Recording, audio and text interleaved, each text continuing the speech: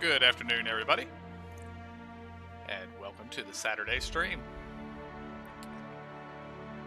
I had a considerable amount of debate on what I was going to play today, and basically it came down to The Outer Worlds here, The Outer Wilds, with a similar title, and Age of Calamity. And I opted for this one because of the three, this one's supposed to be the shortest. And basically, when we're through with this, we will probably shift into Cyberpunk. If it actually comes out next week, like they claim it will. Because I'm not 100% sure I believe that until it's actually out. So, but, let's take a look at our settings, make sure there's nothing we want to change here.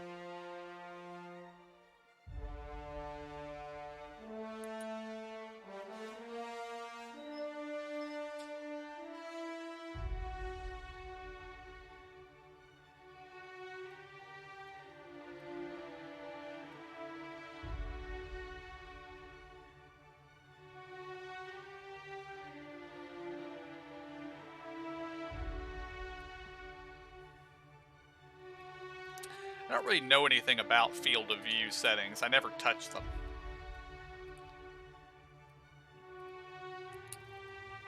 All that should work.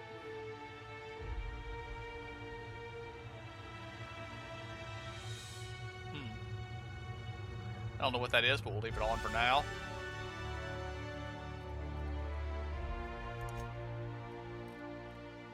Audio. Everything seems fine at the moment. Is my voice higher than the game volume? Yes, it is. Conversation subtitles, yes. Bark subtitles, yes. Cinematic subtitles, always yes. Controls. I'm using mouse and keyboard right now, so...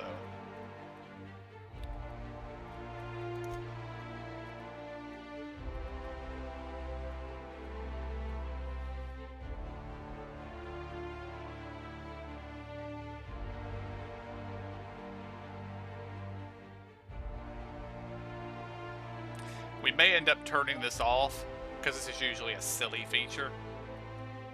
But for now, I'll leave it on.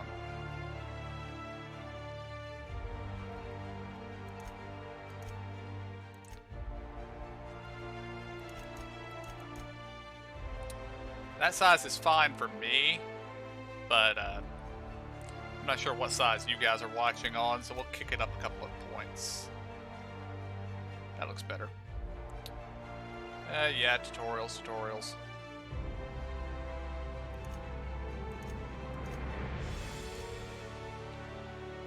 Yeah, we'll do DPS, that's fine.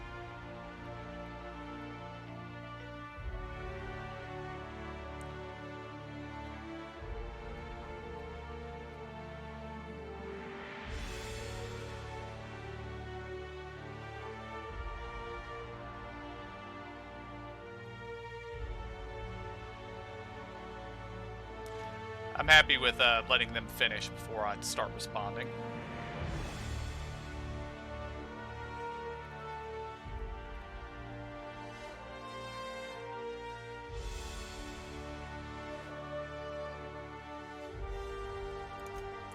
We'll turn that to combat only.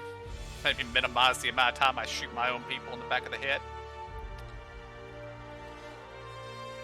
Alright. Let's dive in.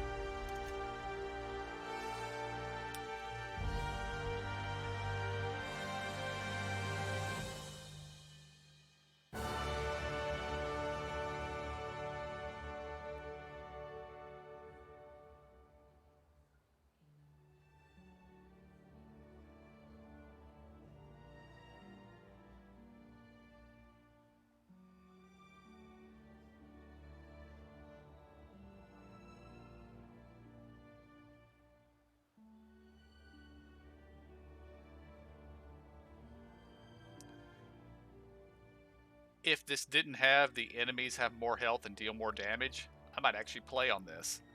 Because these options seem cool, but normal. Yes.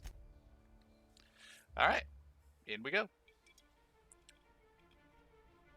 Why stay earthbound when prosperity awaits you in the stars? Come to Halcyon, the only colony on the edge of the frontier, owned and operated by corporations. A trip of 10 short years will feel like mere minutes, thanks to the comfort and safety of your very own hibernation chamber. You'll wake up in a perfect society designed to maximize your productivity with guaranteed full employment.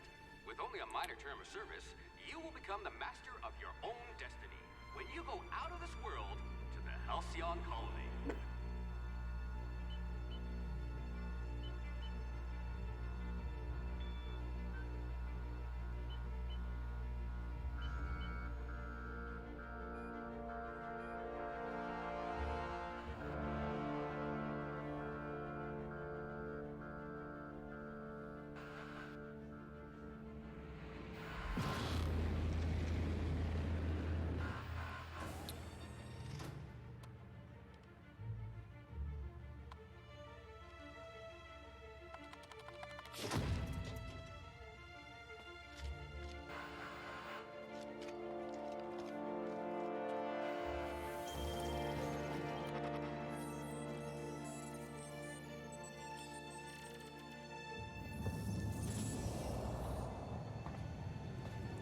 Alright, the cinematic subtitles are a little bit of overkill at the moment since they are subtitling the text that's already on the screen.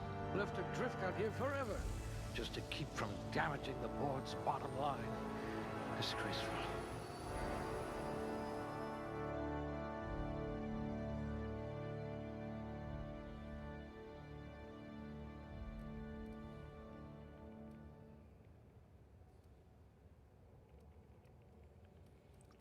Alright, we got 6 points. Let's see what we got here.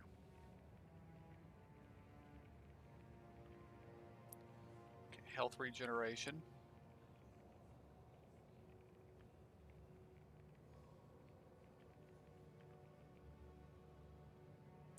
Charm affects hacking skills. Okay.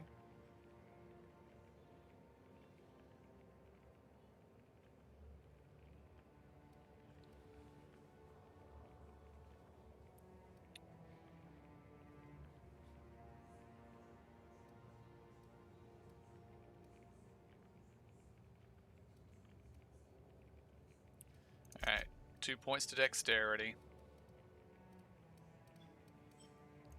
2 points to intelligence. 1 to charm, 1 to temperament. Next. Skills.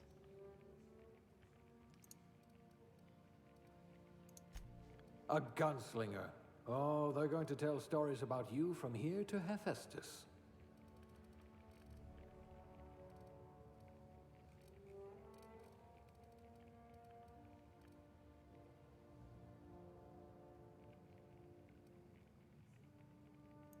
You could probably talk your way out of a landing ticket.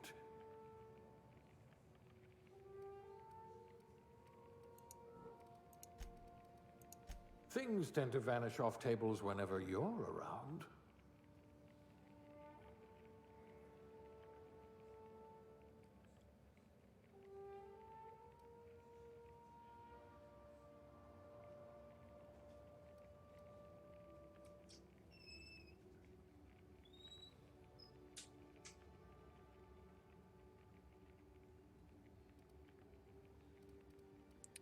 Yeah, I feel like that's definitely one of the things I want first.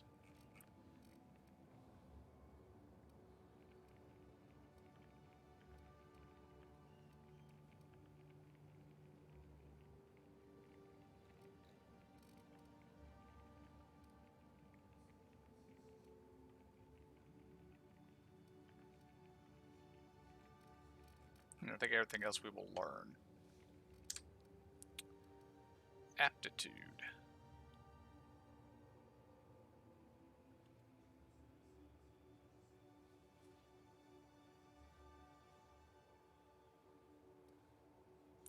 This is actually a little bit more in-depth character creation than I was expecting. I approve.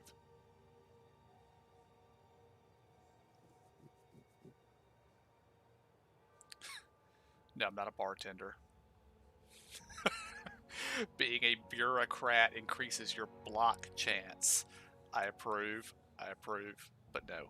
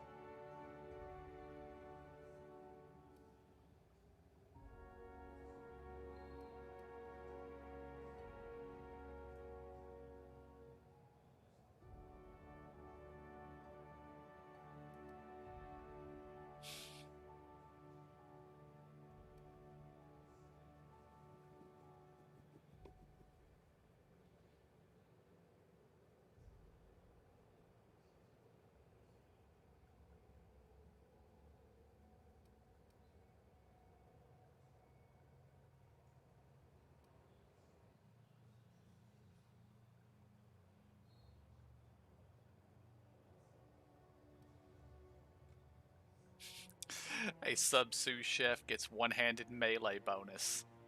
You will chop the vegetables. I'm gonna go with factory You'll worker. feel right at home in our Saltuna canneries.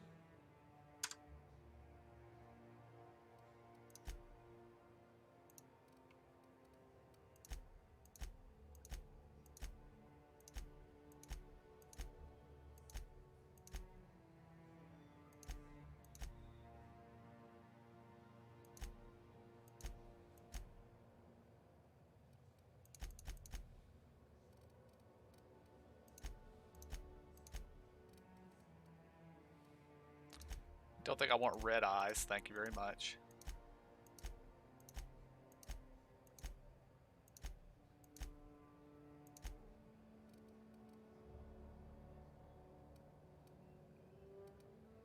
I'm fine with the general face shape.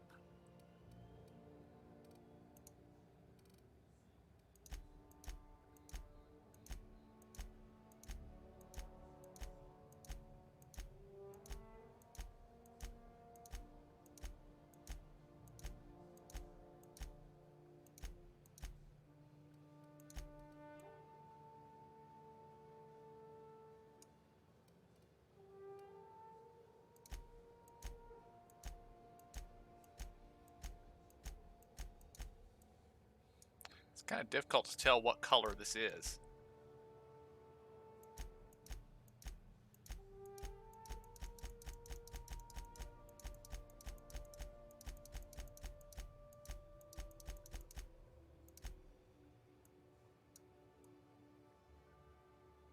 See, now it looks red. Turned over here and it looks kind of brown.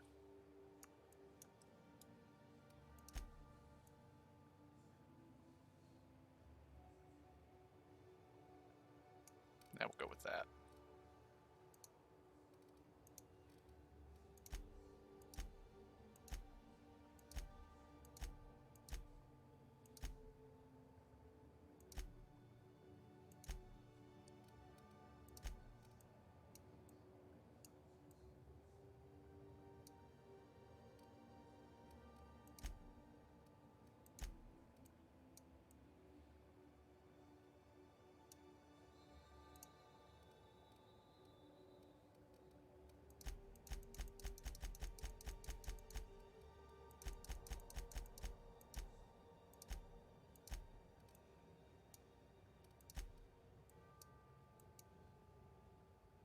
Yeah, I'll take that.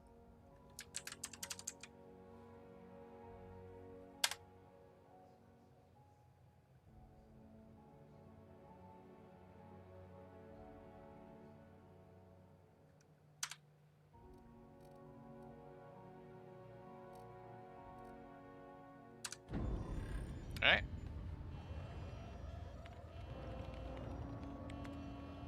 Looks to be your lucky day, my friend.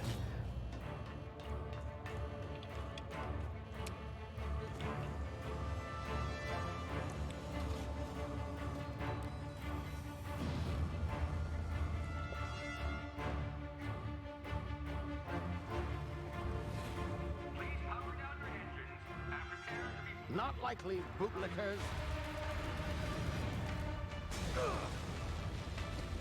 Initiate skip jump.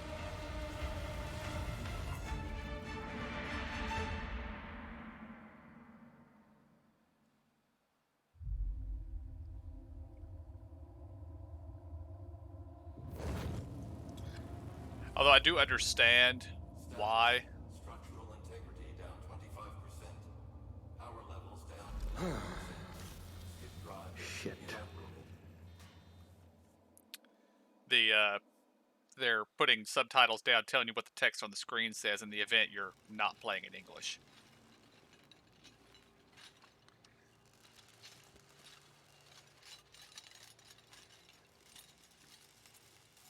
Ah, there you are. Wondering what's going on, eh? Bit of bad news there, I'm afraid. Your colony ship was inexplicably knocked out of skip space and forced to complete its journey at sublight speeds. This means that you and every other colonist on the Hope have been in suspended animation for 70 years, give or take. Normally, reviving someone after so long leads to some quite horrifying results.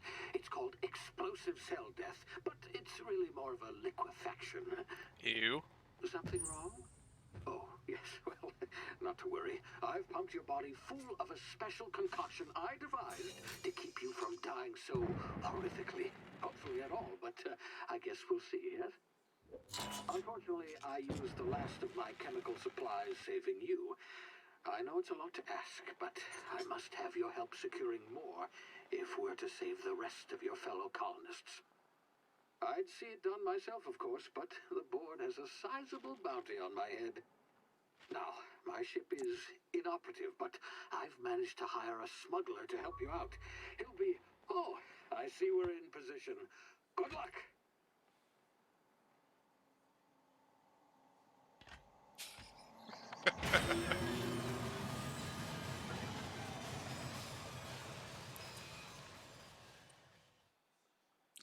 I do love that the tech barely works.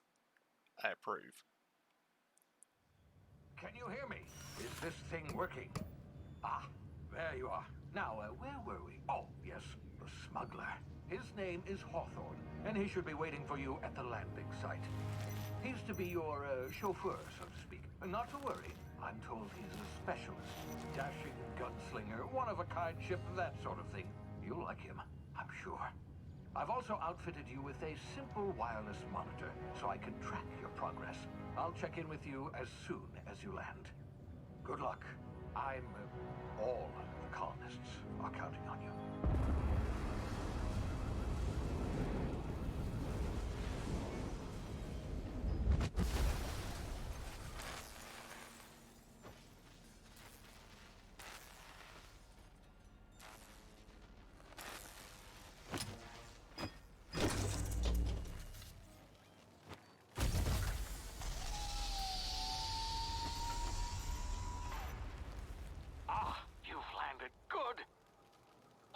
Should be close by.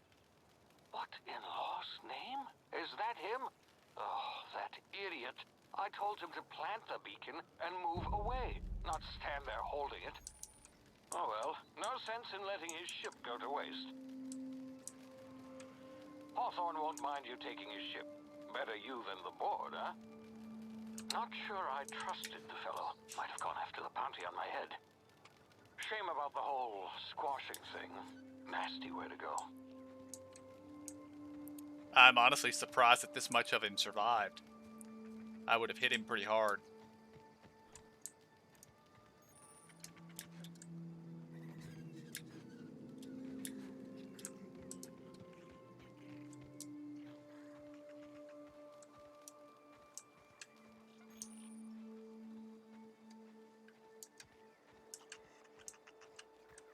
Hello, small lizard thing.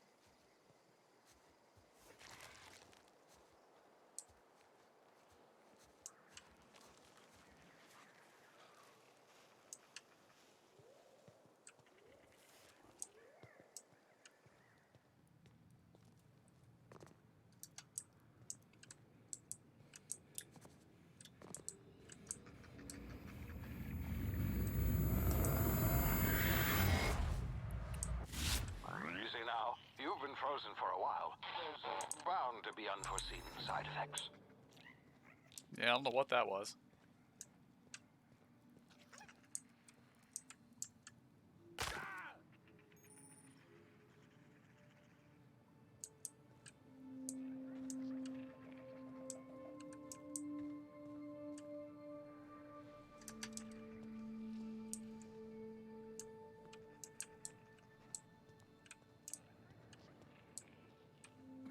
Hey, you, come here. You've tried the best now. Now try the rest. Spacer's choice. Oh, wow, that stings.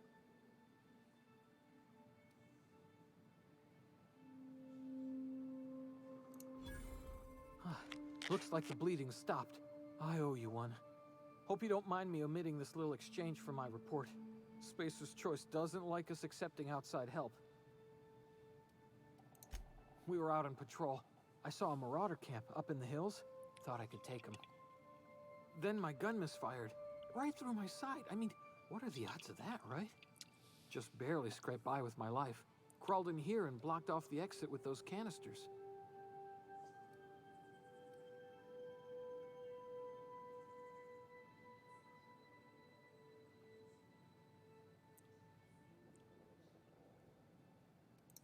Investigating an illegally grounded ship. All spacecraft must arrive and depart from authorized landing pads. That's board law, that is. Some hullhead grounded their spacecraft out in the open. That's a real good way to attract marauders. See those canisters by the entrance? Marauders come sniffing around in here, and I can take them all out with a single shot. Not bad, huh?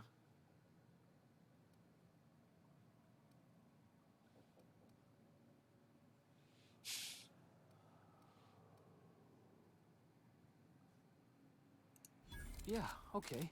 You look like you know your way around a gun. Got some spare ammo, not counting the bullet in my side.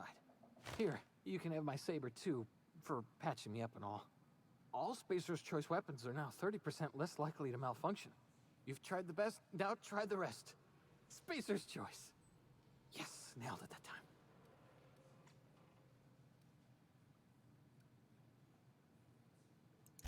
You hit your head or something? You're in Emerald Vale. We're a Spacer's Choice community. Edgewater's a little ways down. Prettiest place in the Vale. Be sure to stop by a provisioner's for a can of our famous salt tuna. The Hope? Is that some sort of fancy new drug? Are you with Auntie Cleo or something?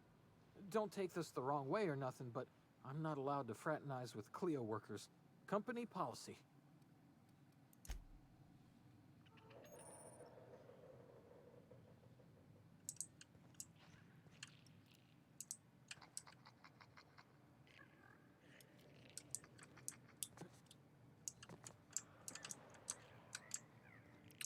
Well, I didn't really want to shoot the containers. Damage my ears! Oh, what just happened? Can you hear me? What in the hell? This...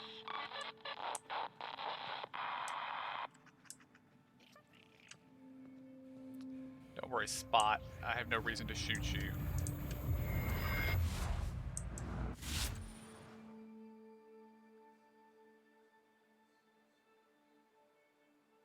Okay.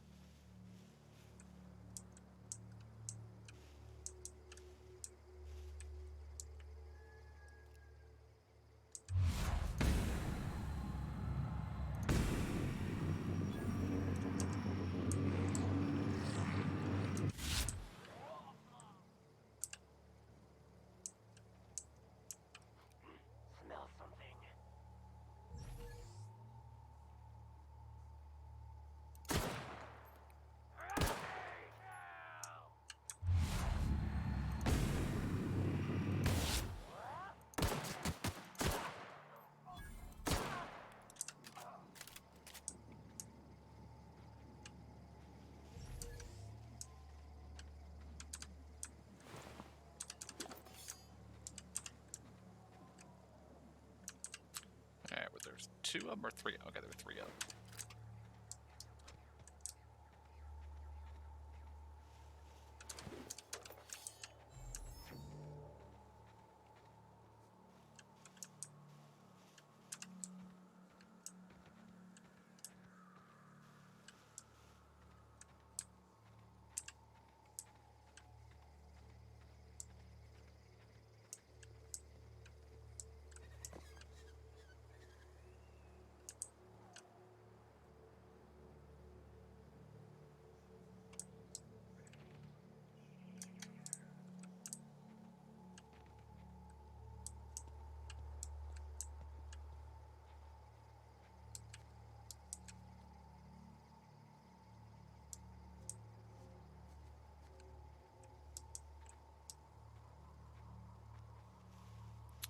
I'm guessing these guys are non-hostiles.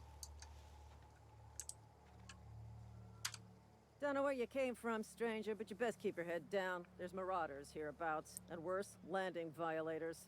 Call on that rung leech. Landing in the Vale without using an official Spacer's Choice landing pad. I'd slap him with a fine if it weren't for all these marauders shambling about.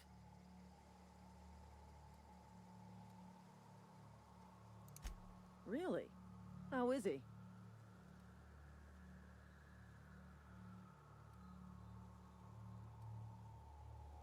Shouldn't have done that. Spacer's Choice family ain't authorized to receive medical aid from off-brand physicians. We'll see him back to Edgewater, just as soon as I cross these marauders off with the swift, cost-efficient fury that's made Spacer's Choice the most trusted brand in personal defense. I just, you know, need a couple of winks to catch my breath. Stretch my legs, son.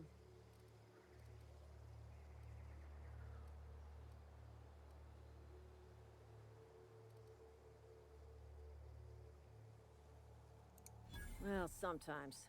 Management's real good at cost-benefit analysis. But, seeing as I'm the acting manager in this situation, you know what? You're right. It's time we cross those marauders off, find whoever owns that ship, and file a full report. Then it's gonna be fucking laminated. Here we go.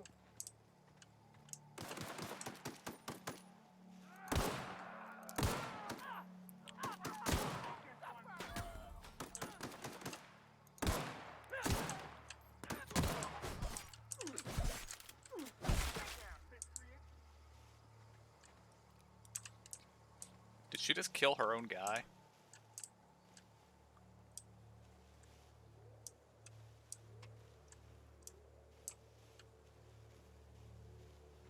No, he just gone around. Yes, y'all do what you want. I'm gonna loot the bodies.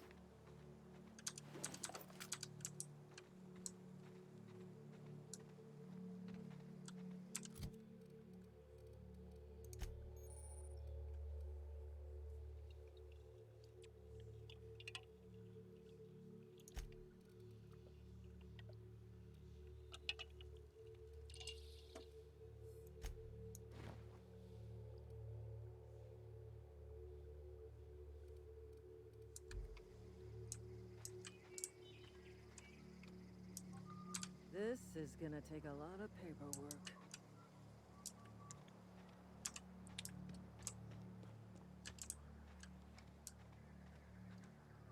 Damn marauders are out of control.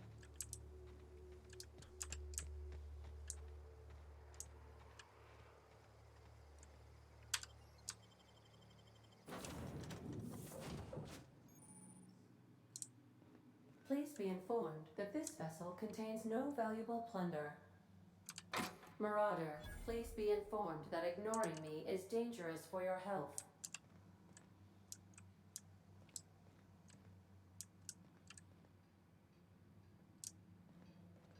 Intruders are not authorized to access the Unreliable's amenities, including the cargo hold's workbench.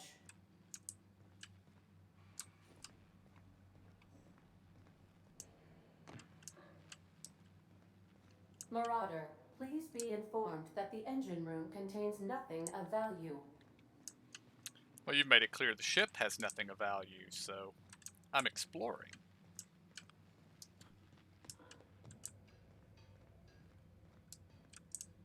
Please be advised that using the respecification machine will not make you a better person.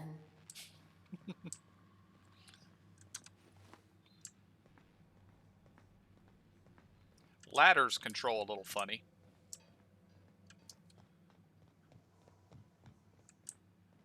Unauthorized access of spacefaring vessels is a crime. Please submit yourself to the authorities. Alright, before I talk to her, I'm going to finish exploring the ship itself. All doors are on security lockdown. Nice try, Marauder. Marauder, please be informed the ship has no crew for you to murder.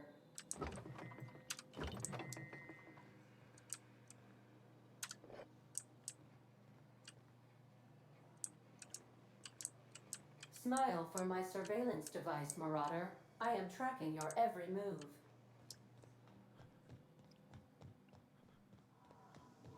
I kind of like the snarky computer.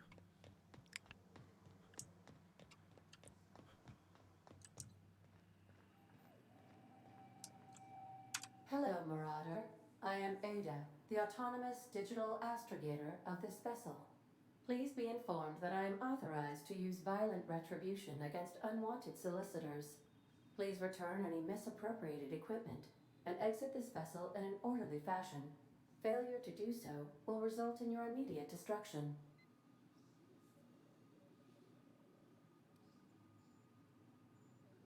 Gesture procedures initiated. Disengaging airlocks. Prepare to eject all boarded parties in 5, 4, 3, 2, 1. You are still here. My deception protocols have failed. I have been programmed to express disappointment.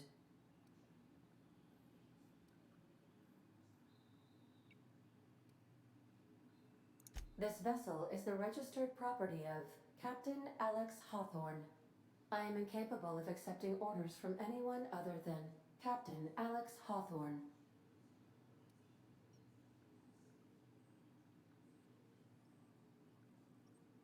I deduce from the tone of your voice that Captain Hawthorne failed to meet you at the designated location.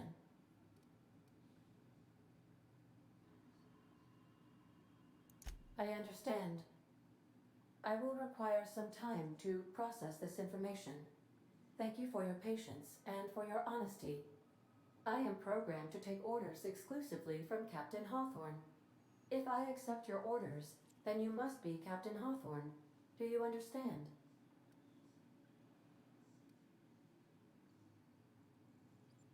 Well done, Captain Hawthorne. I see your powers of deductive reasoning remain intact. Unfortunately, our engine is currently inoperable. Our main drive suffered a critical power failure, and we were forced to make an emergency landing. The main drive's power regulator has been irreparably damaged and must be replaced.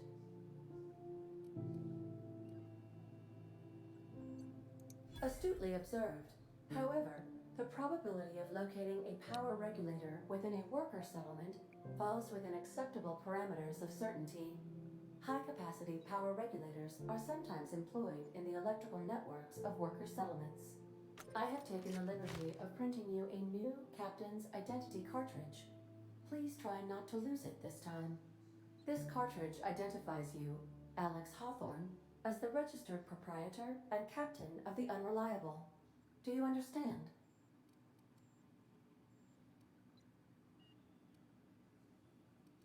Best of luck in your search for a power regulator. Try to stay alive this time.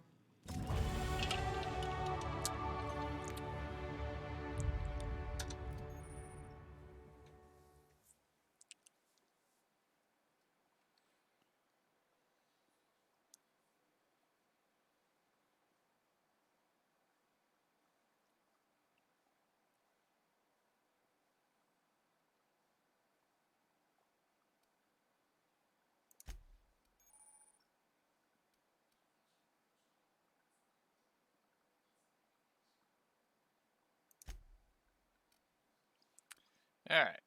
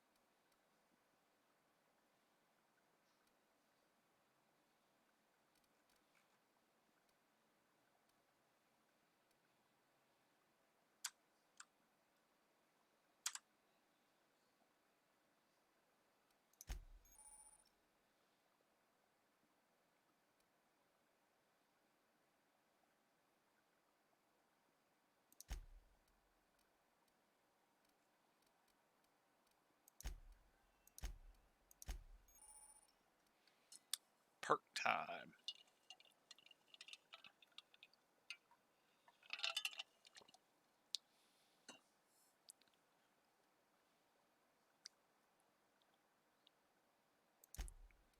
Okay. 50% increased base health is nice.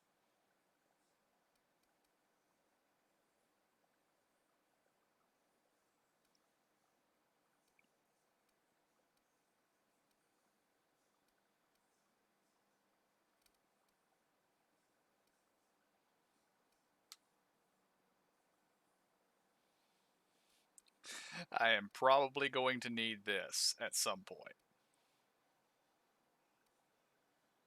And this. I have a habit of picking up everything.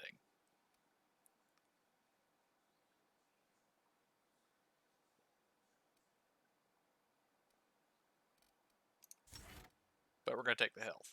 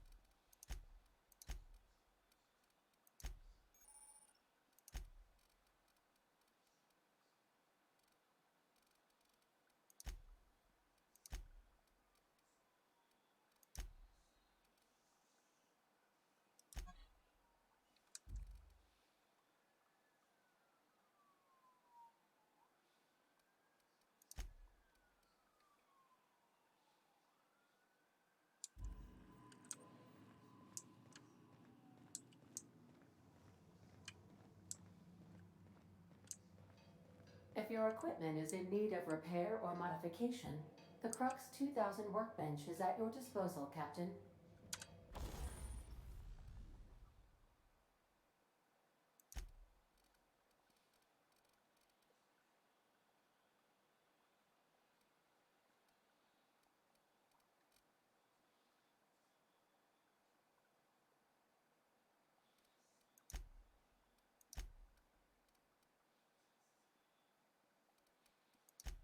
And I can't fix it.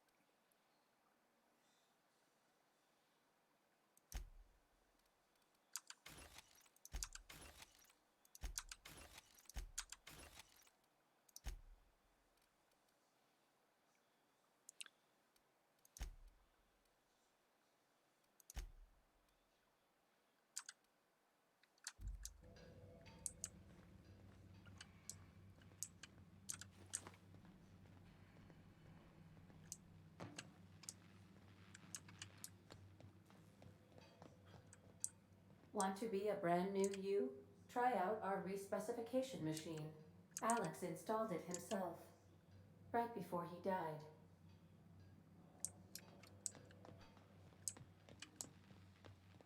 The ship's engines cannot be powered until a replacement regulator has been properly installed. Alright, it's time to learn. Is this going to hurt? Yes. Yes, it did.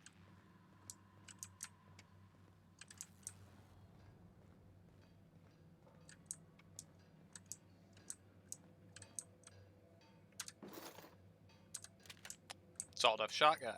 Okay.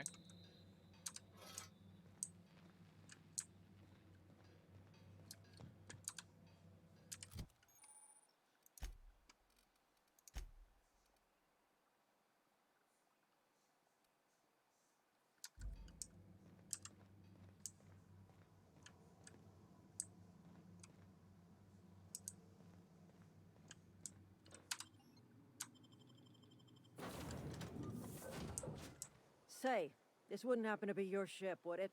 Because you sure walked in it like it was your ship. And if this ship is yours, well, mister, you owe Spacer's Choice a hefty fine. Afraid we gotta dock your pay.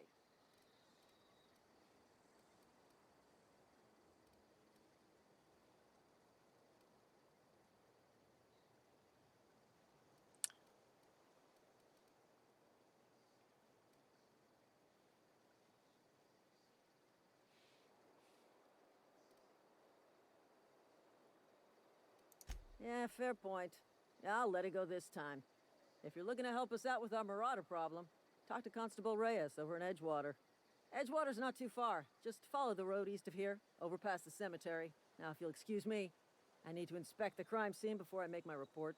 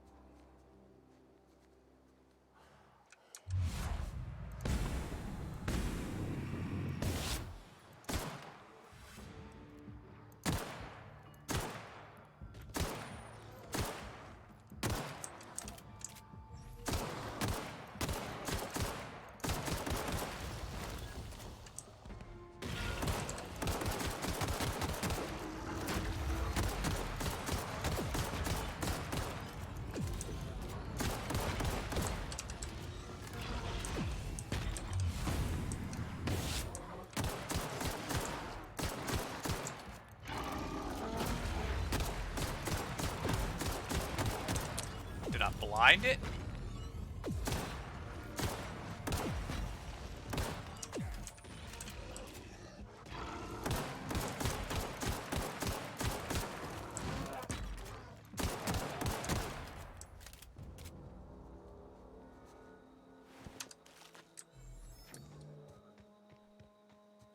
Well, that was considerably more of a fight than I was expecting it to be.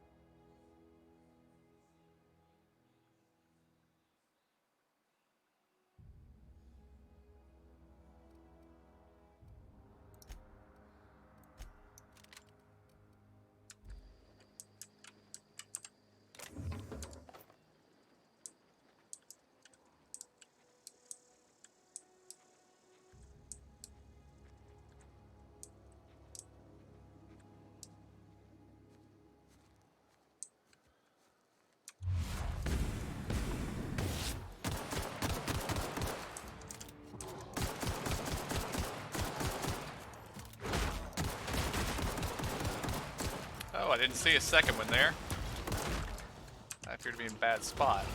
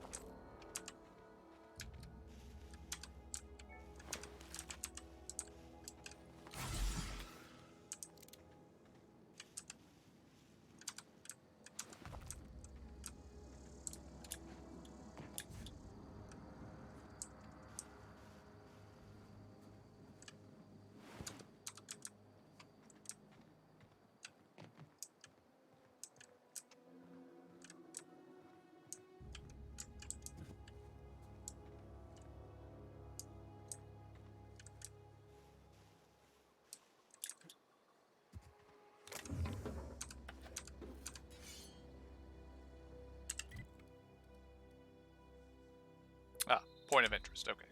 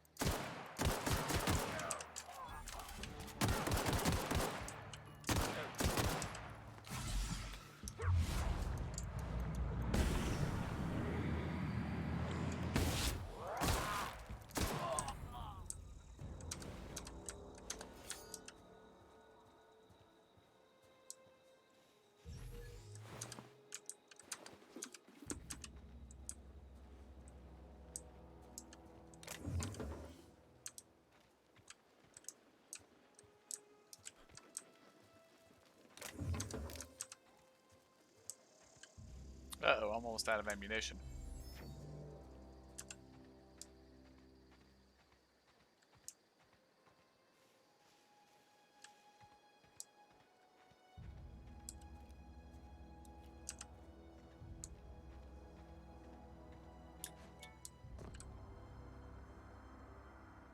Well, that's pretty.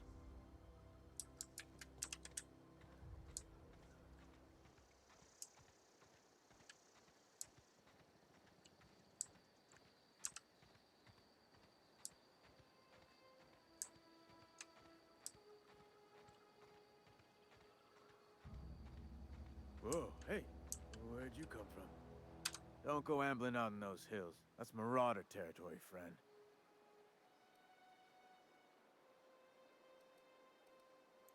Ain't safe out here. You'd best head into town.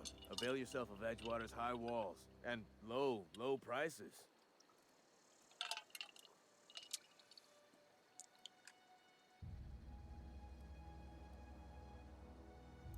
Pleased to make your acquaintanceship.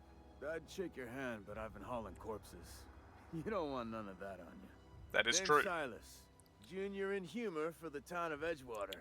We're all part of the Spacer's Choice family. In humor. Interesting. Ah, Gravedigger. Okay.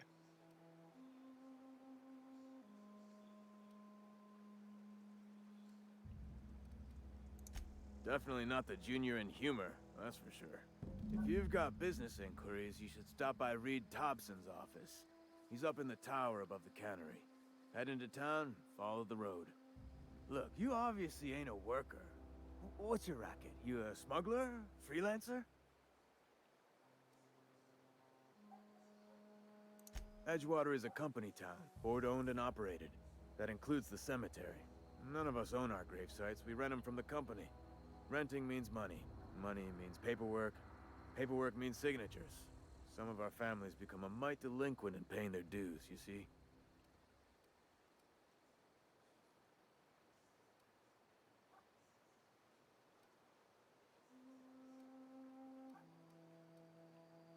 Quotas, mostly. Got a backlog of graves to fill. Bodies won't bury themselves, you know?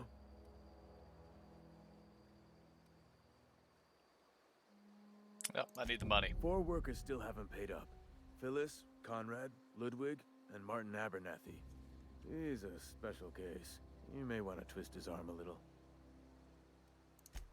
He just is. Look, I don't want to get into it. Just make sure he pays up. Conrad's got a barbershop in town.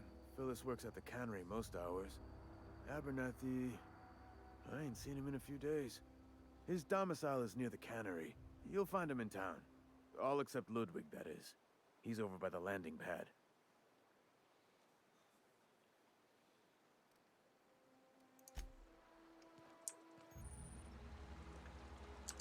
I could really go for some self-unit. I could really go for some fun.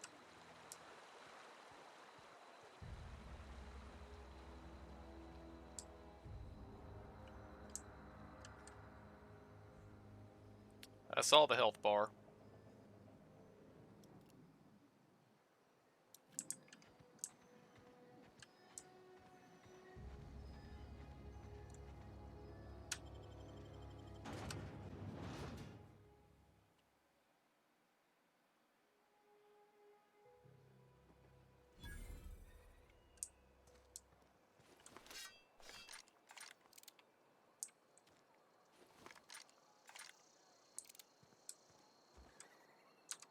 start asking you for some medicine, come tell me. Keep your distance, friend. Sick house is no place for a traveler.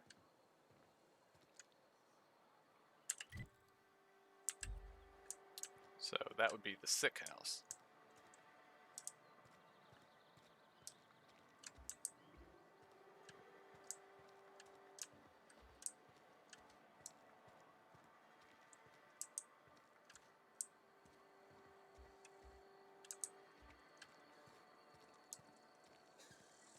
Another day at the cannery. Don't go knocking your work. At least we've got work.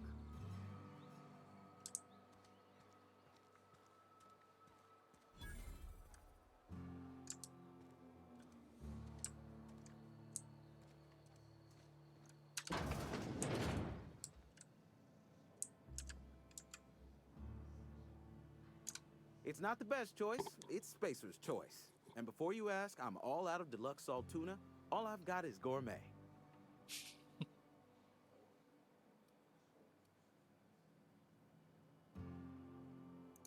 You ought to go have a talk with the boss, Reed Thompson.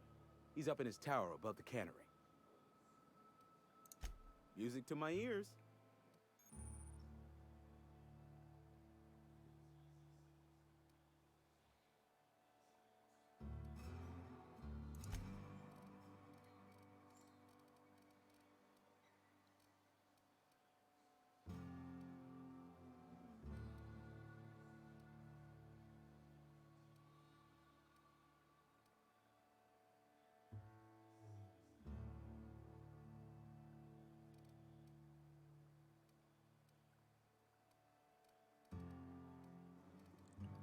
Yeah, I don't have the ammo for spray and pray.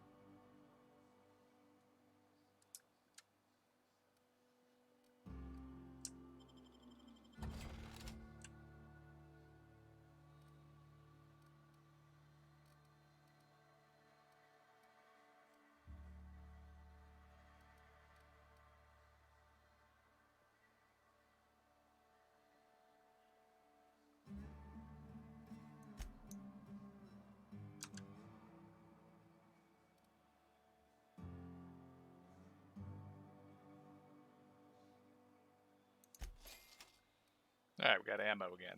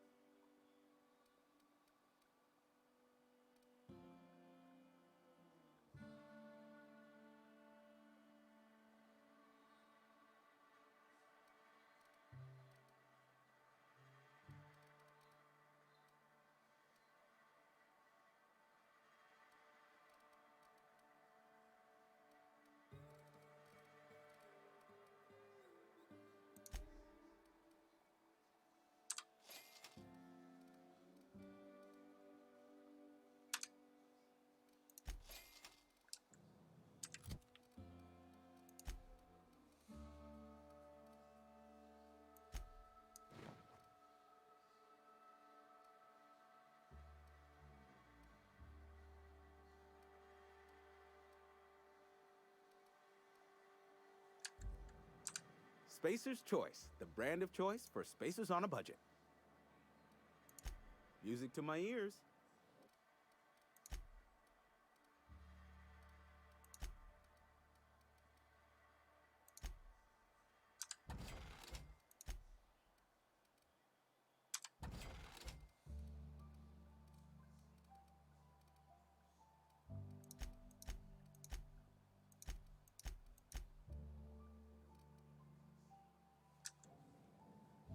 Alright.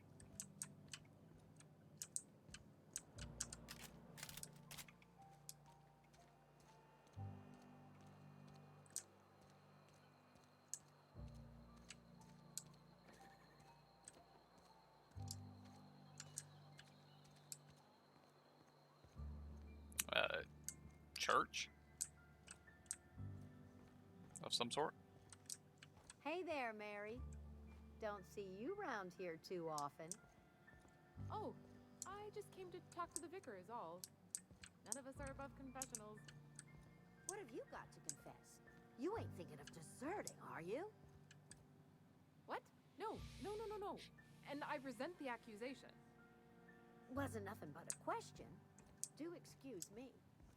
I must be on my way. Our place in the universe is fixed.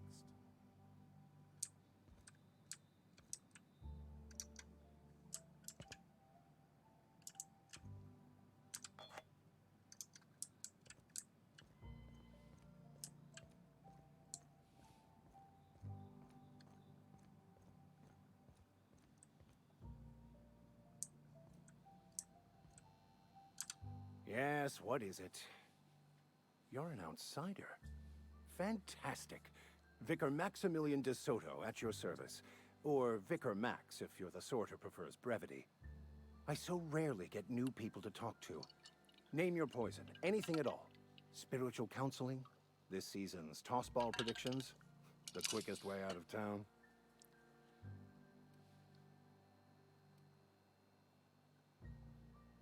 I've never seen you before, and there's been no paperwork indicating a transfer. Half the time it's wrong, but a new worker without paperwork?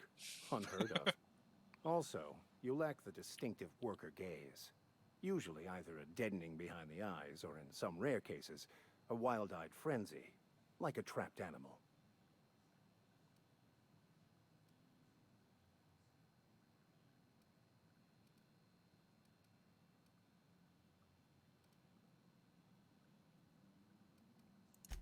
What would you like to discuss?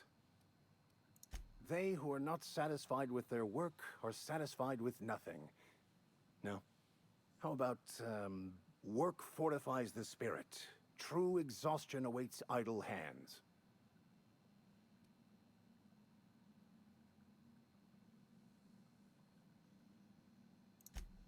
The OSI teaches that the Grand Architect set a perfect system in motion at the beginning of time. Contentment is found by accepting one's role in that grand plan. The Order of Scientific Inquiry, also known as scientism to the layperson.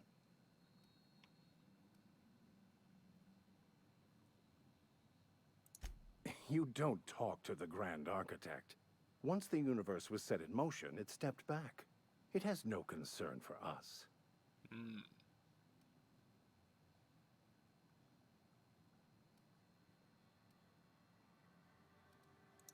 We will eventually decode the plan and all its intricacies.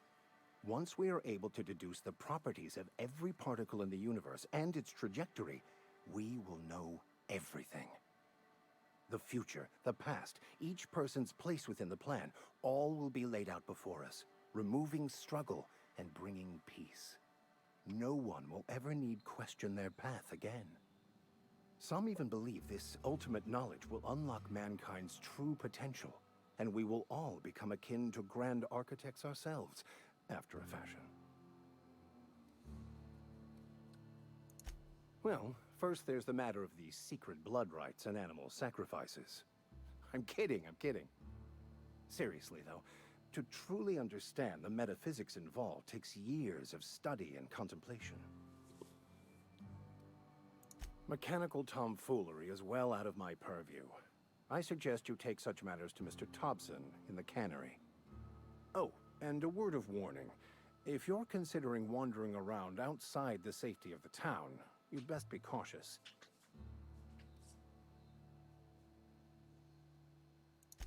Marauders are about.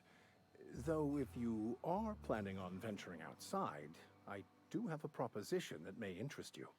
One of the reasons I transferred here was to fulfill my duty in hunting down banned heretical texts.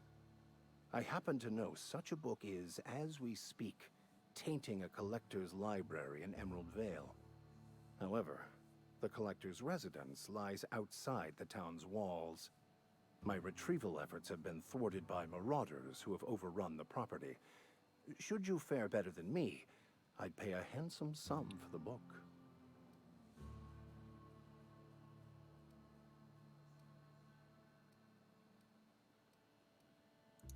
So you'll consider it. I do appreciate you hearing me out, and, your discretion. It's a handwritten journal. A faded blue cover with the name M'Bakono handwritten in the lower corner. I'll mark where I saw it on your map. Assuming you're serious? Thank you. If you retrieve it, you can always find me here.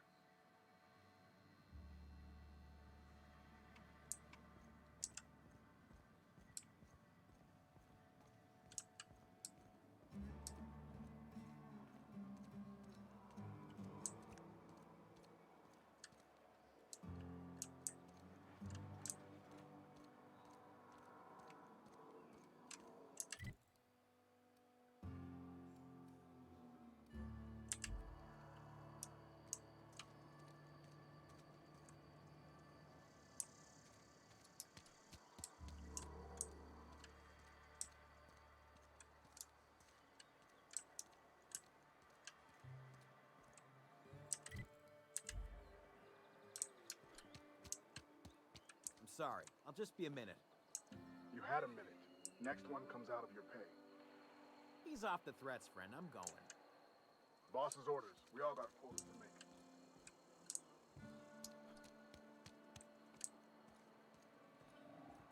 You think corporate's ever gonna visit? I'm not holding out hope.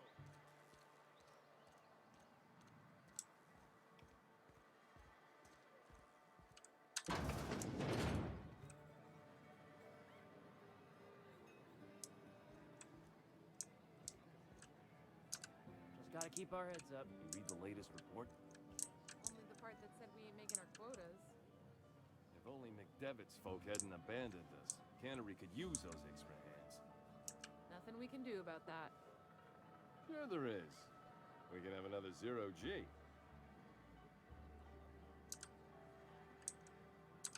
I don't know you.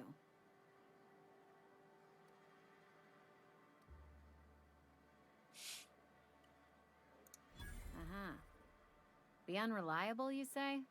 Never heard of any company supply ship with that particular name. I don't know what you're about, but this here's a Spacer's Choice drinking establishment. We're all loyal, hard-working company folk here.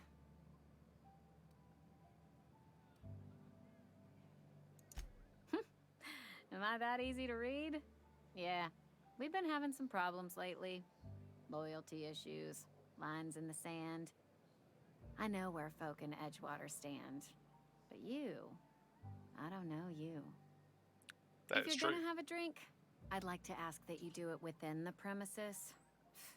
Can't have you taking drinks over to those deserters. Traitors. The lot of them.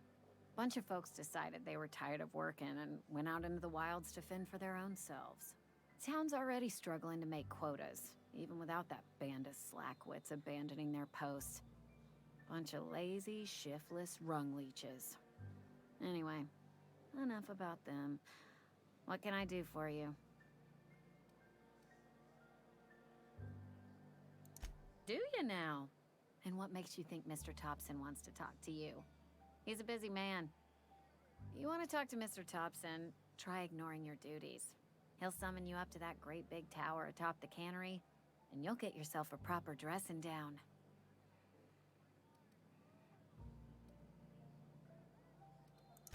It is a good thing. If you're not pulling your weight, you don't deserve to live here. Simple as that.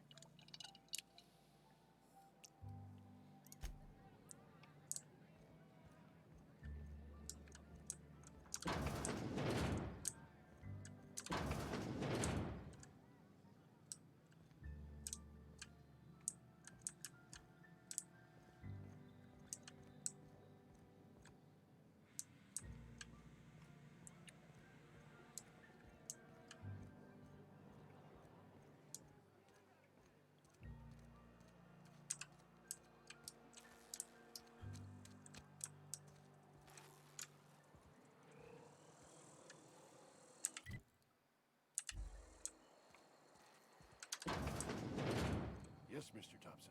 I'm fine, Mr. Thompson. Never been healthier.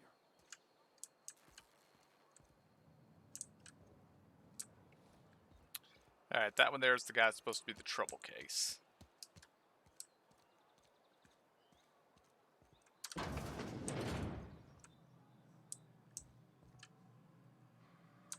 Please don't touch anything. Your hands are probably crawling with germs. Physical hygiene recapitulates moral hygiene. Cleanliness is next to lawfulness.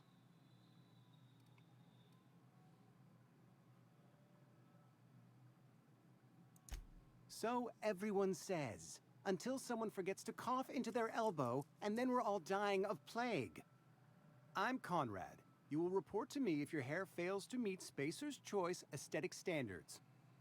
You will also report to me in the event of your death, whereupon I will clean and prepare your remains for interment.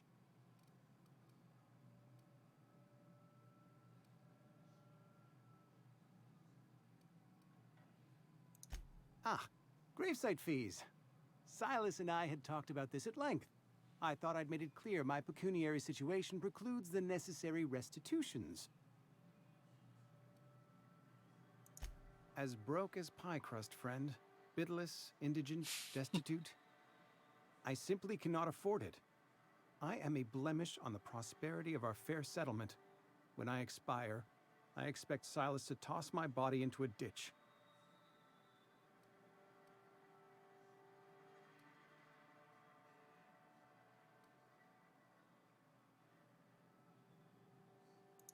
Thank you, no. I despise the cereals. Tell Silas I can't afford to pay, and that I fully expect to have my medical rights revoked for this dereliction. With my apologies.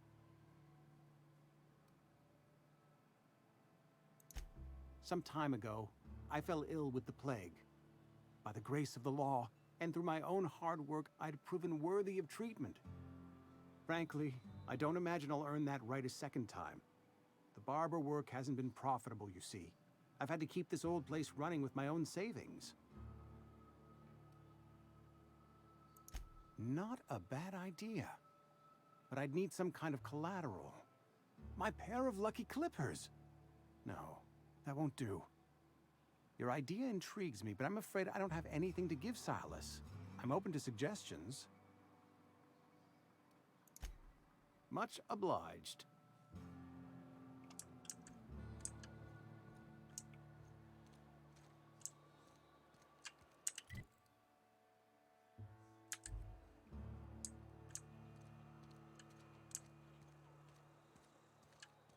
I've been feeling pretty low these days. At least you got. Welcome to the Spacer's Choice Constabulary. We are Halcyon's leading brand in frontier justice. The office is writing a promotion. Purchase 3 criminal investigations and the 4th one's free.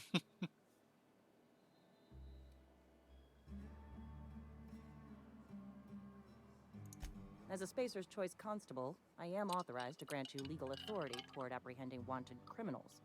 Know how to carry yourself in a fight? I've got bounties out for these 3 marauders. Cross them off and bring me their fingers. Just 1 per marauder, please. I'll dust off the old fingerprint roller. As long as your questions fall within the acceptable margins of curiosity.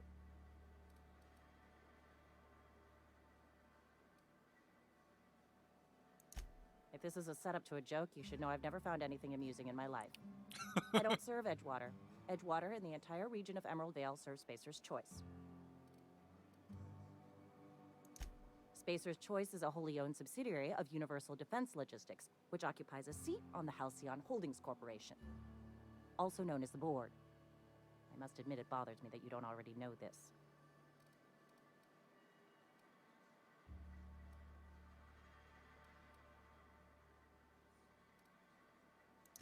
His likeness decorates many a wanted poster. Do you have any relevant information about this individual?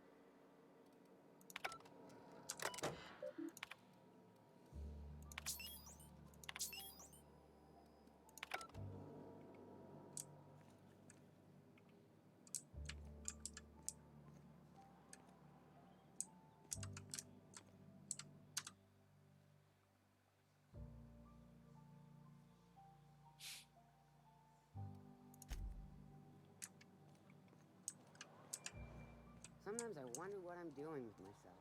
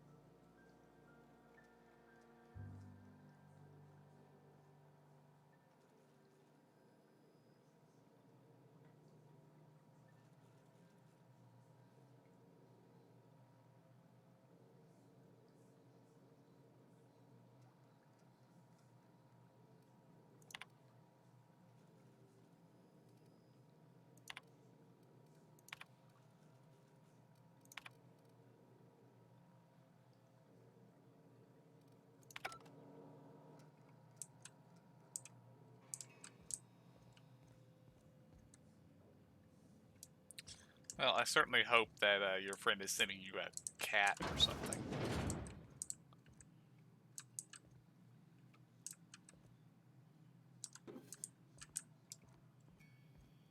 Although I'm also wondering why this building is empty.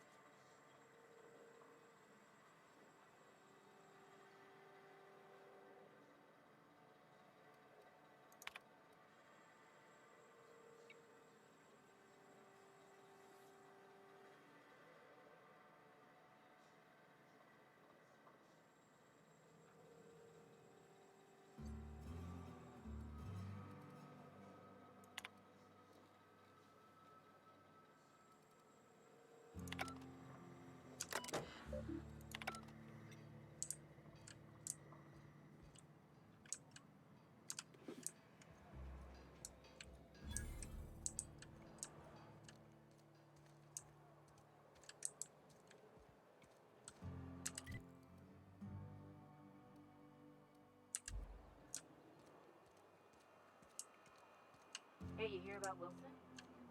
Heard the robbery, Jonah. Just between us.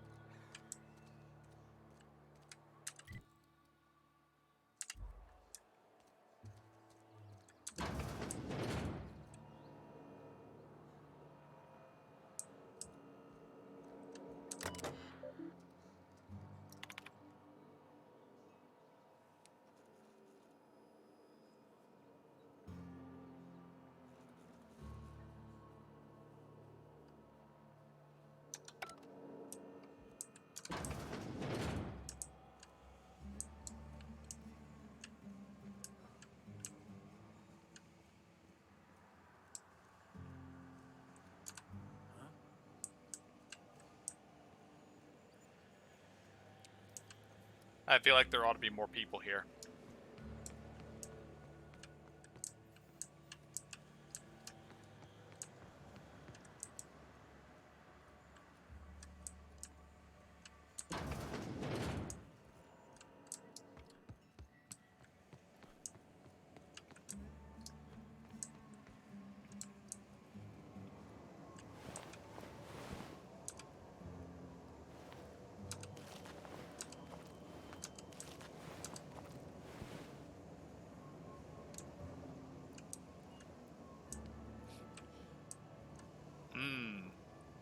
Salt tuna.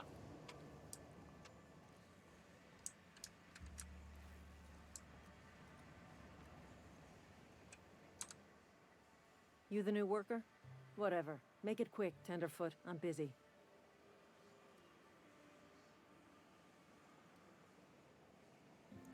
Shit. Silas still on about that. Here, take the fees. I'd appreciate it if you didn't tell Reed I was late on my payment. Because they're not my fees and not my gravesite. Guy I worked with shot himself. I paid the bill. If you're not familiar with board law, you ought to be. Law requires delinquent gravesite fees to be paid by the deceased party's closest living relative, which meant me. Shame, though. Eugene was a good worker. Woke up one morning and put a round through his upper story. Can't imagine why. The kid was doing all right at his desk. We all thought he was an upstanding receptionist. Just between the two of us, I'm pretty shocked his weapon didn't misfire. Spacer's Choice handguns aren't the most reliable. Eugene wasn't family. Yeah, I was the closest living person relative to his body at time of death. I'm the one who found him, you see, so I pay the fines. Suicide's a crime. The legal term is irreparable damage to company property. What Eugene did to himself was vandalism.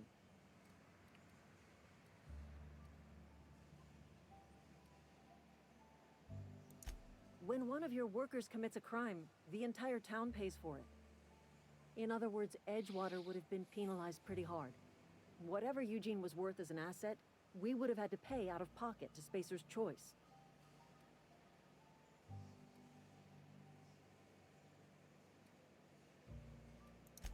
Look around. Edgewater ain't exactly swimming in luxury. We can't afford to pay the body price of a suicide. All I know is Silas asked me for Eugene's gravesite fees, which means he was approved for burial, which means his papers went through, which means the town's in the clear. I'm just glad to put this whole ugly affair behind me. Eugene can rest his bones in peace, and the rest of us can get on with our own lives.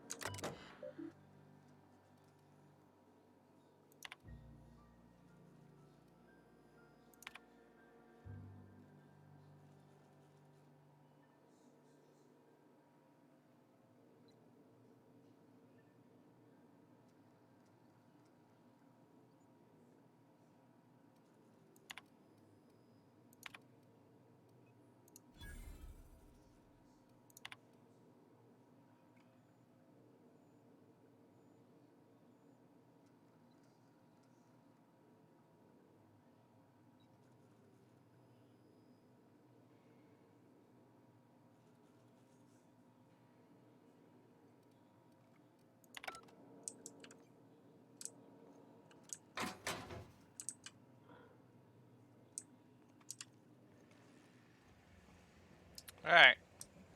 Let's go see the boss man.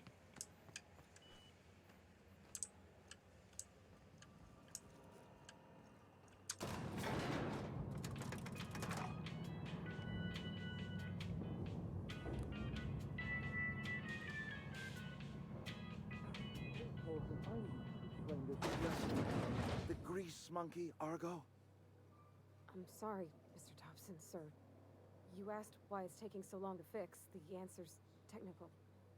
Don't apologize. Just try using small words for me.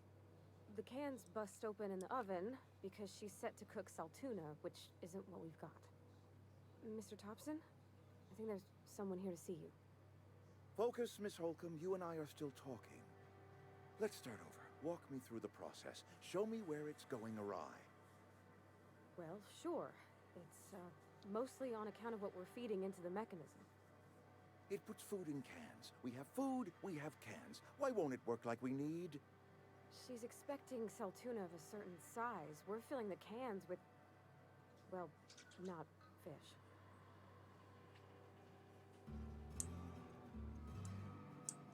Seems we've got a guest. Really now, Parvati, I do wish you'd spoken up. I do apologize. I was given no forewarning of your arrival, or I might have welcomed you at the gates myself.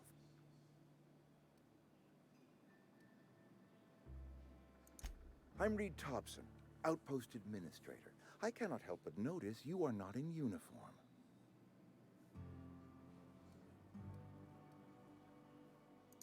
Of course not. I don't have that kind of luck. Seems I allowed my excitement to run away with my wits. Been a few seasons since we've had a visitor pass through.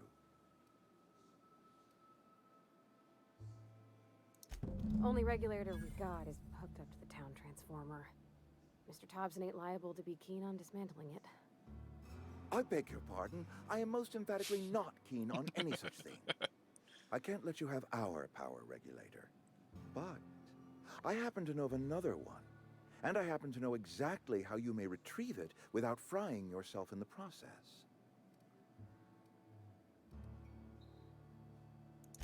My proposition benefits the both of us. Please, hear me out. There's a power regulator in the old botanical lab. It's mostly abandoned, so all that power is being squandered. Go down to the geothermal plant. Reroute power from the botanical district over to us. Once their power's shut down, you can have their regulator and be along on your way. I was not entirely sure how to tell you this. The botanical labs are not legally inhabited, but there are people who live there.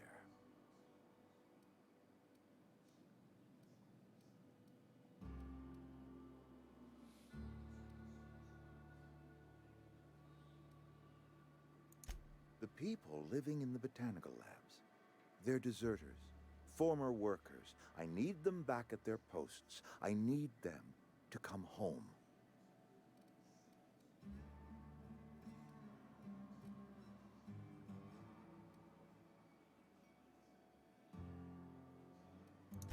Edgewater is struggling.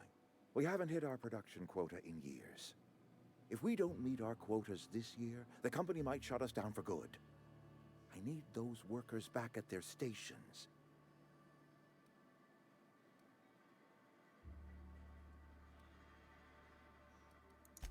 My hope is that by cutting off their power, you will convince those deserters to come back to town.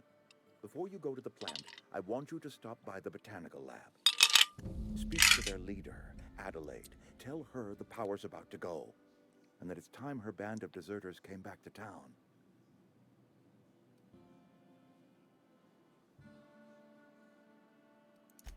Adelaide's older than the other deserters. She's dignified, kindly. From what I understand, her camp looks to her for leadership.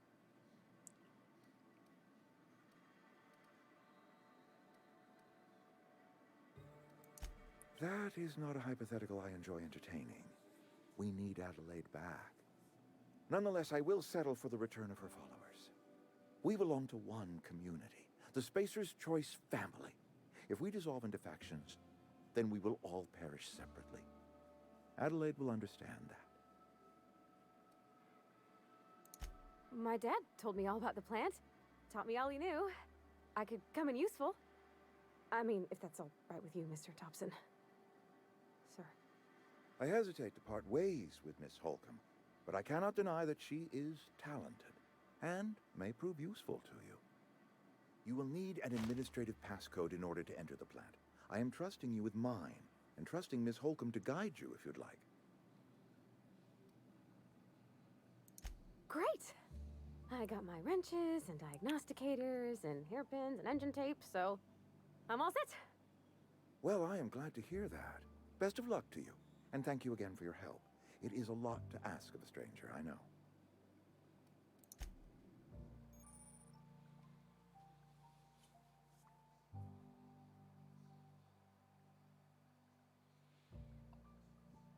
They increase your carrying capacity. Huzzah.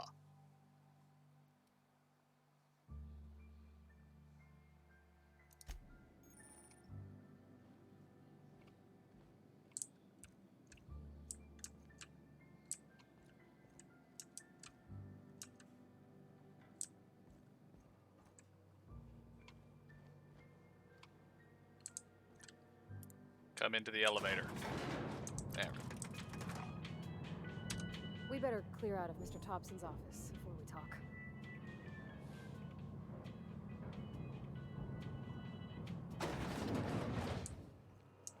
Hey, mister, can we talk? Sorry. Can we... Sorry. You just want to get out of here. And you likely don't want to tag along like me. It's just... Mr. Thompson has his own view on matters, on account of it's his job and what all, but that's not the only side of the tale.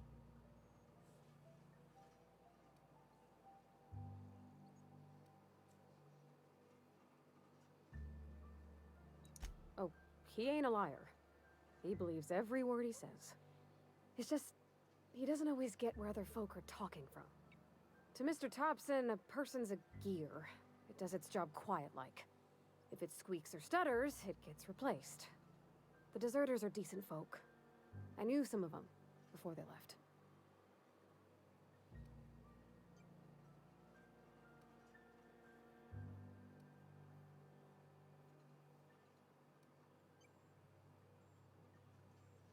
Life's hard here, especially for them that don't fit in so well. We're one big Spacer's Choice family, but every family's got the one the rest whisper about. Mr. Thompson's aiming to take away their power. They'll have no lights to see, nor heat to cook. They'll be at the mercy of marauders, or worse. I think you should talk to the town's vicar about it. Max, his name is. Thanks, mister. I just think when you gotta make a decision that'll hurt somebody, it's best to think on the right and wrong of it. That's what my dad used to say anyways. Good point.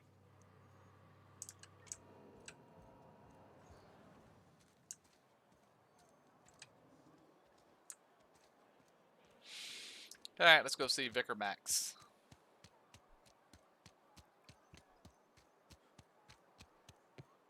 I've always felt weird in here. It's too clean.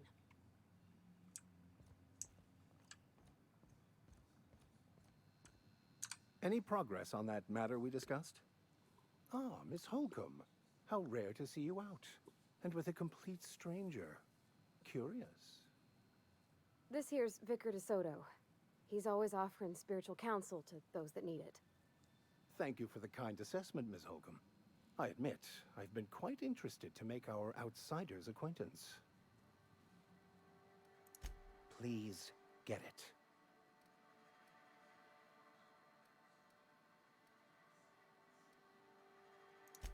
What would you like to discuss? But what? I thought you would talk to him. You wanted to speak to me, Ms. Holcomb? Every time I've tried to engage you in conversation, you look at the floor, answer in single words, and slink away. I can't imagine what would be so grave as to drive her to my mission. What has Mr. Thompson asked you to do?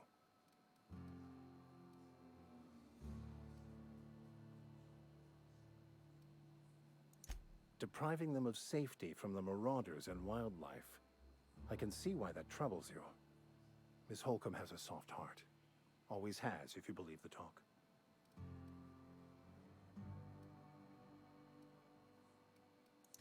Assuming your goal is to save as many as possible, then you should bring everyone together.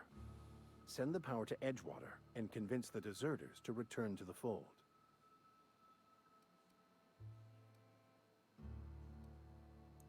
Not if things are left to stand as they are.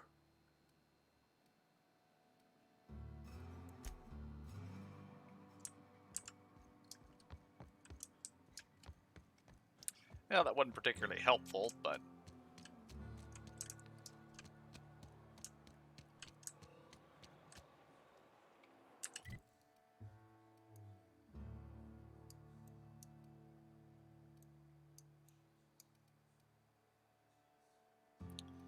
Alright.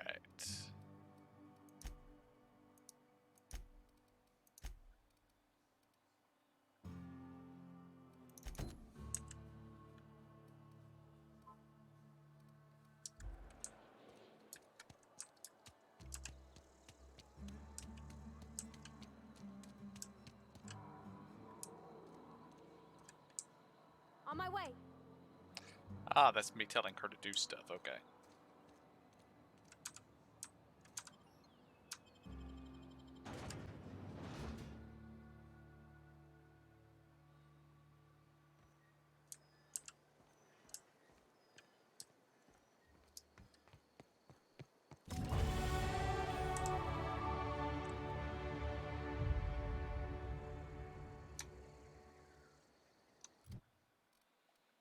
Okay.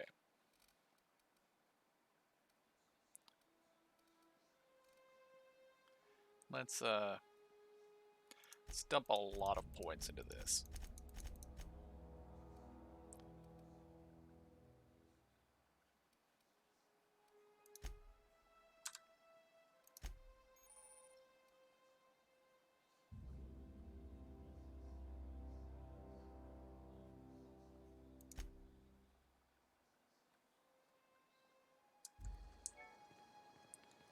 Ludwig.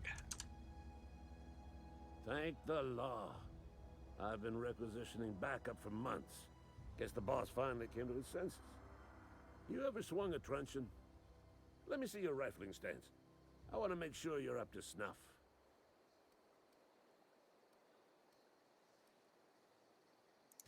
I told Silas I'd pay my dues if he agreed to join the resistance. Guess this means he's finally heard the calling.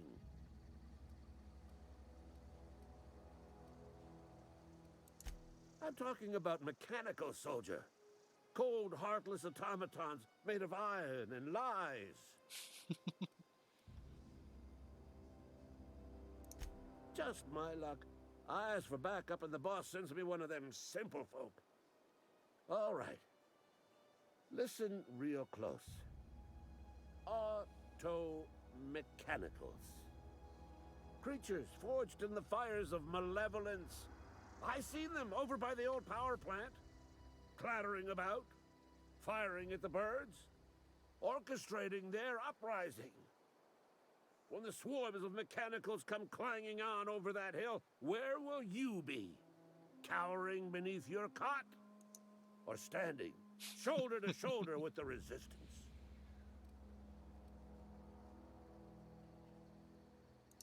I've been gathering up a war chest over the years.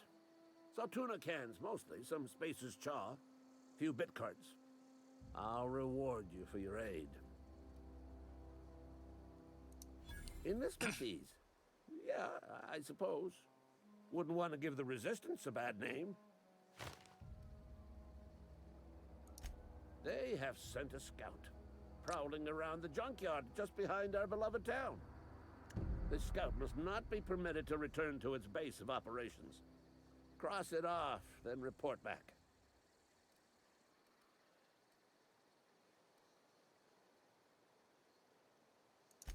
Mechanical's got a weak spot in their midsections. I think the technical term is, the blue glowy square thing. Thank you.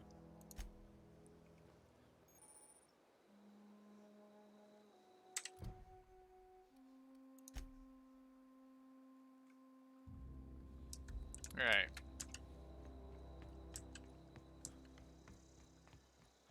Let's go talk to Silas.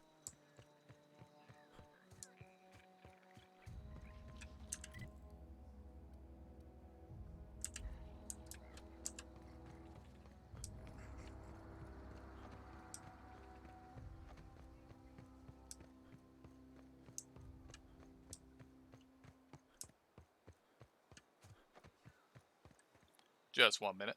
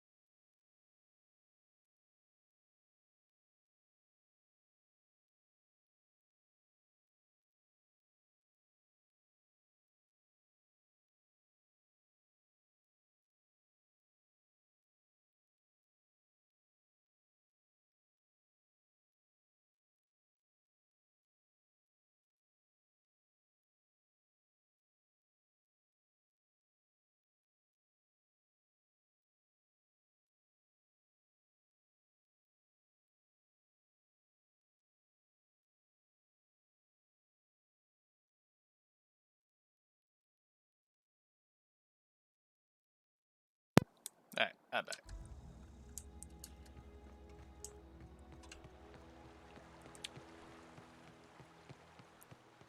Hey, Miss Parvati. Lovely to see you about, Miss Parvati. Things going all right, Silas? Been keeping him careful and true, miss. Best to ask her yourself. My dad's buried here. Silas watches over him when I can't leave the house. Oh. Well, thanks. Something I can do for you? You run into any trouble? Conrad's barbershop is a yawning pit that swallows his every bit. I keep telling him he should cut a few corners. Skimp out on the disinfectant. You gotta put the squeeze on Conrad. Find some dirt on him.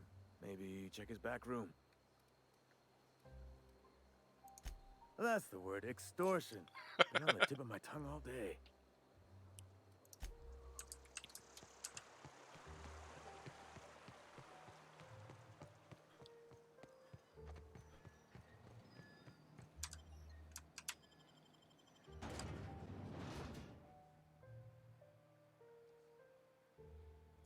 Well, I don't like where that's going.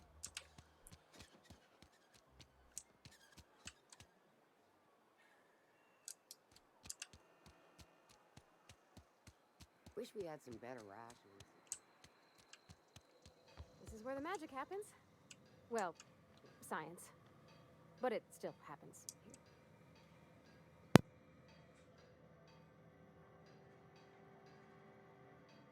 Something you need?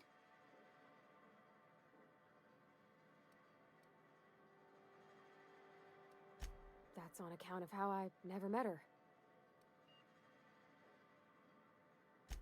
I don't rightly know. She was in another division of the Spacer's Choice family. She worked in the Vale a few months, sorting the cannery computers. Her contract said any kids she had, expected or not, belonged to her office from the time of conception. So when I was born, I got sent here. Well, I don't know about normal. Dad said she worked under some kind of special contract. It's sensible. Dad just fixed machines. She did some kind of crazy math, high-level stuff. Better to raise me on his time than hers.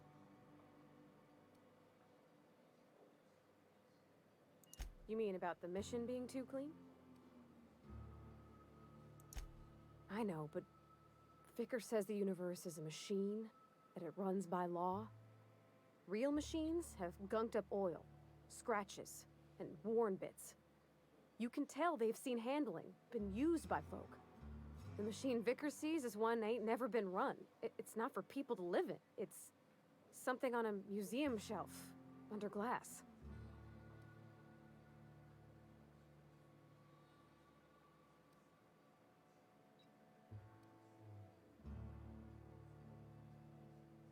The Vicar's about the only soul in the Vale who spends his time thinking on what is and ain't right. It's just that when he looks at me, I feel I'd disappoint him. Where are we headed?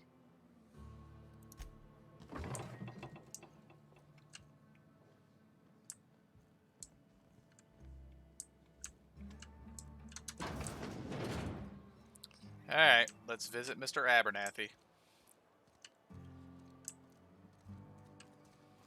A friend of mine died a couple weeks back. Still ain't past it. Whoa, did Mr. Thompson send you? Well, you tell Mr. Thompson I'll be right at my post. Tomorrow. Bright and early tomorrow. Because I'm definitely not plagued. As spry as a spring chicken. That's old Abernathy.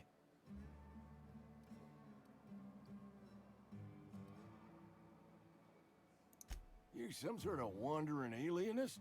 Walking into a man's own domicile, pestering him about his mental state?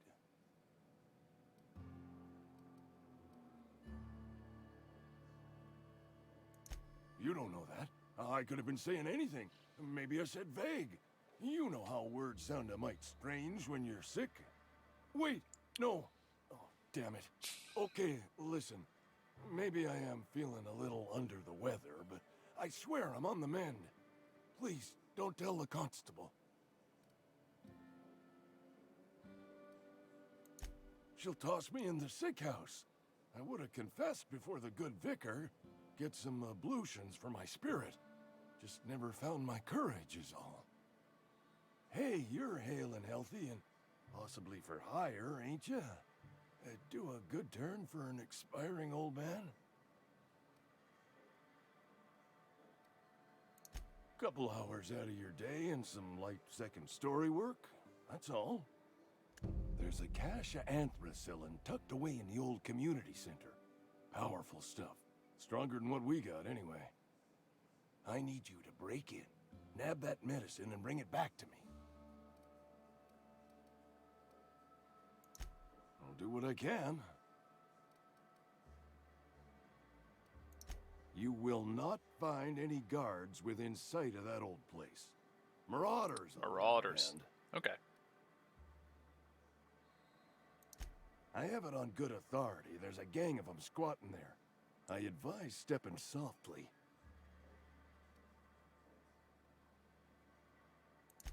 I tried medicating myself with Adrenatime. Didn't do much for me, as far as I can tell. Anyway, I can't just buy medicine. Distribution of medicine is strictly prohibited to any workers beneath the acceptable margin of health. Company policy.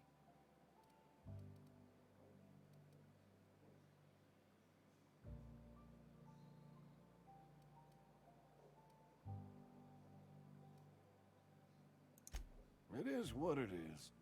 Town's got a limited supply of medicine. Medicine better spent on a body stronger and younger than mine. So you'll do it then? You oblige me with your haste. I think I feel the plague spreading. Oh, law, it's in my spleen now. I can feel it.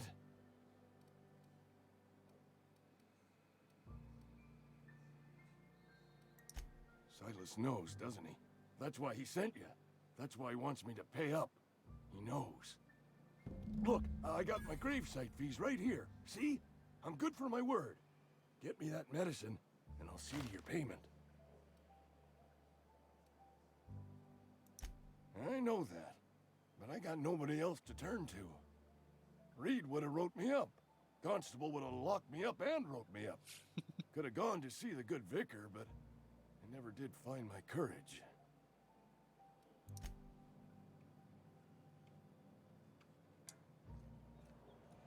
You're making a mistake working for Abernathy. Who are you? Excuse me. I'm Esther Blaine, Spacer's Choice Actuary. I overheard your talk with Abernathy. I hope you're not thinking about getting him that medicine. Abernathy is a well-known hypochondriac. Anthracillin is wasted on him. You're better off selling it to me instead.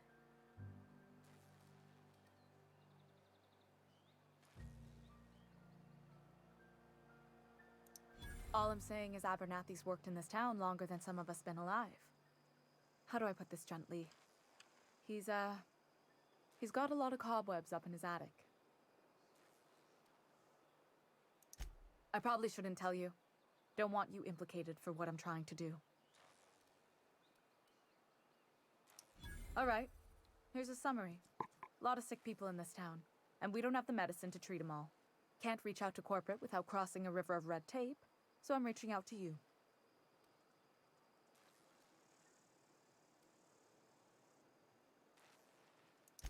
Something like that.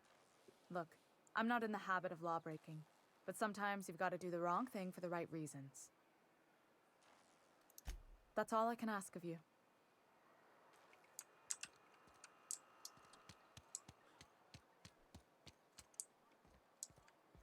Oh, I cut my own hair. But Conrad sells real good disinfectant.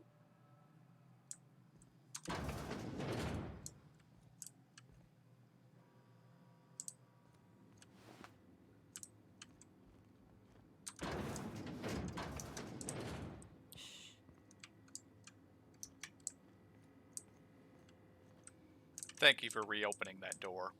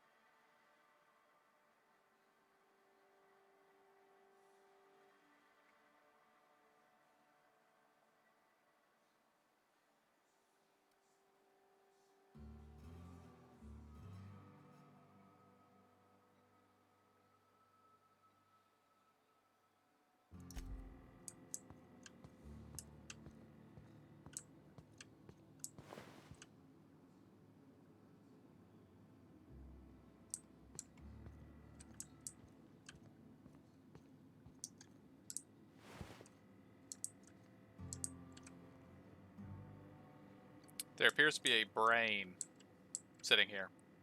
Or maybe that's a heart. I don't know. What can I do for you?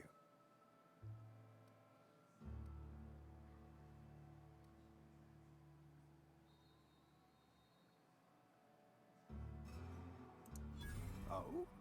Am I in the company of a fellow doctor?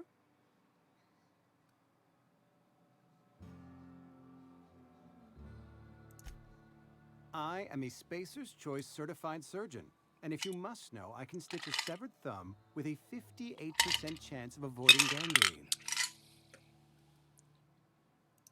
You know about Eugene? How? You had the note in a frame sitting on a counter. Then, you know Phyllis suggested selling off Eugene's gold teeth. I didn't approve of the idea then, and I don't approve of it now. Eugene's golden teeth were a family heirloom, representing 3 generations of poor dental hygiene. He took them to his grave.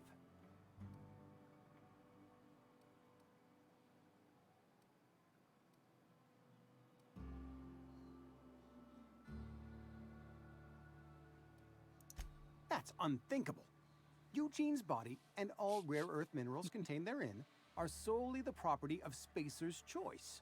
I can't ask Silas to dig up a man's body and pry a few teeth loose from his jaw just to pay my bills. Can I?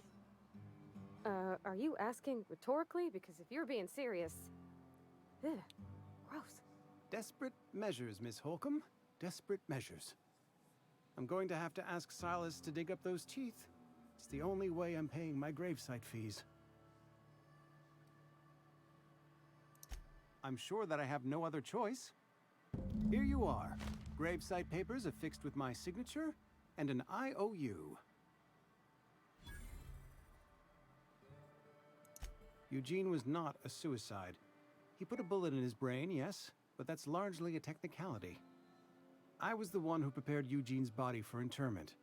I discovered symptoms of the plague on his corpse, and I discovered medicine in his pocket. Lots of medicine.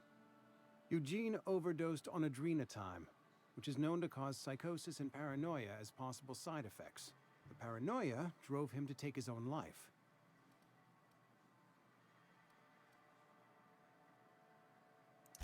We can all thank our lucky stars that young Eugene was hopped up on medication and suffered its predictable side effect. I included it all in my official report. I'd like to think I saved Edgewater a great deal of money. We never could have paid the fines associated with a suicide.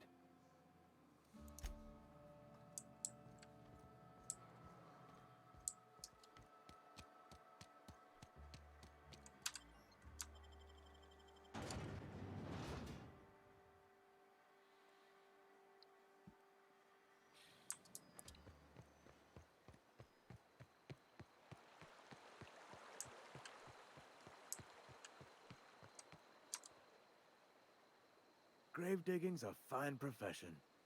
Always work to be had, and nary a word of complaint out of your clients.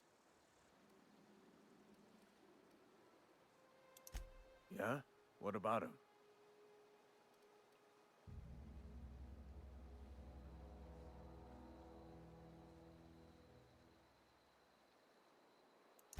Well, yeah. It's what I'm contractually obligated to do. What's this about? Yeah. Funny thing, Eugene's body ain't where it's supposed to be. The night we was supposed to commend his body to the earth, I had his grave all dug up and ready, right? And so I thought, I'll just rest my eyes a bit. When I woke up, his body was gone. Spirited away. Vanished.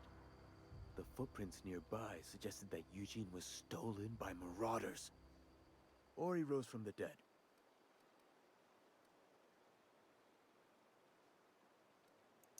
Let me know if you find anything.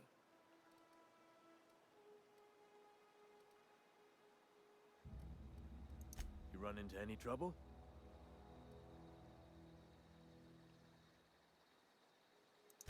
Reliable work from a freelancer.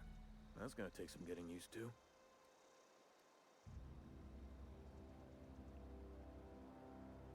and I'll buy you a drink sometime.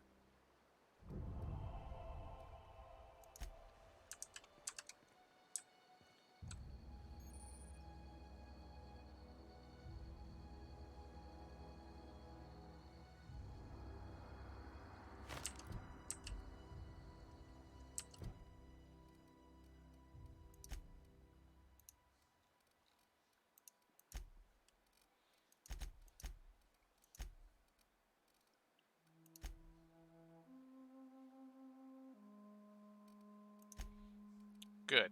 I'm not kill on sight.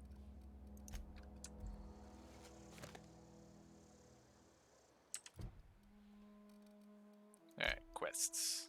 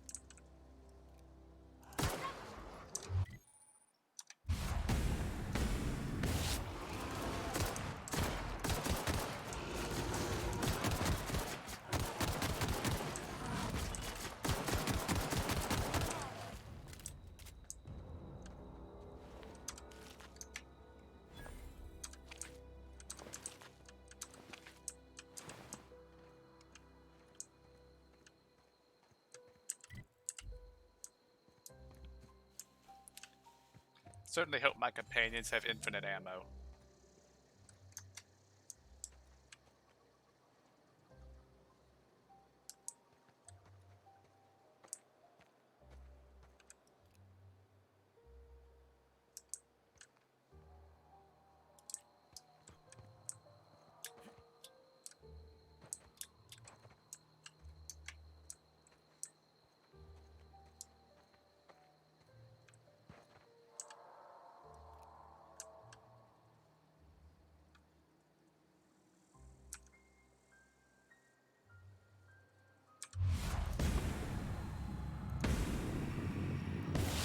Here we go. It's not working.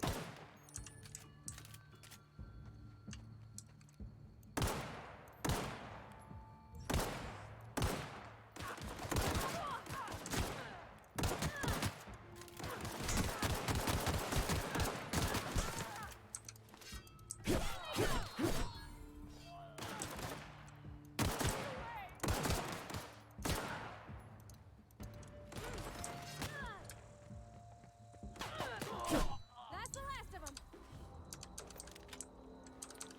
Ooh, hunting rifle. I approve.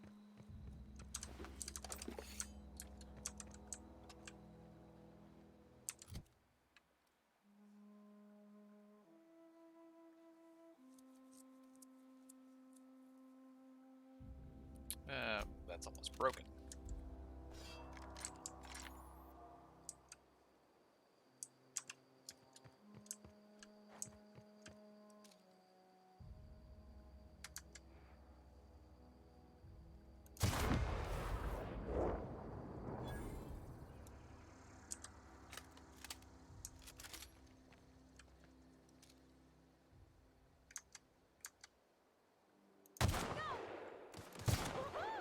Nice work.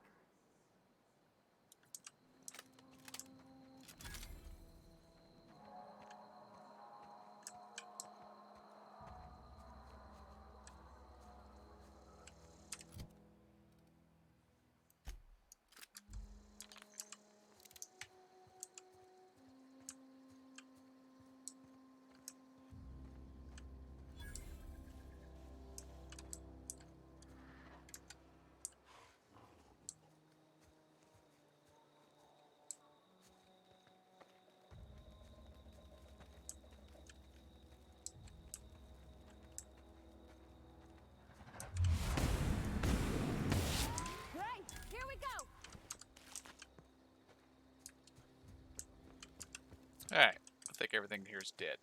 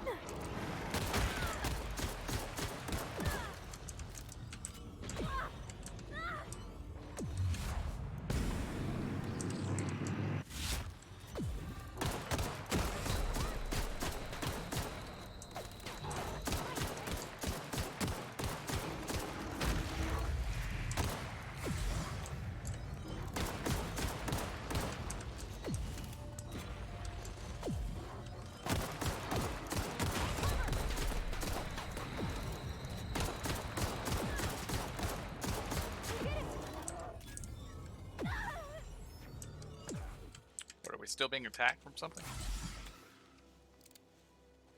Or was I poisoned? Or electrocuted or something? These brutes are pretty dangerous.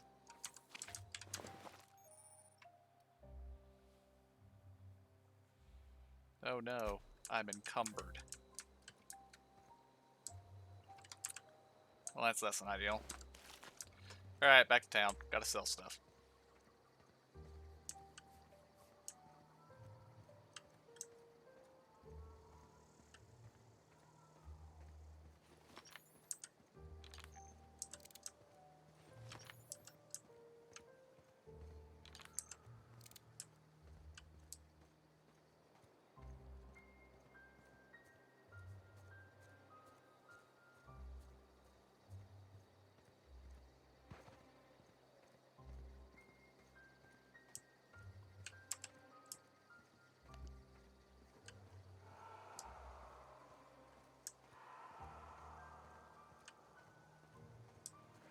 Music's kind of sinister.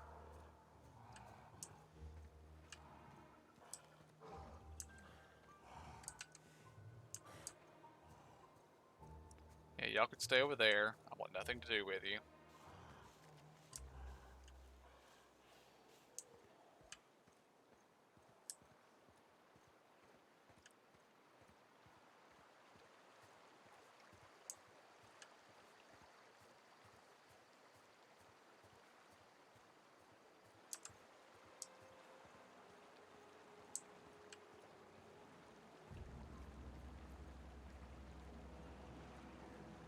I used to skip rocks in the river to Constable Reyes ticketed me for unlicensed terraforming. I think she was jealous. She don't know how to skip rocks her own self.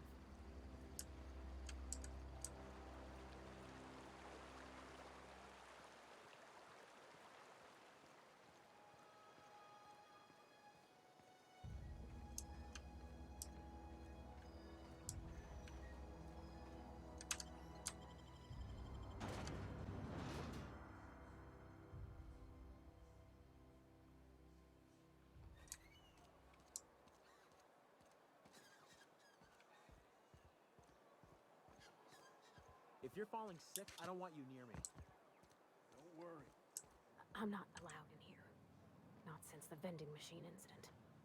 Holcomb, got my eye on you, girl. Miss Holcomb ain't allowed in this establishment. Not since that little incident. Ask her if you care. I'm running a business here. I won't touch anything while we're in here, Mr. Moreau. I promise. Music to my ears.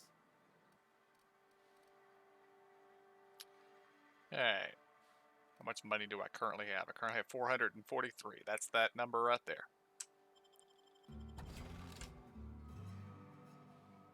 Excellent.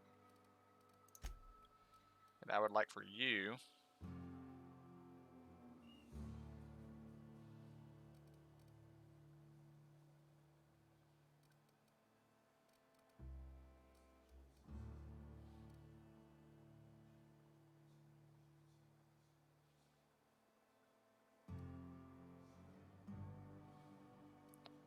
and let's repair that shotgun.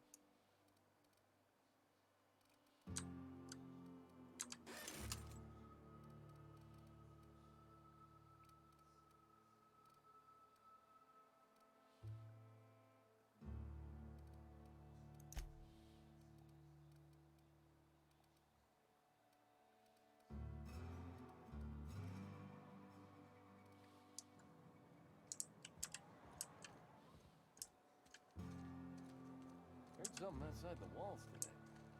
Nothing for us outside those walls. You ought to know that. Where are we headed? You mean why I'm not allowed in the store anymore? There was a kind of a thing with a vending machine when I was 12. Sure, but folks got long memories around here. I've always been good with my hands, right? So I saw a lock on the machine and thought, oh, this must be how they refill it. But I had to know. So I did my thing, and next thing I know, there's a couple hundred bottles of Zero G rolling out the front door and into the road.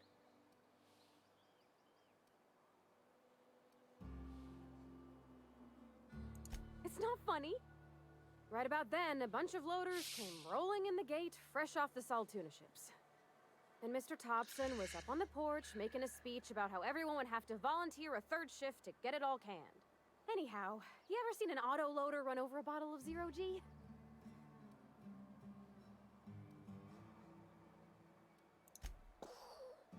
Exploded all over Mr. Thompson.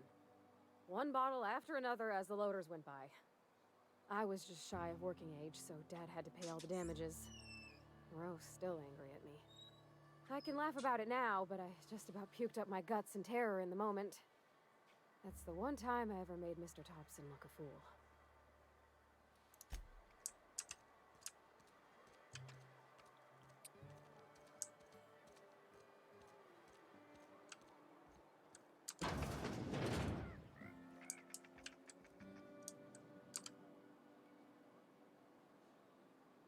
I appreciate the company and all, but you really ought to leave.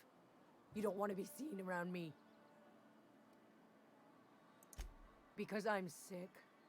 You don't want to associate with people in the sick house. We're not worth your time. I'm in about as much trouble as I can be. No reason you ought to be tarnished by association. People are gonna talk. The walls talk, is all. We all got sights on each other. Any of us breaks company protocol, boss is gonna hear about it from 6 different mouths. Maybe you don't know this, But there's a real simple reason you don't talk to the plagued.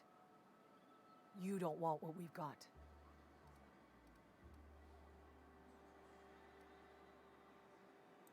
Don't. Please. I could get into a lot of trouble. People trouble.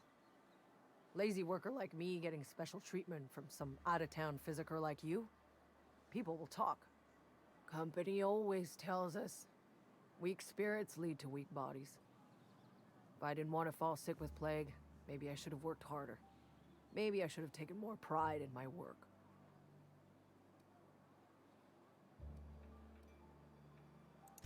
I really wish you wouldn't say those sorts of things. I told you once already. People could be listening. I'm feeling a touch faint. If you don't mind, I'd like to be alone for a spell.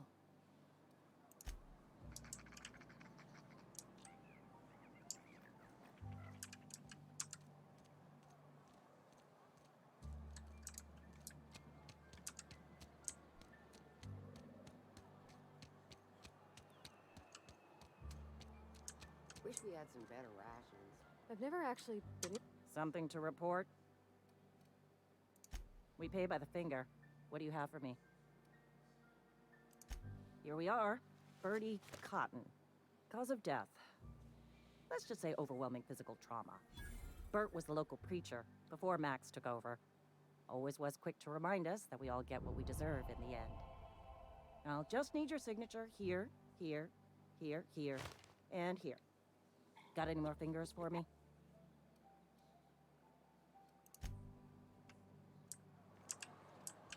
Been eating nothing but salt tuna for a year.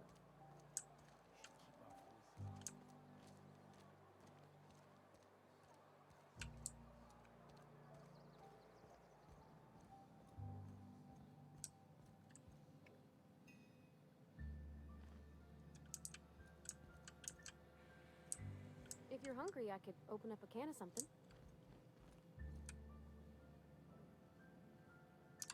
Hey, that's... I mean, if you need it. Okay. Yeah, huh?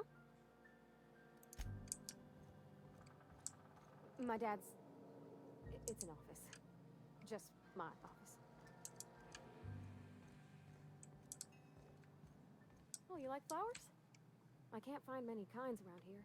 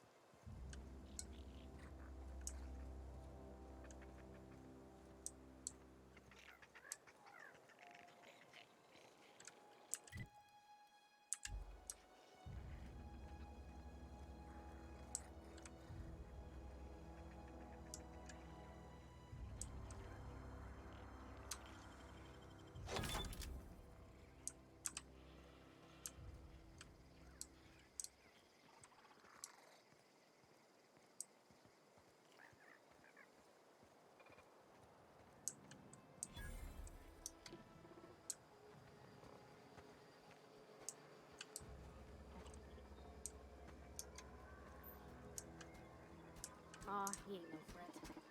Bet I could fix him up smart. Searching for repair bay. Error. Navigation systems failed. Unable to comply. I could probably fix that. I mean, if you wanted me to. Take your time. You need help, just give a yell. Metaphorical yell. If you yell for reals, you're liable to spook them. Damage to navigation systems detected. Attempting to return to designated repair bay. Error. Navigation systems failed. Navigation systems have determined this location as Spacer's Choice. Designated mechanical repair bay. Attempting to misdirect or confuse a Spacer's Choice mechanical is a punishable offense. Please report yourself to your supervisor. Yep, I see the problem. His nav mod got dislodged. Must have taken a tumble. Just gotta give it a good push and wait for the click. There we go. Jeremy's good as new. Well, new by Spacer's Choice standards anyhow. His name's Jeremy, by the way. Navigation systems operational. Optimal path toward repair bay detected. Initiating self-diagnostics.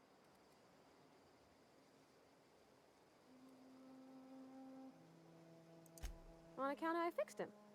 And he's Jeremy on account of his helmet. It's like Jeremy, the officer in True Romantic Tales of the Space Guard.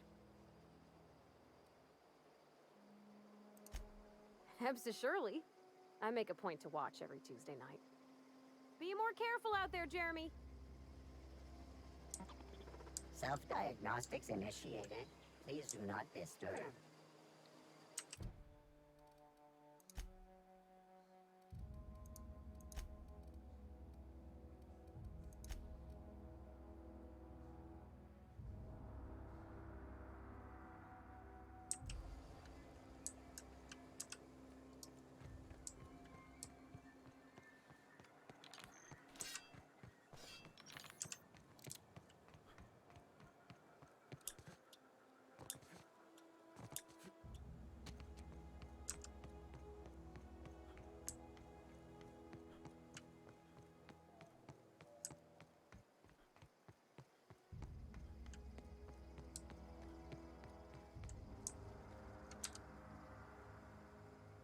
Bring us honor, soldier.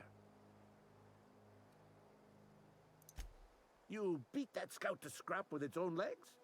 Pulled its optic cables out its headcase? Actually, don't tell me. Rather use my imagination. You're a passing fair soldier, I will confess. But you are one, and the enemy is legion. What you need is an equalizer, a weapon to strike fear in their cold, mechanical hearts. Cantina, lavatory, behind one of the toilets. That's where I've kept it hidden all these years. Sharp, ain't it? The lavatory is the very last place a mechanical has need to enter. On the double, soldier. Don't want the bartender poking around in there with a mop.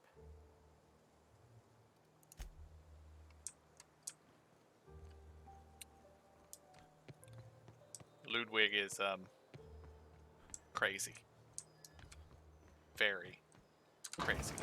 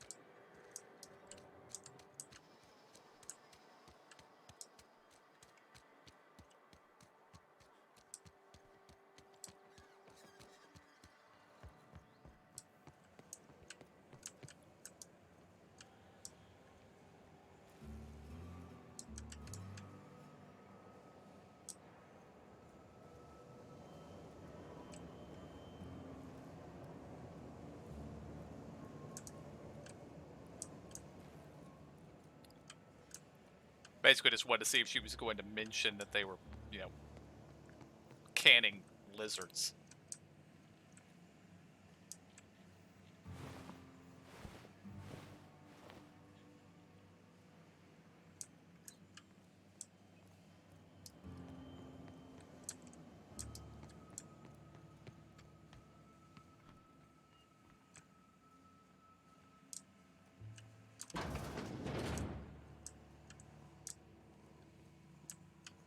Okay, the cannery is now making more sense.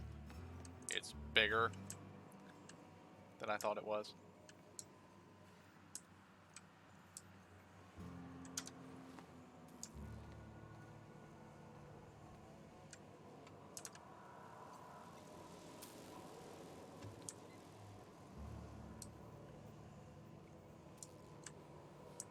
I could steal the town's power regulator without much trouble.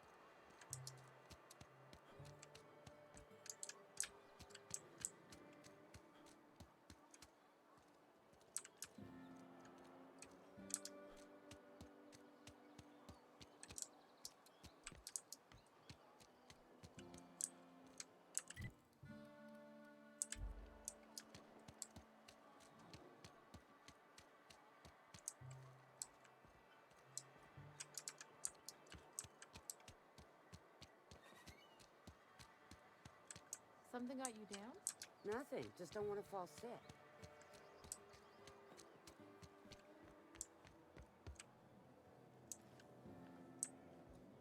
You're not a big drinker, are you?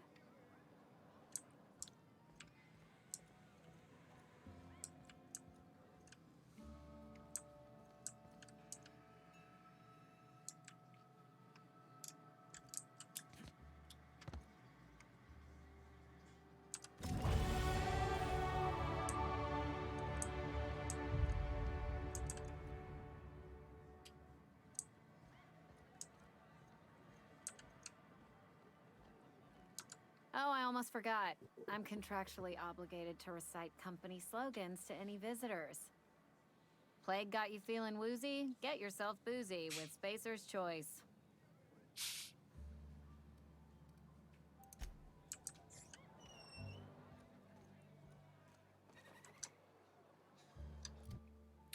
Okay. Got Intimidate to 20, which is what I wanted.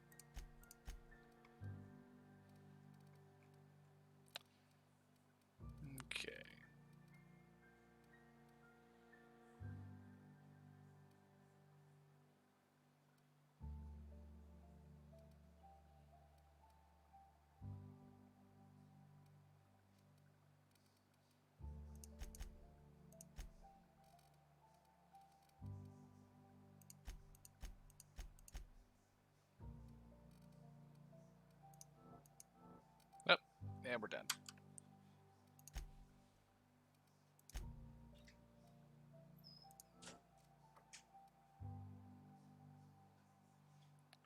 More carrying capacity.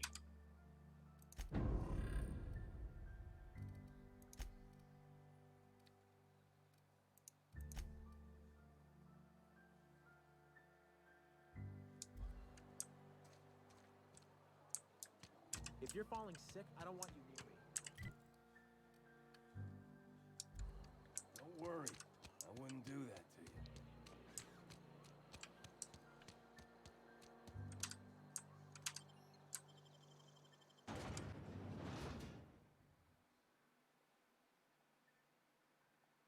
Is it lacrosse? Toss ball kind of sounds like lacrosse. The gear kind of looks like lacrosse.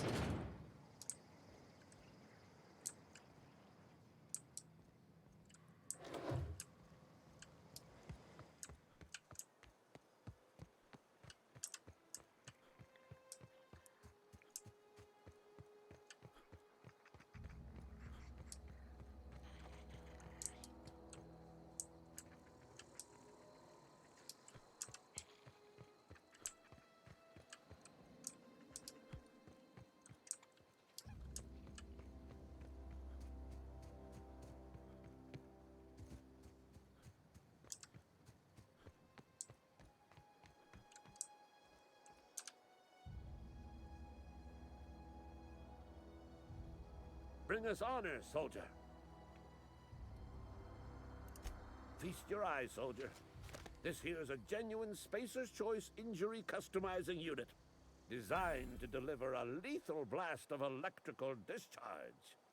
I call it the Hand of the Law. You ever want to see a mechanical flailing around like a grounded fish? You stick a couple thousand volts in its guts. With compliments from old Ludwig. There's a workbench right through this door. Attach that unit to your favorite weapon and go forth into glorious battle. Time's come for you to journey down into the black heart of the enemy's camp. I'm talking about the old geothermal plant. Unfortunately, the old plant lies outside my board-given jurisdiction. You'll need to get a passcode from the boss, Reed Thompson. I've been after a passcode for years.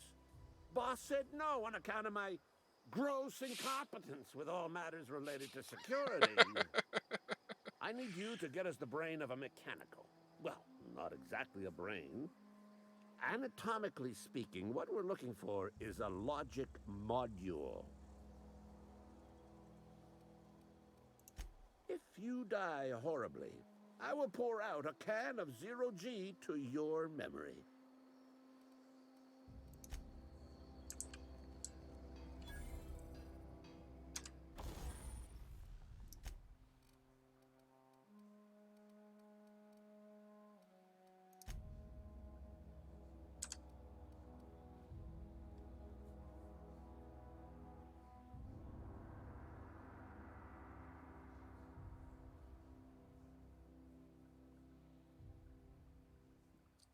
No.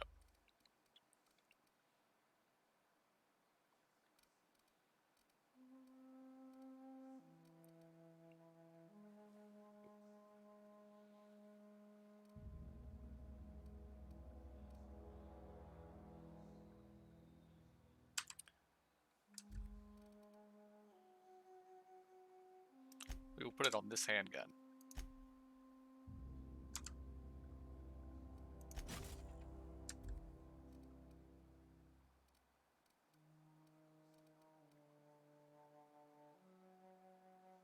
No, we already have an electrical weapon. It's good to know.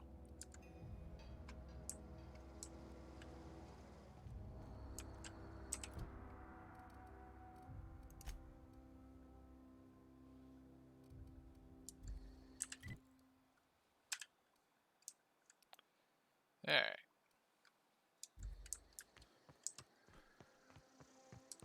Now we are going for the book.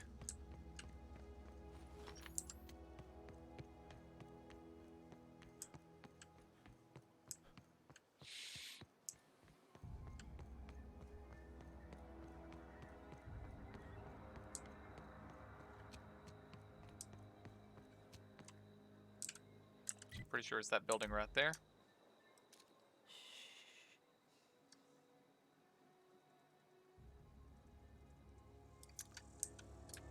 I suspect I'm too far away to see anything.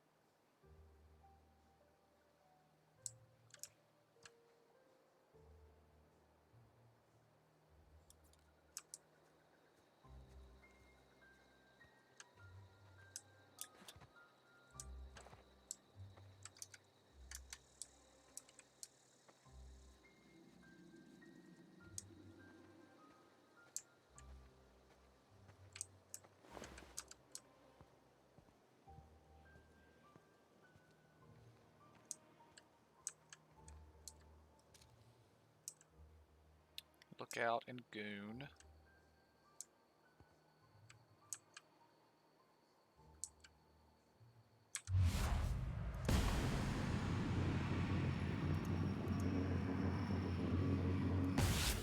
Together.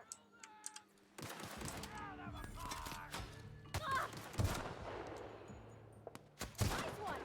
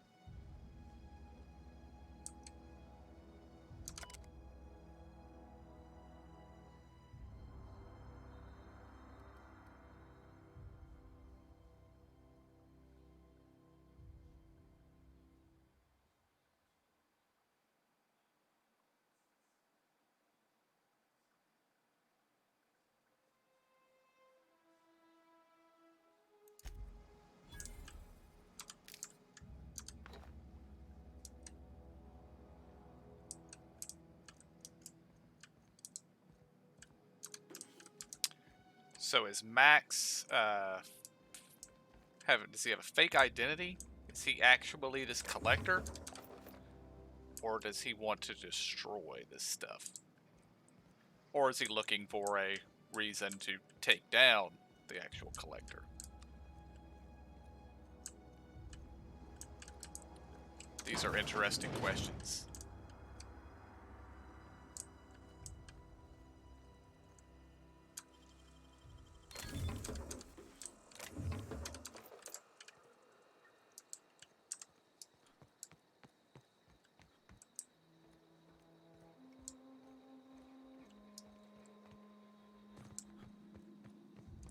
So technically we could have snuck in here and done this whole thing without killing the Marauders.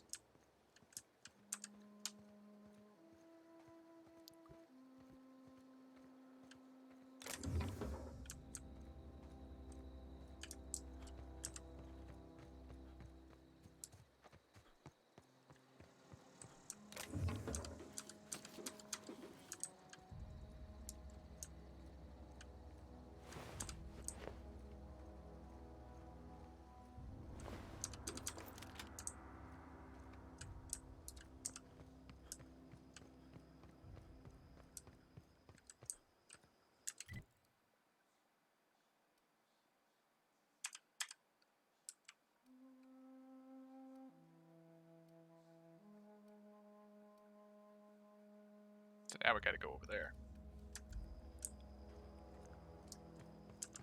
Alright, anything else to explore here? No. Alright, we'll continue up to this next one.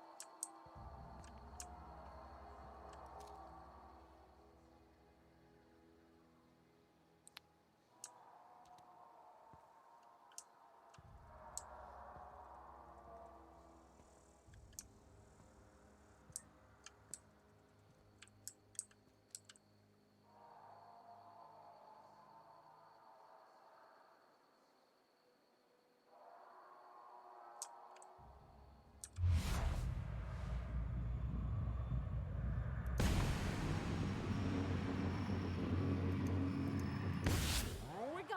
Nice one.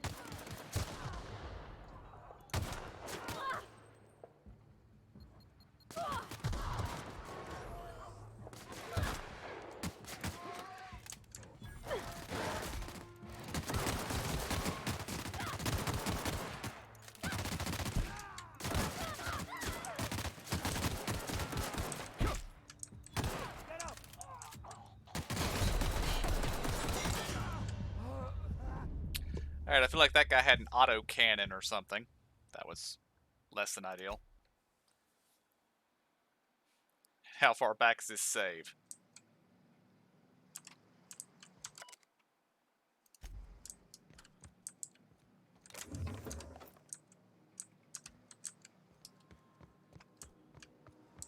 A little ways, but not too bad.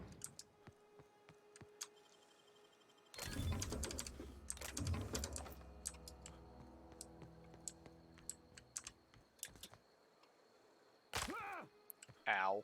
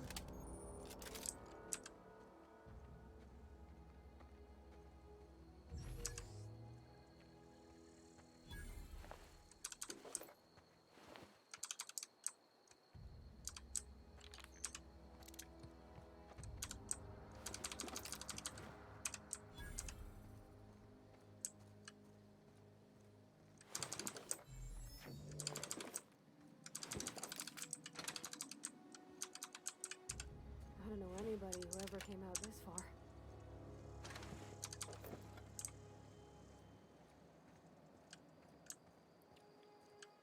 Well, you know yourself.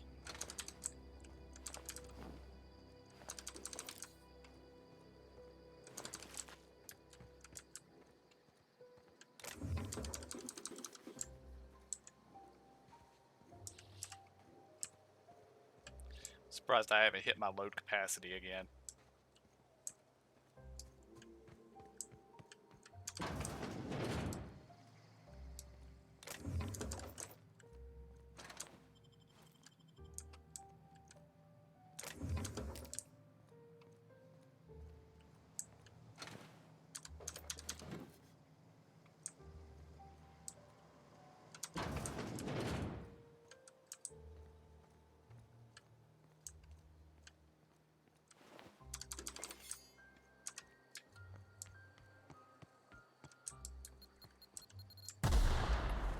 Ow.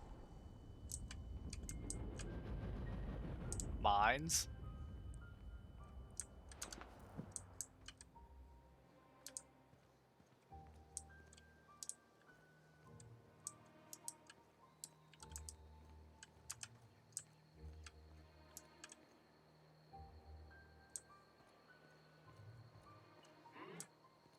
What's that noise? Stand and deliver! Say that. Okay, I need to make sure I have my electrical weapons because that sounded like a robot.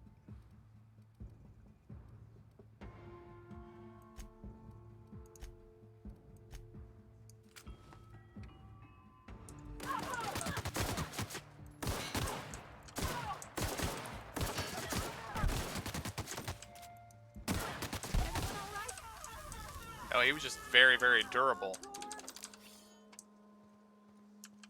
So who are you and why are you here? Wow, you crossed them all off, like some sort of heroic accountant running down a list. Teach me your ways.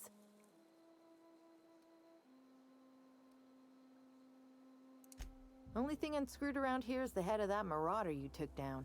Never seen moves like that outside my serial dramas. You, on the other hand, you were a sight to behold. If I had half your skills, I'd be the greatest outlaw the coast has ever seen.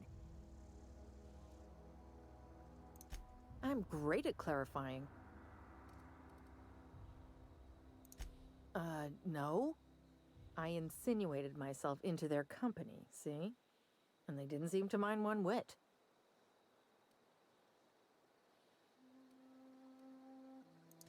I got kicked out of Edgewater on account of falling sick with plague and stealing some medicine to treat myself. I'd heard some outlaws set up camp in the botanical labs. I decided to throw in with them, seeing as I always wanted to be an outlaw myself. Instead, what do I find? But a bunch of former workers camped out around a greenhouse. I couldn't just go back to the cannery, so I was stuck with them. I don't know. The vital processes that constitute the miracle of life are mysterious and unknowable. Oh, you mean around these guys? The Marauders wouldn't hurt me. They love me. I'm practically their queen. Yeah, must be my natural charisma. I may have bartered them a few boxes of Adrena time, but yeah, I'm sure that's got nothing to do with it.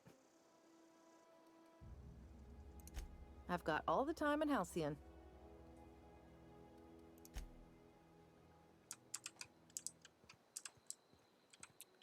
That felt kind of like a dead end. Alright, see if there's anything interesting in this house. Okay, that's an expensive one.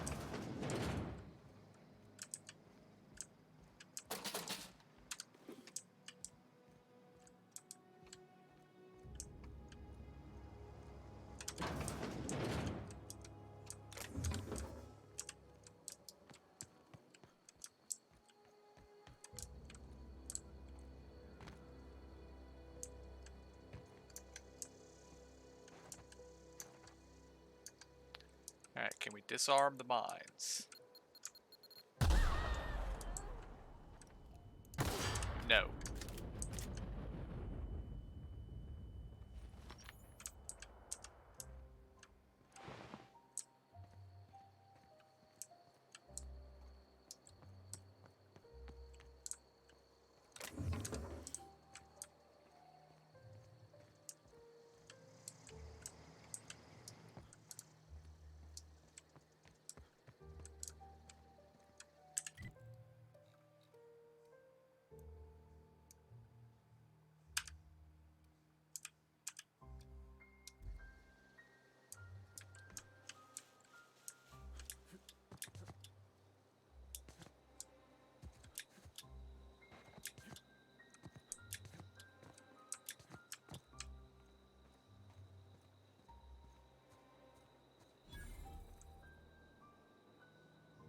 Oh, a primal nest. I definitely don't like that.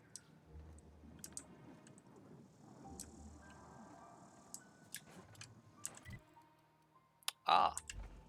Yeah, we're going to want to take the long way around here.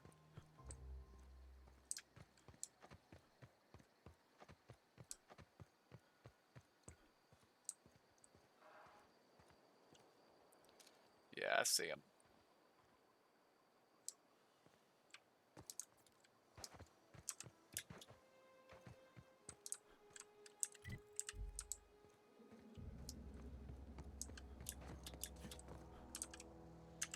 Alright, which one is this? The Long Tomorrow.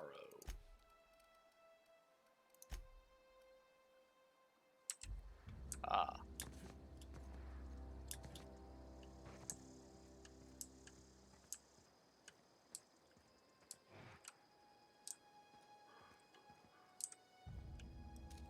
Oh. Hello, enemy who really should have been able to see me there.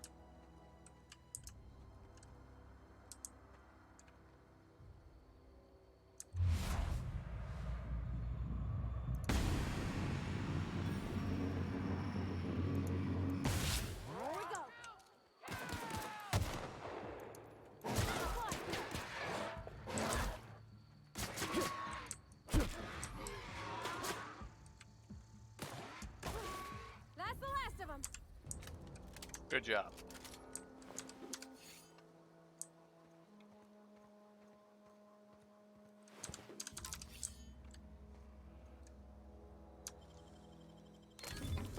Nice.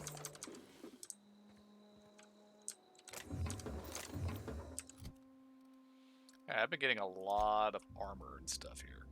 Is this better than what I'm wearing?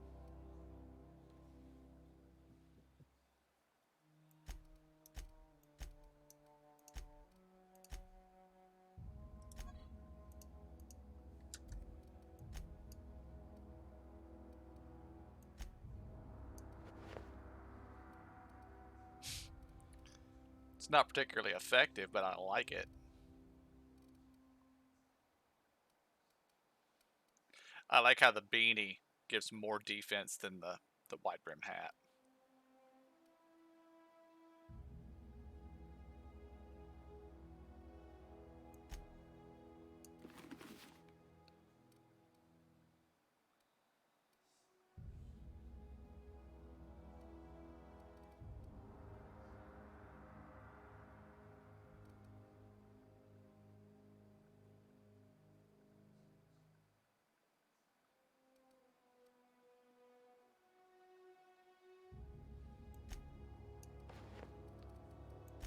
Pretty cool looking, but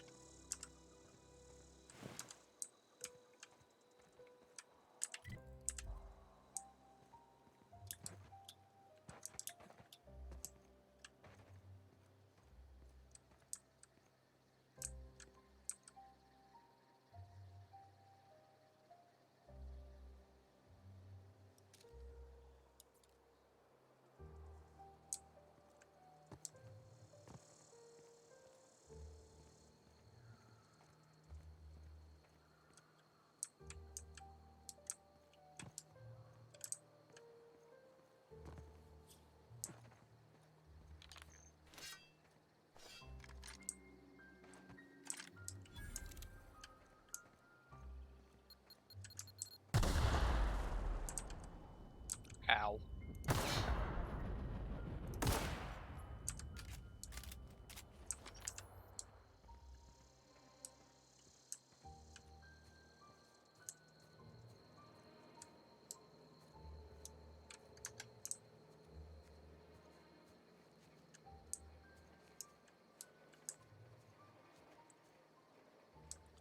Okay, if we go in right there, we're going to be attacked from both sides. Let's sweep over here.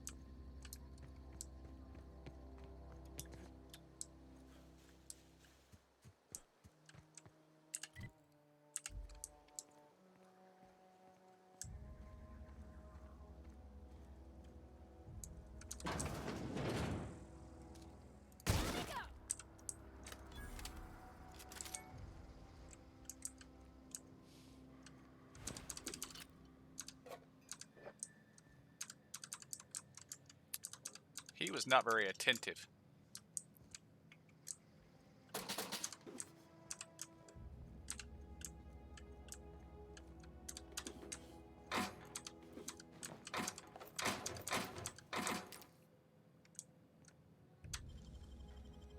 Easy.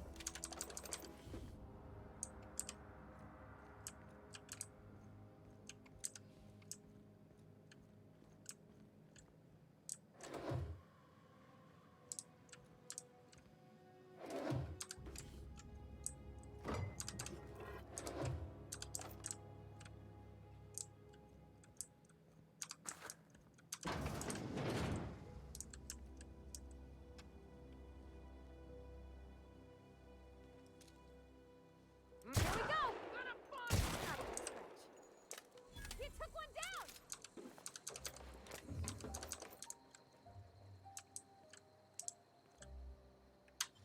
Alright, we're gonna pick this one. Done.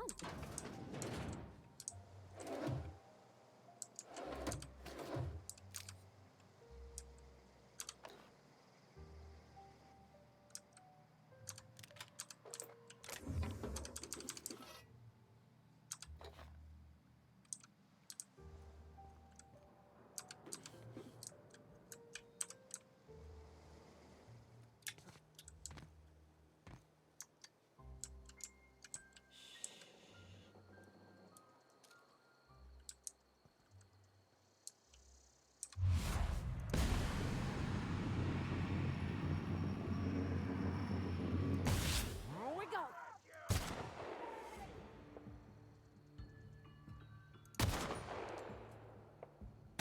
Nice one!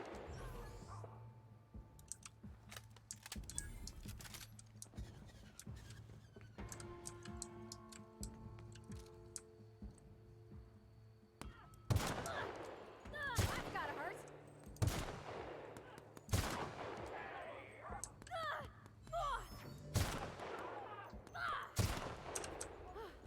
That's the last of them.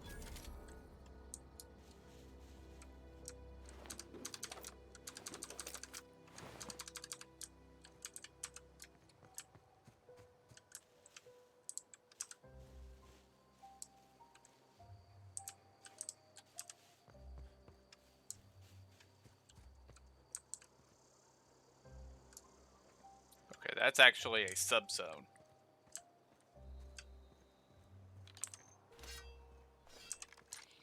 So my whole hide on the outskirts and pick off the enemy's approach probably won't work there. Oh, I'm over encumbered now too.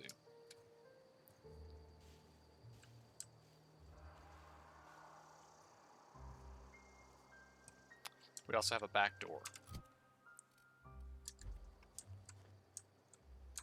Yeah, huh? In the bar? When I asked if you were a drinker?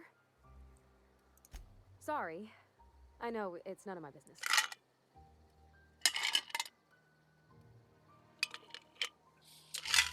Strong drink makes me sick.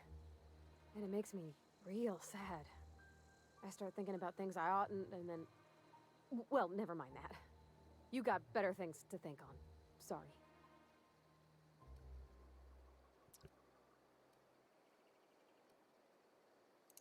I'm sorry, I shouldn't have said anything.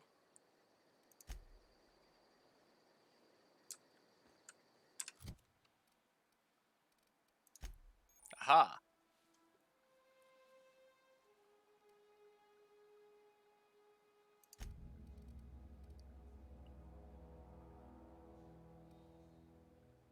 Ah, she gets the impact hammer. Okay. That's fine.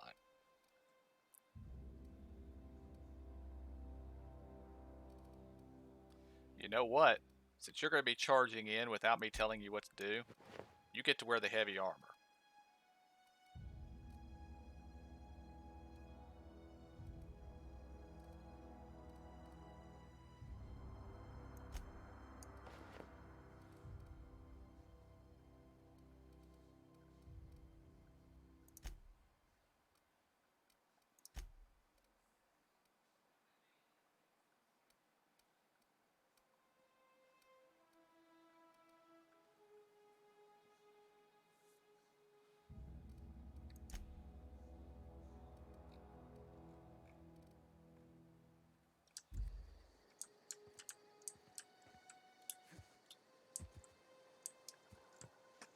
Alright.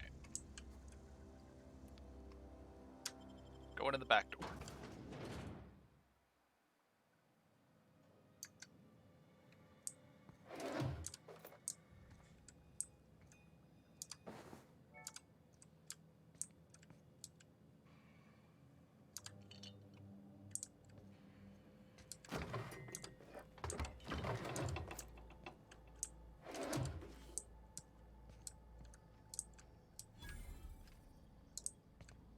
Ah, we found a vending machine. Good.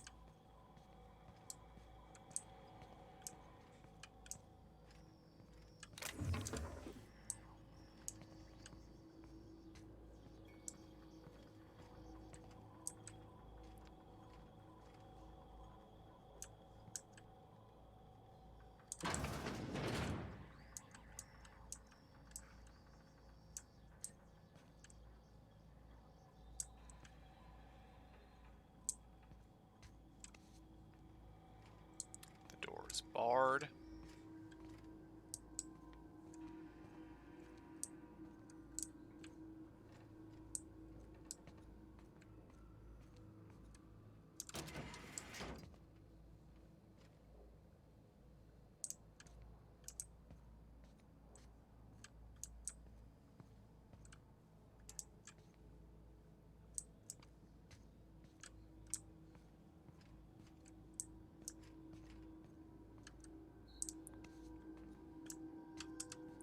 Kind of want to know if the glass is breakable, but I kind of don't want to try to break the glass. Hey, vending machine.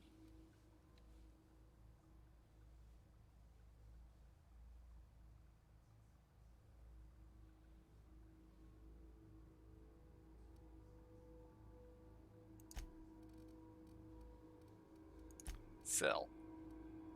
Sell all junk. I wasn't carrying any junk. That's less than ideal. Alright, let's see. Is there a sort? Wait. That's exactly what I want you to do.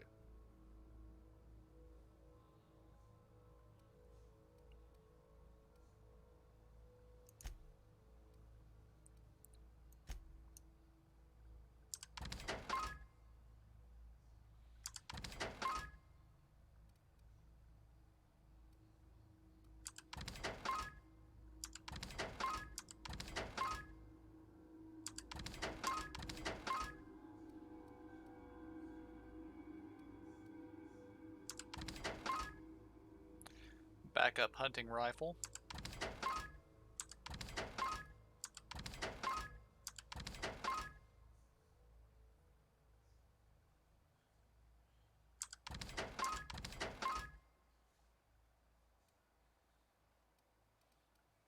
Okay.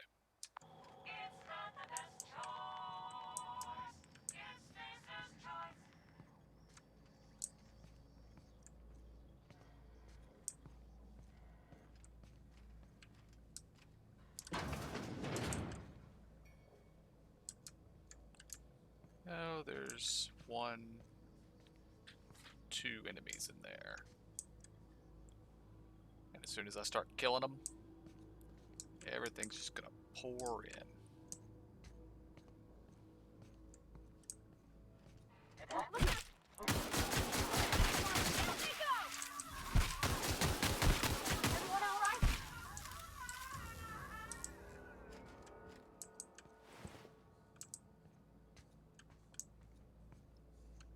Okay.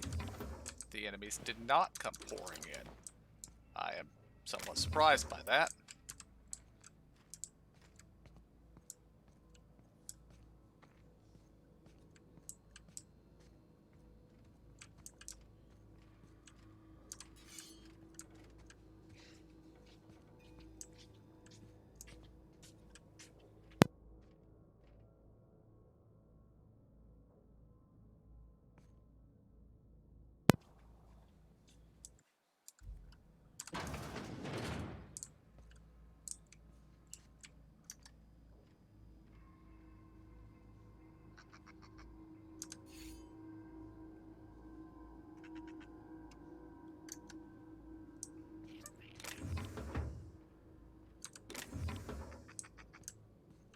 Hello, little creature.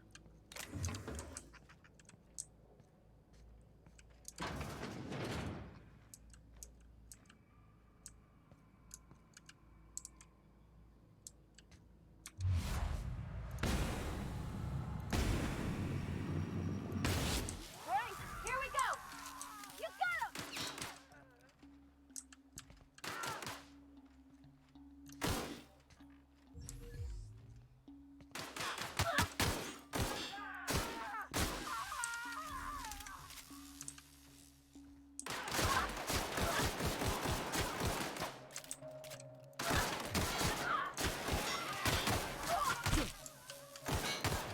We're too strong! Hit it with something else!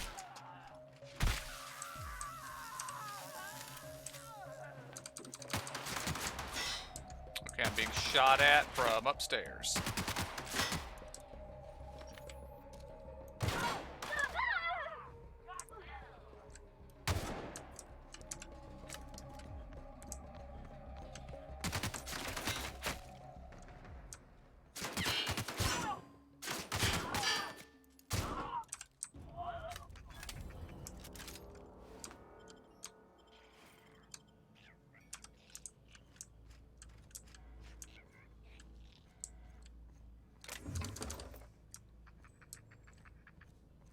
Yeah, I think we killed everything in here.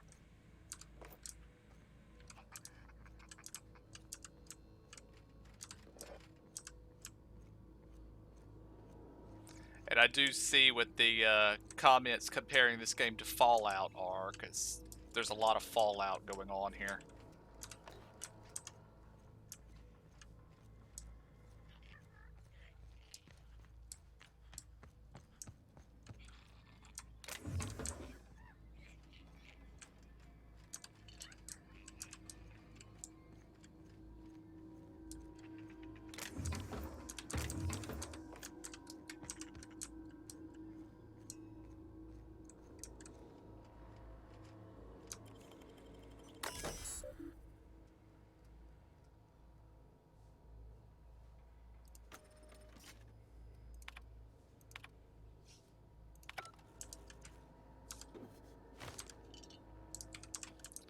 Alright, I got the key to the medicine room.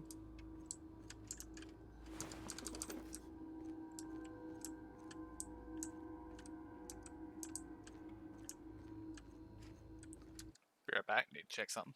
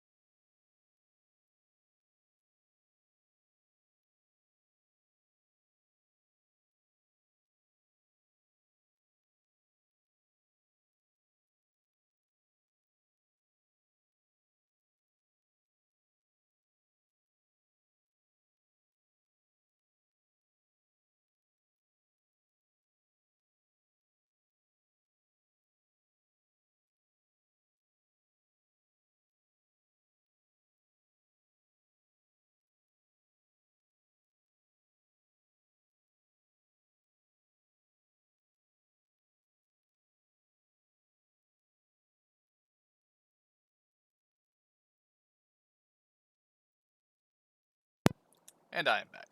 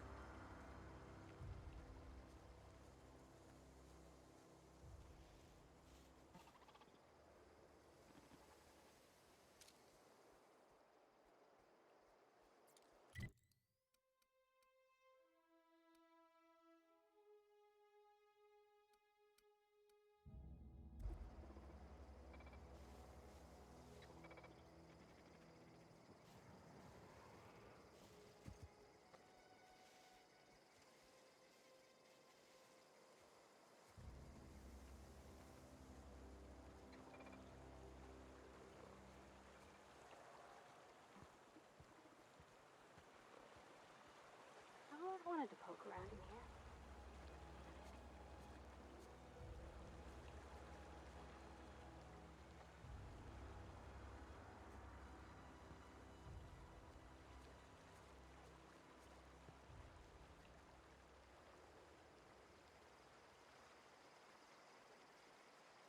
Processing data.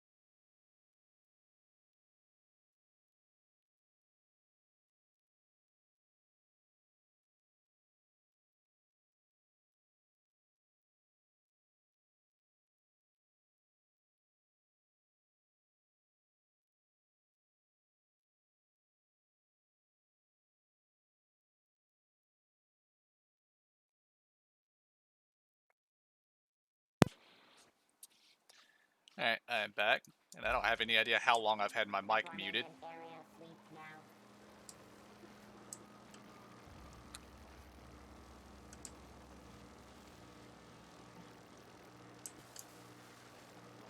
Returning to normal protocols.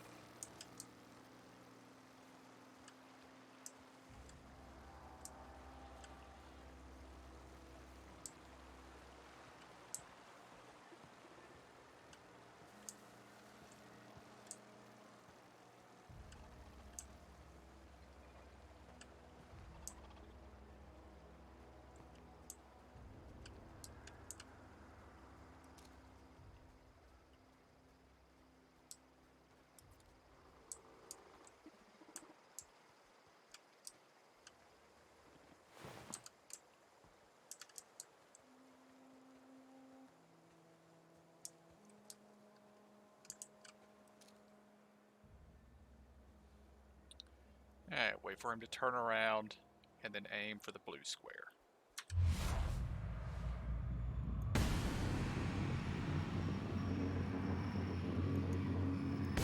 Here we go. Don't mess with us.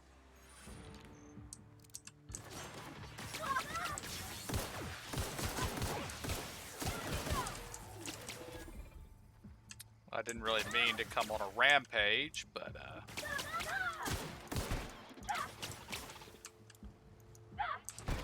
I do wonder why I can't aim this thing. Or why I can't aim down sights. Well, I can now.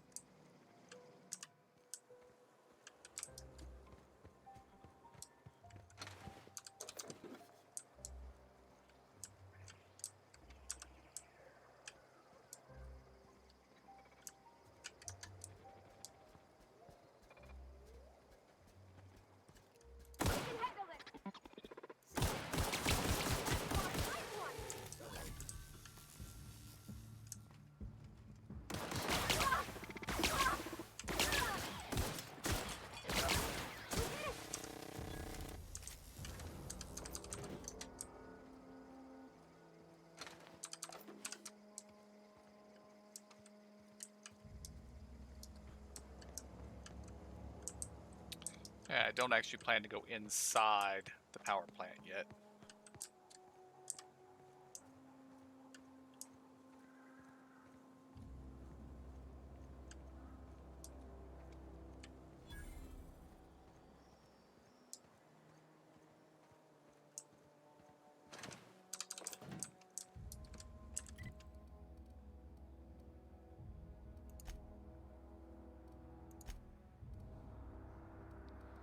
Alright. Die Robot and Stranger of Strange Land.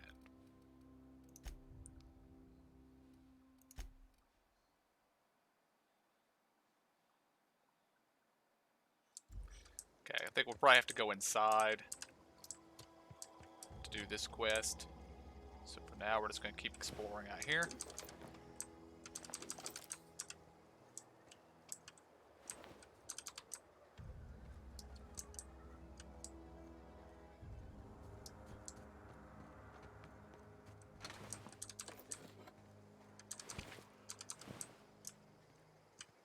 A tunnel under the fence. Nice little bit of detail there.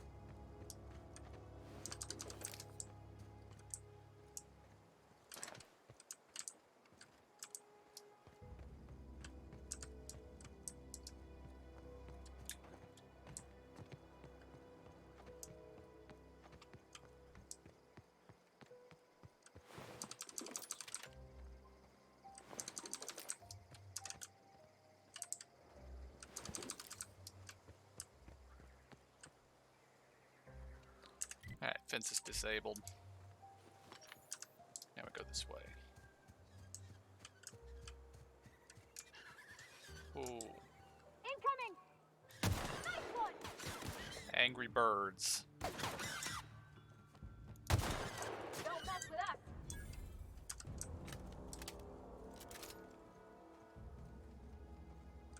Or bats or something.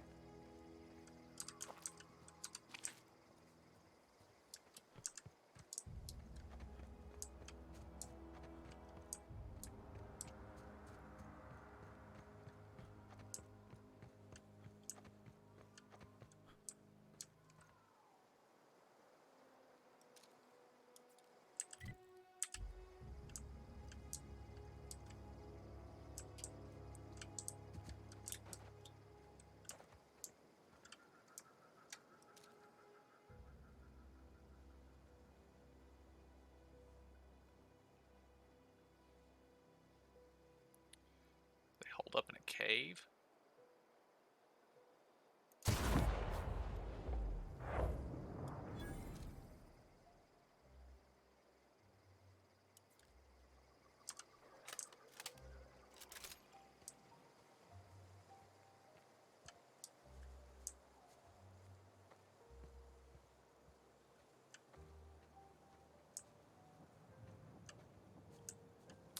Yes, it looks like they were holed up in a cave.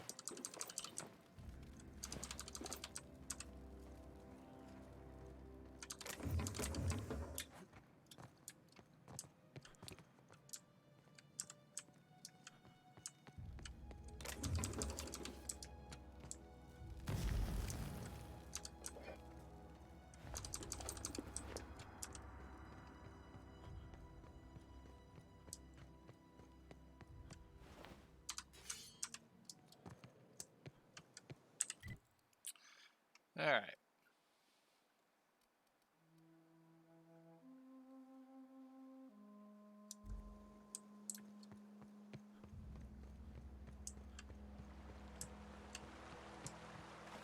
Before we head back to town, we'll go talk to the deserters. My legs are made of glass.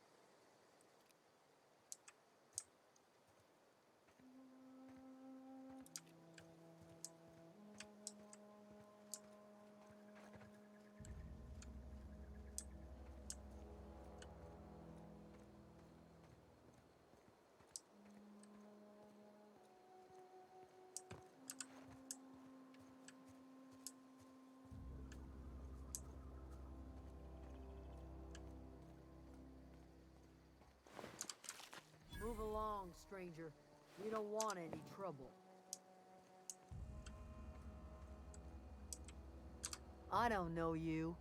Whatever you're looking for, it ain't here. Move along. Answers, huh? You must be one of those philosophicals. Already got ourselves one of those.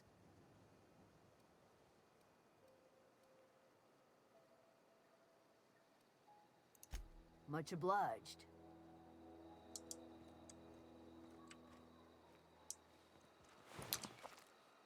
I was thinking she was going to try to shoot me if I entered the town, but she did not, so...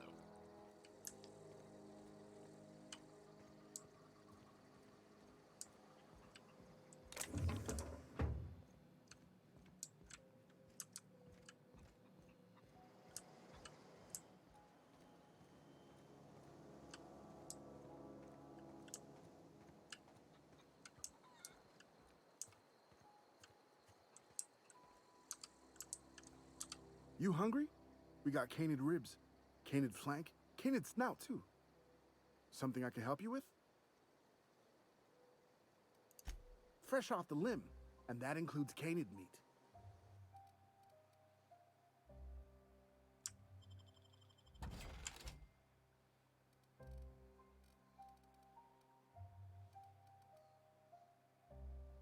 He doesn't have a lot of stuff.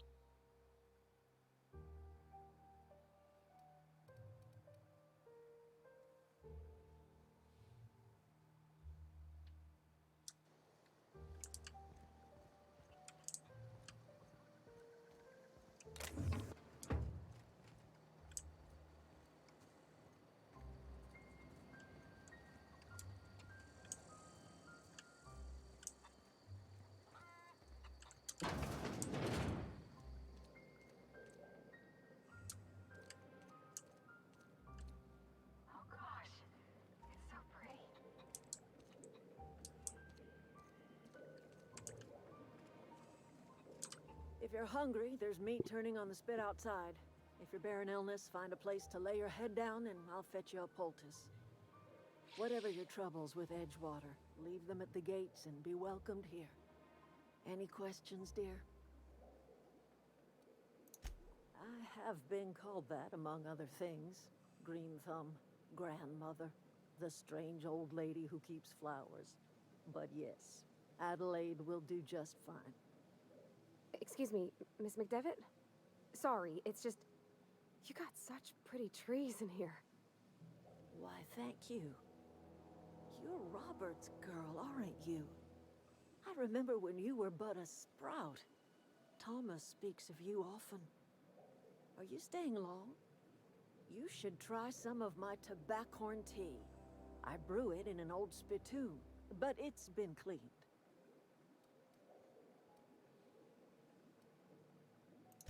No, dear. The garden belongs to us all. Life is the gift of the universe, and the universe yields its bounty equally, absent of prejudice.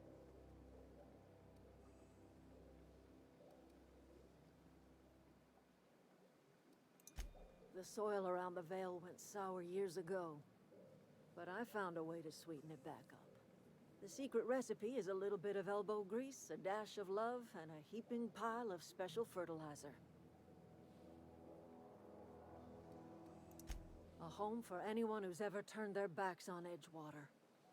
A home for those of us with nowhere left to go and nothing to lose. So, like the spores of the puffball, cast on the wind and alighting on fresh soil, we put down new roots.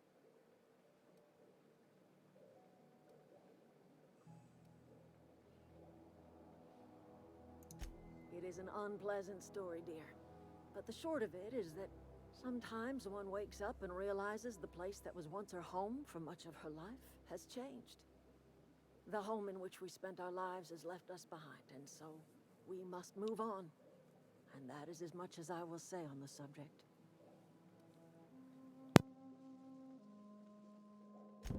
Reed Thompson? You here on behalf of that cold-eyed reptile? Let's hear it. What's Reed's idea of peace, then?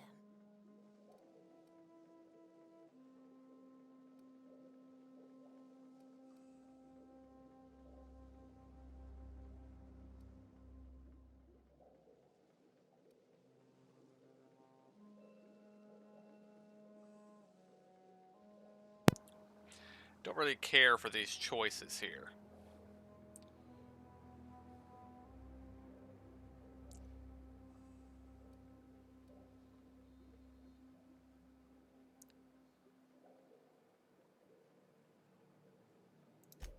Make amends. Spare me. Only thing Reed knows how to make is a mess. Like everything else that comes out of Edgewater, that peace offering is canned. I and my own are living just fine out here by ourselves.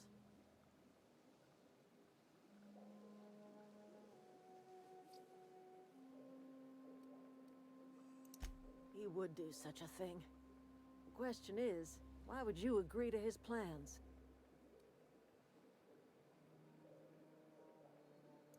Cannery's got a regulator. You want ship parts, you ought to rip them out of the cannery's guts and leave us be. If you're going down to the plant, you should divert power away from Edgewater and toward our end of the grid. Think about it. You'd be liberating an entire town from a lifetime of service to that odious cannery. Seems the sort of thing a hero would do. You think the company would allow that?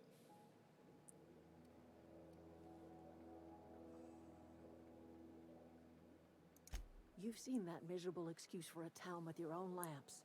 Hollowed out workers laboring their lives away at the cannery, living off whatever scraps Spacer's Choice throws them.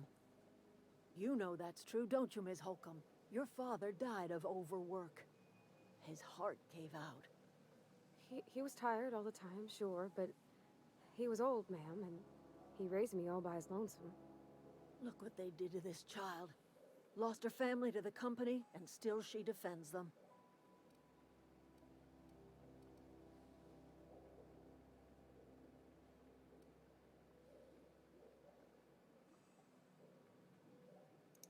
I'm all right. I ain't so fragile. That was unkind of me. I'm sorry, dear.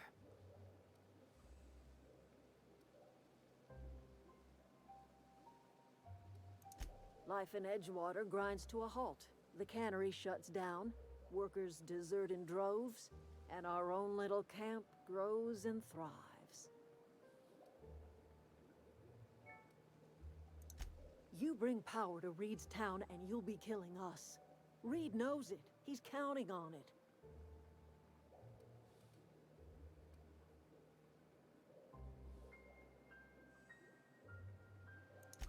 I trust you will listen to your conscience.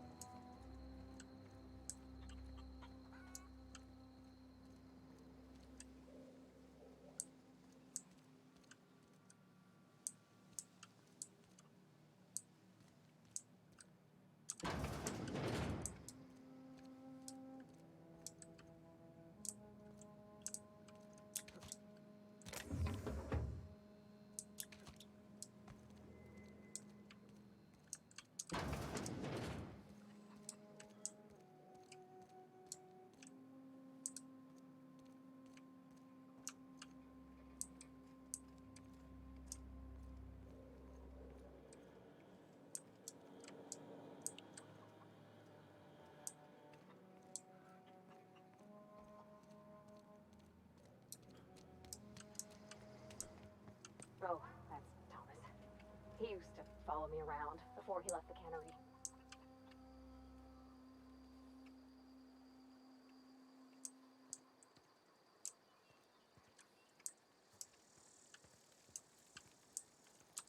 If you're hungry, Stefan's got supplies.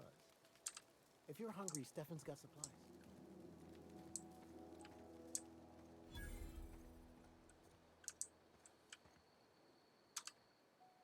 Oh, didn't see you there. I was just occupying myself with a little engineering. Whoa, Miss Parvati. Hey, you're, what, how are you?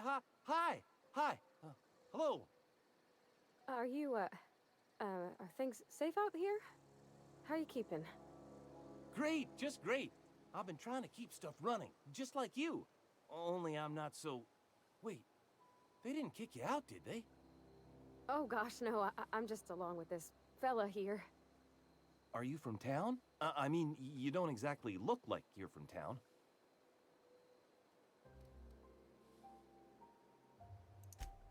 Sorry, I just wasn't sure if you were from town or if you were one of us. Something's been chewing at me, you see. Fact is, I've been, well, lying. To everybody here. Camp thinks I'm a mechanical genius, but I couldn't fix a busted chair. I'll take all the help I can get. I set my mind to learning the craft of the engineer, you see. I want to make something of myself. You ever heard of the Young Spacer's Guide to Mechanical Engineering? Comes in a set of 3. If I had my hands on one of those data pads, I could teach myself the ins and outs. Those are good. My dad kept a copy with him when he was working in the cannery. I know the old community center kept a copy. Should find another one back in town. If you could find me even one of those pads, I'd be greatly obliged.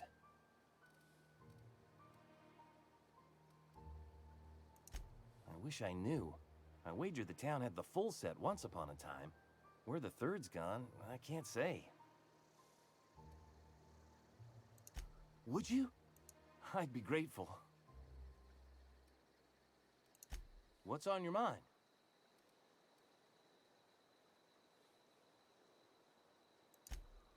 Luck, mostly. Nothing's needed serious repairing yet. Nothing's broken down that we can't just replace with something scavenged from the outskirts. Oh, I can swap out a water filter or charge up a battery and go on pretending I know what I'm doing, but the moment I'm asked to do any real engineering, I'm in trouble. Couple months. This camp's my home. People you see milling about, they're my family. At least I think of them that way. I owe them my life. Would have died in the wilderness if they hadn't chanced upon me, starving and delirious. We all left the cannery for one reason or another. Me? I was let go, mostly on account of my incompetence. I mean, I was incompetent. I couldn't even survive on my own. Grace found me, Adelaide took me in, I've been on my feet ever since. You weren't incompetent. You just didn't fit the cannery. Not like here. This place had a U-shaped hole, and now it doesn't. You could stay, you know. Here. I'd be happy to... I mean, we could really use... oh, this isn't coming out right. If you want, Adelaide would make a place for you.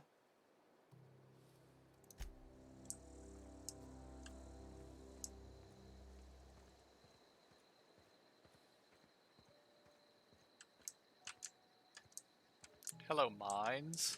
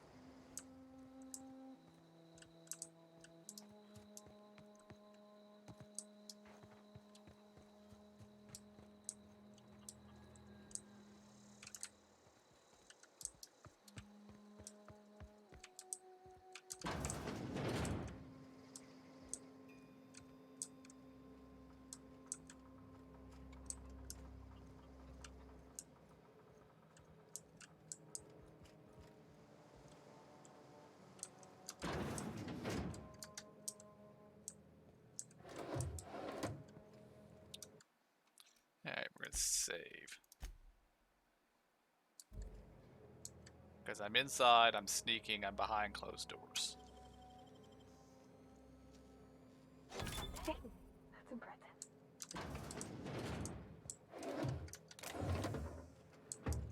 I'm not actually here to steal stuff. It's just a supply room.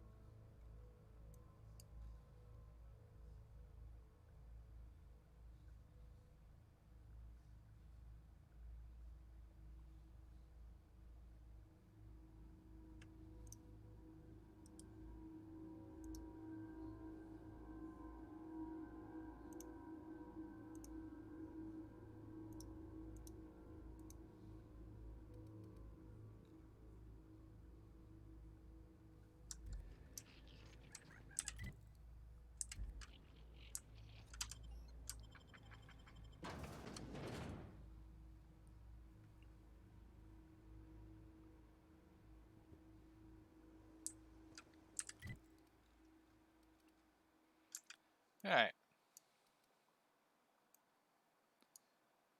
Back to town for a little while.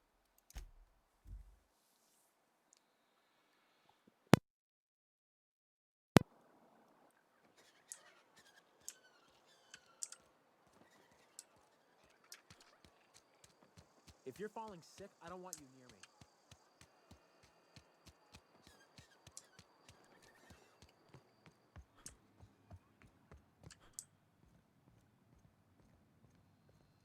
You're actually standing up now, Vicar Max. Any progress on that matter we discussed?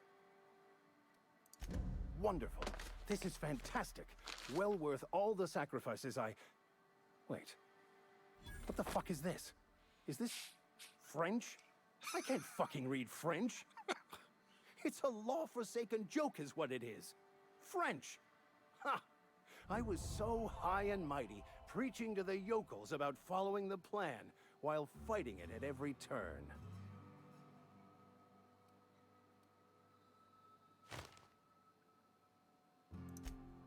Well, Yes. But I assure you, it was not for personal gain, only for the greater good. I've spent my life searching for the keys to unlocking the secrets of the universal equation that underlies the plan. I had hoped this book held some of those answers. I became so desperate, I even got myself assigned to this plague-ridden backwater to find the damn thing. All the time and suffering I've spent. Wasted.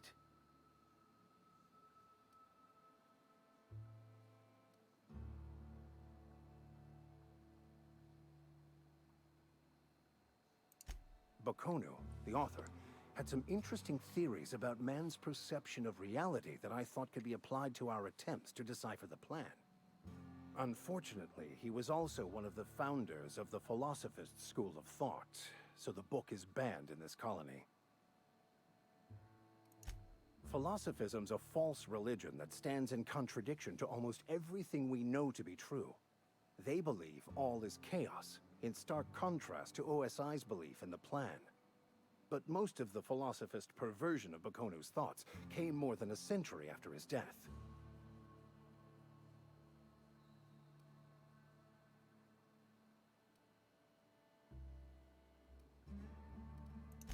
The story of my life. Most lay people are not aware of this, but we've not discovered any new insights into the plan for a long, long time. I had an idea that we should welcome the truth, no matter where we found it. I had the worse idea to share my thoughts with a superior. And that's how I ended up assigned prison duty, where I was fool enough to let an inmate bend my ear with stories of an original Bokonu journal. But that's neither here nor there.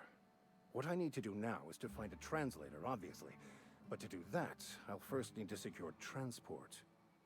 You have a ship. Perhaps I could make myself of use to your crew.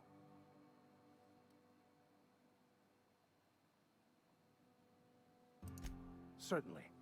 I already gave you most of my money, but I can offer you free spiritual counseling, and I'd be happy to watch your back.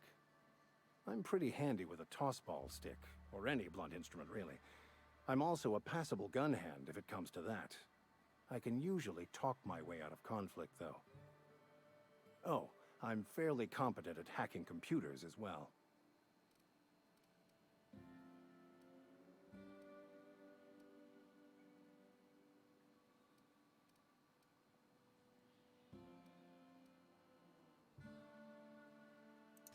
Fantastic. Let me get my things in order and I'll catch up with you. Edgewater's gonna miss you. Folk here always had good things to say about their vicar. Thank you, Ms. Holcomb. I'll be glad for the change of scenery, and to leave this place behind.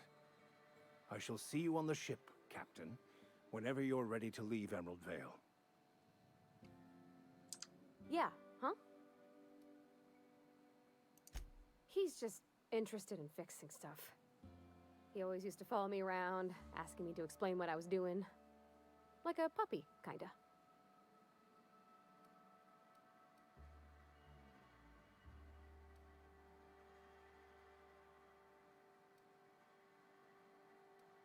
He never told me a word to that effect. And since he didn't, I didn't have to say nothing about feeling different. And nothing had to get weird. If he wants to learn about engineering, we should help him get those data pads he wants. I'd like to do that for him.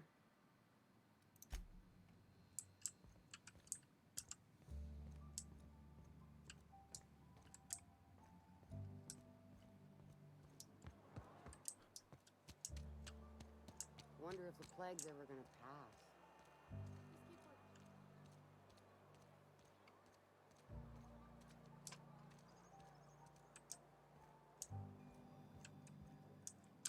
Work your jaw on some Spacer's Chaw. Music to my ears.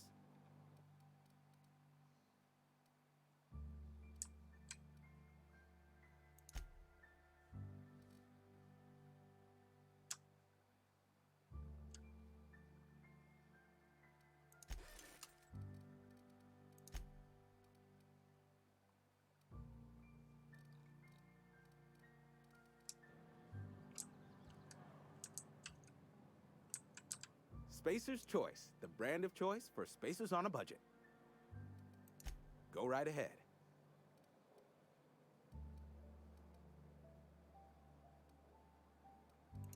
Other than yourself, definitely the vicar. Don't get me wrong, he seems a decent man, cut from church cloth, knows his scriptures. But there's something about him that bothers me. Like he's not one of us. Sometimes I suspect he doesn't even want to be here. That would be because he does not. Plague? I don't know anything about a plague. We are the very picture of hot-blooded physical vigor.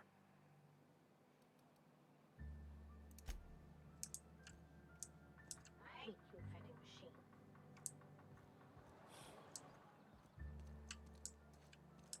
Heard something outside the walls today. Nothing for us outside those walls. You ought to know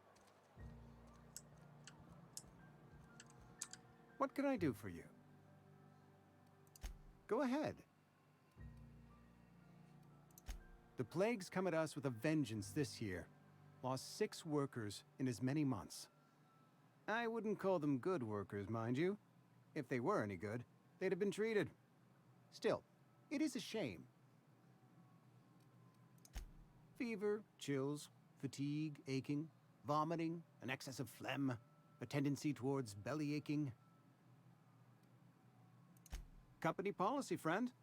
We don't have enough medicine to treat all of us, so we treat the best among us. Mr. Thompson's brainchild. Have you met him yet? Thoughtful-looking fellow, stares out of his office most hours.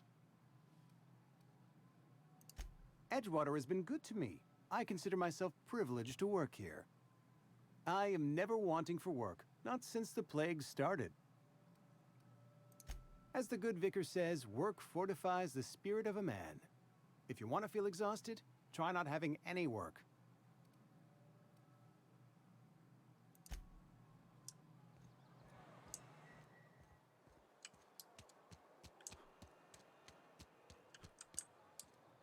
I've been feeling pretty low these days.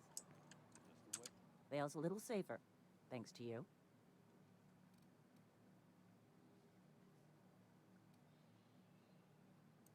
We pay by the finger. What do you have for me? Gil Antrim. Real name, Guillaume. Duly processed by a freelancer on behalf of Spacer's Choice.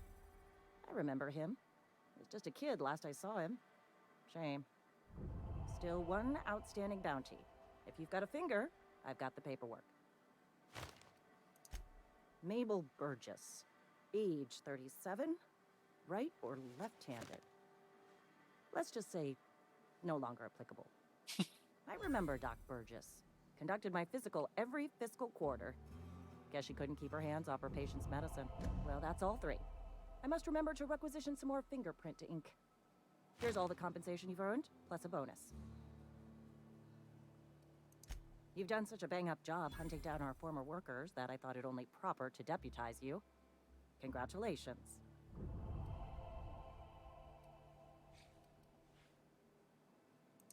Let me stop you there.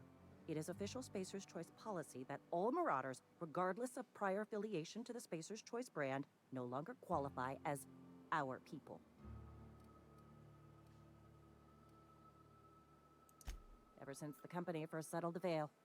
Life's good out here, but it ain't easy. Some folk can't keep pace with the demands of frontier life.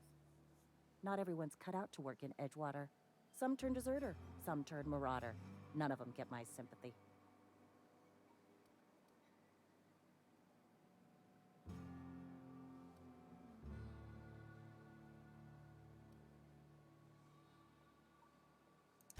Everybody likes Adrenatime. It is the finest medical drug ever developed by Spacer's Choice. Much better than that crap Anti-Cleo pedals. Sure, a little too much Adrenatime can bring out the violent animal in you, but if overdosing on Adrenatime turns you into a lunatic, you have only yourself to blame. Says so right on the warning label. Violent psychosis is a well-documented and legally accounted for side effect of Adrenatime. What's on your mind?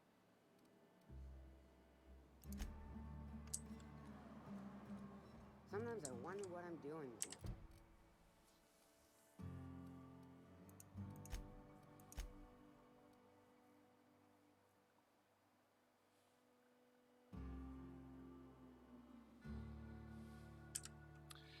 Alright, don't want to give it to At least her. you got your health. I don't really want to give it to this guy either, because he seems crazy.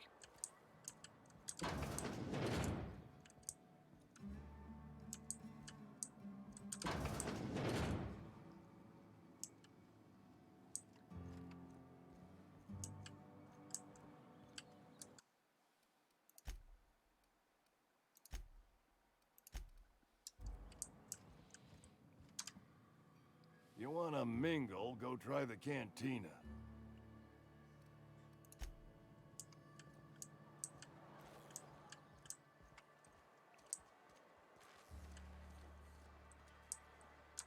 I've got some time. Oh, I'm an actuary. That means I keep tabs on a worker's living expenses. How much it costs to feed, clothe, shelter, bury, and replace your average human worker. Technically, I'm employed by the Spacer's Choice Department of Human Resources.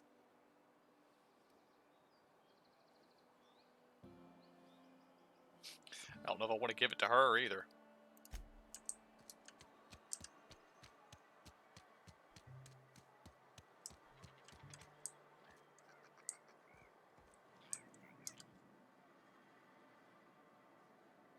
I don't want any trouble.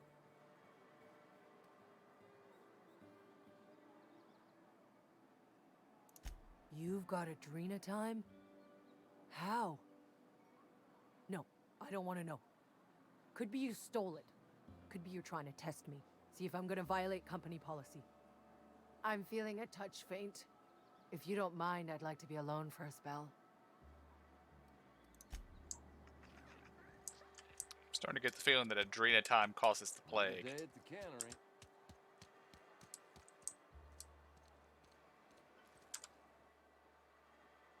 I've got some time. Thanks. I'll see to it that this medicine gets to the people who need it. Here, something for your trouble. Nothing personal, but I hope we never do business together again. Don't want to make a habit of consorting with smuggler types.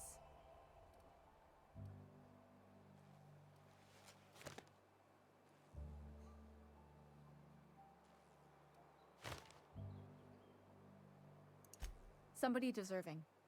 Silas on account of him being out in the cold. Amelia seeing how she's around people all the time. Anybody in the sick room?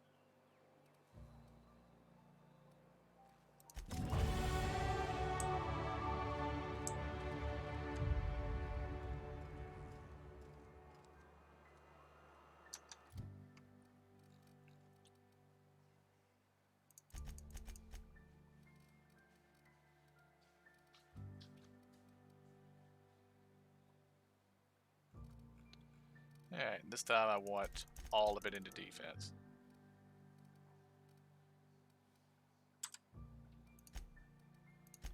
Perks. Third perk.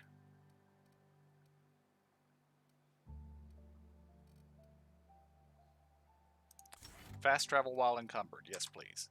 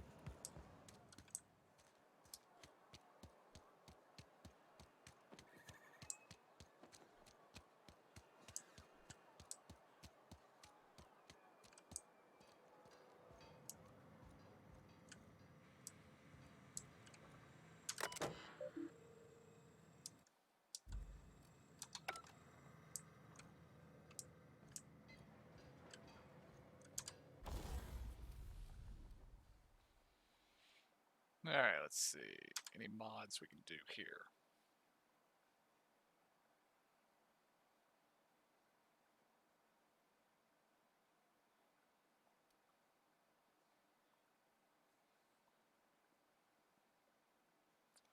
Plasma? No, I don't. Well, I kind of like the idea of having a plasma rifle, really, but no. Now, a plasma shotgun. I could do with that.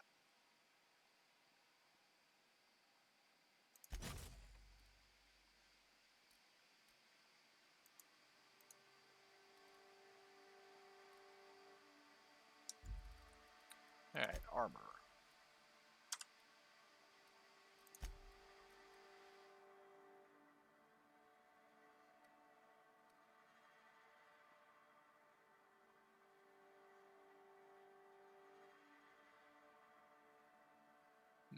No.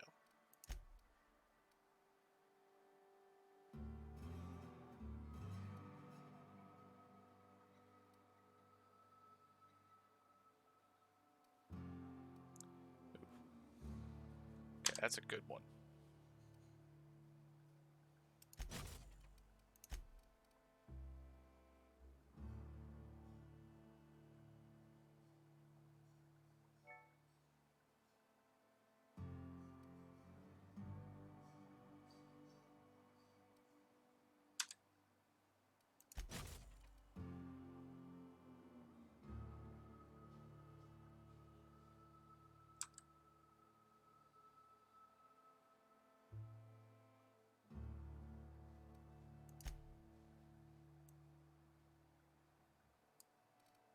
Okay.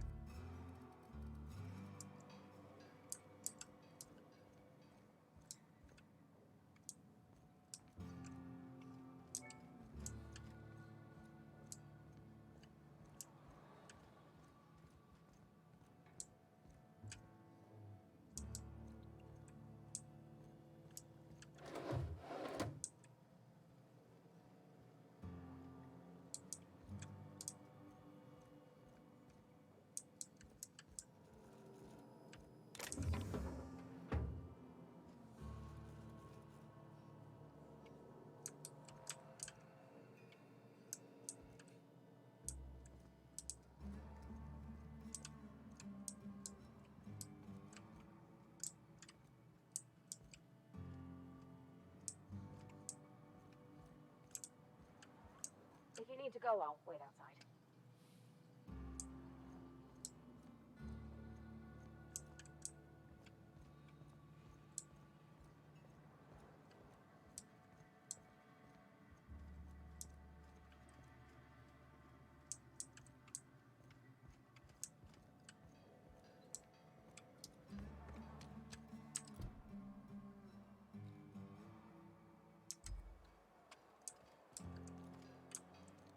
Where are we headed?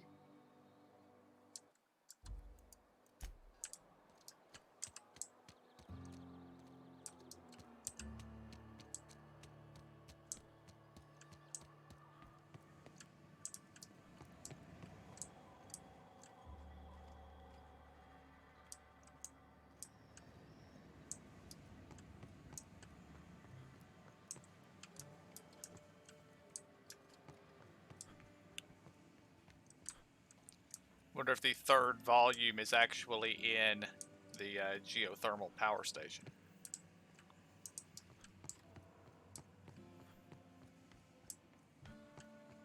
Well, I guess that's where we're going now.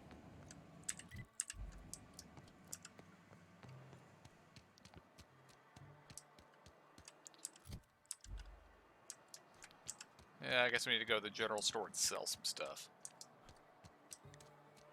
Sometimes I wonder what I'm doing.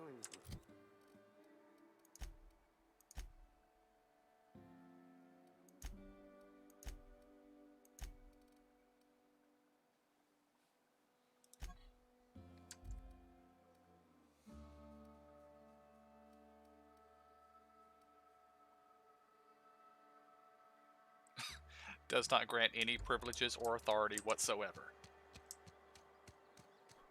Now day at the cannery. It's not the best choice. It's Spacer's choice. Music to my ears. Sell. Sort by weight.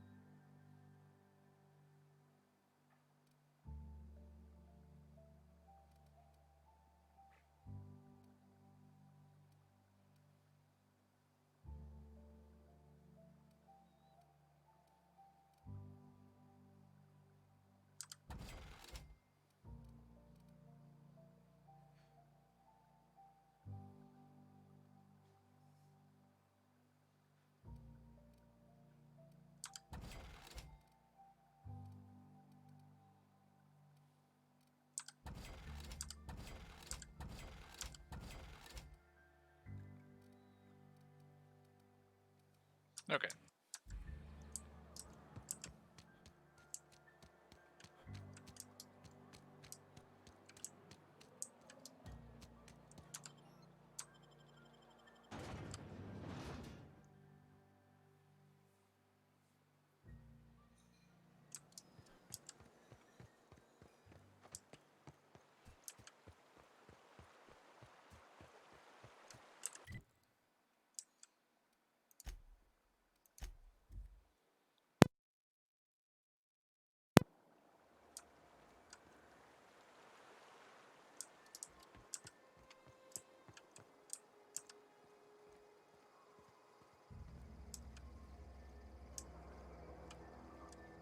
Hey, no, that's the front door. We don't want to go in the front door. There was a side door over here, wasn't there? Yes.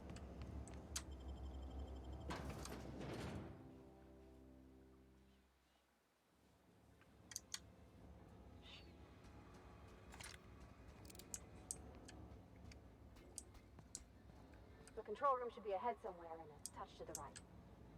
I hope we're doing the right thing.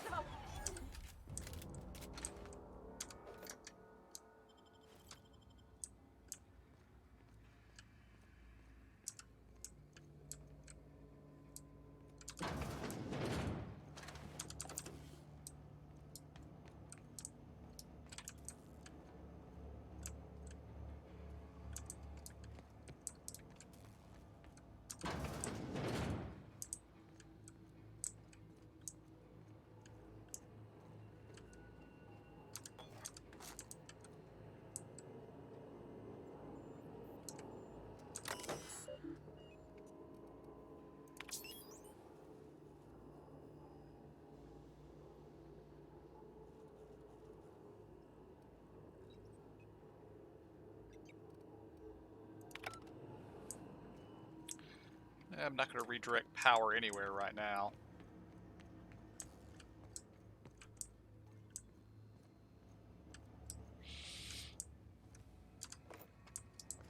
This is one of those cases where I feel like the game is setting you up for a bad decision. There's one of those, not one of those. It's the obvious choice was the bad one. It's more a case of every choice is a bad one.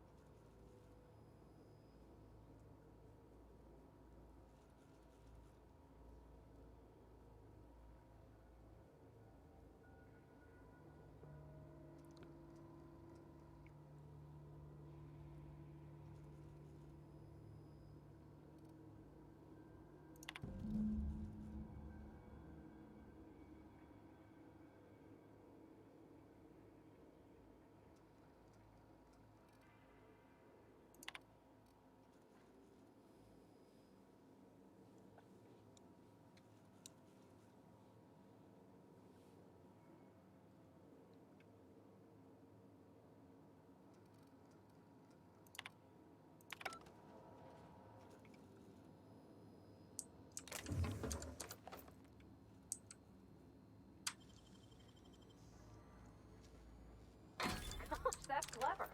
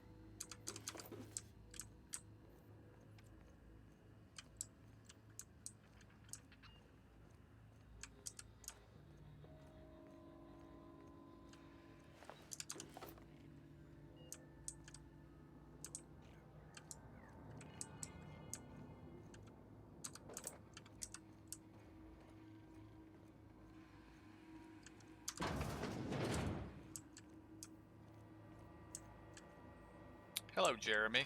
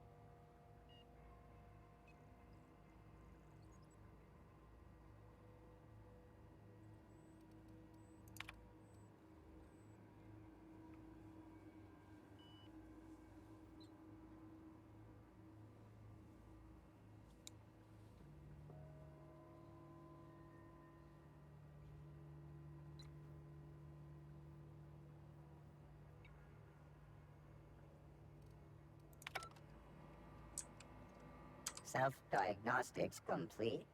Navigation systems operational. Combat systems operational. It's not the best choice. It's the Spacer's choice.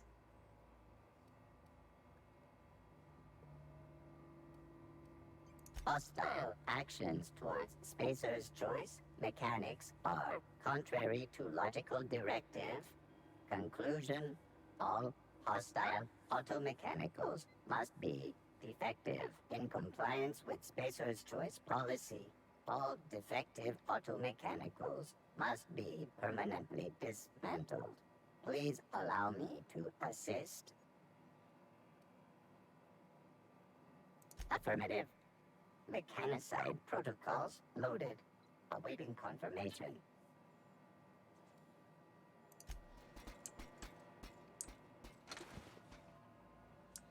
I think I've already killed most of them.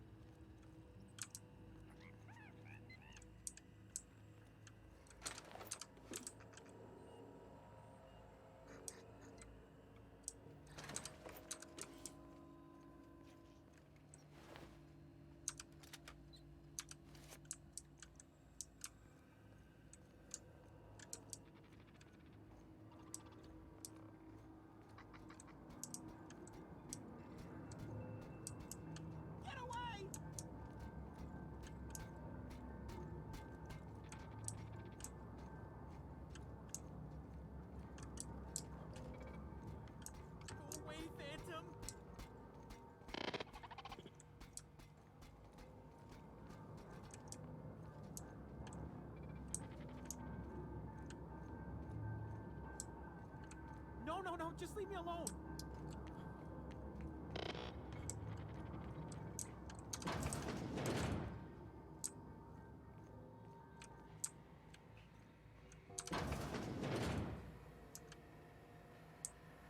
Mind the steam.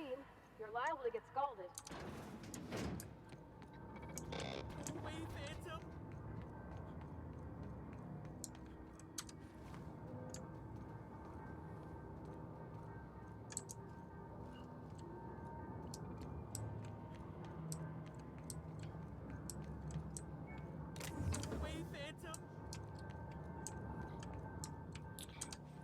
I'm about to get shot at.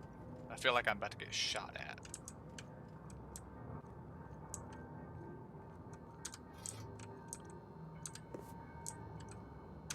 You're not real. You're not real. Get away from me, Phantom. Shoot. Scram.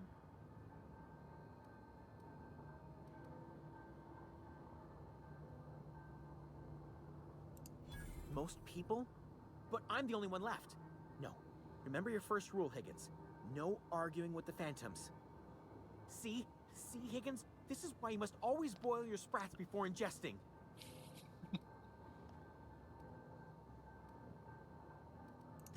Of course. Do excuse me. I experience brief flashes of mania during which I am visited by the phantoms of my imagination. Chester D. Higgins. The D stands for definitely not insane. I use it as a reminder. Oh, Higgins has been many things over the years. Sprat Wrangler, Saltuna critic, Aetherwave personality, chairman of the board, Galactic Defender, Sisty Pig Tycoon. I've come a long way for someone who started off as a simple engineer right here in this plant. Sounds like Jeremy has made contact. I specialized in automechanicals, drones, sentries, repaired them, maintained, upgraded, did it all from my old workroom just over in the next section.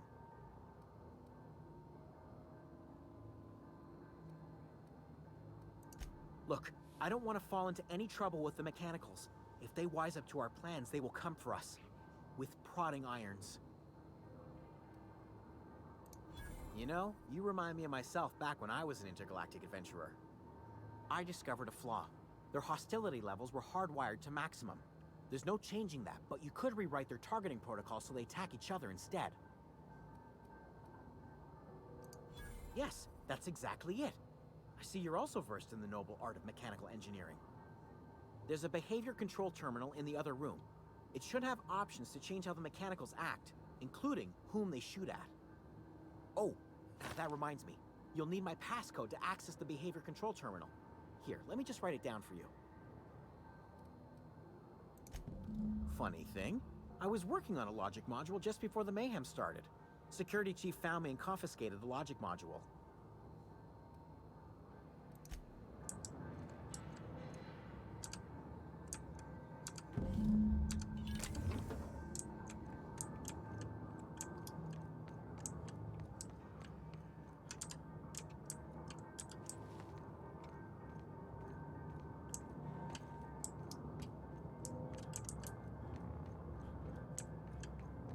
I hope Jeremy is still alive. Because I kind of wanted him to survive.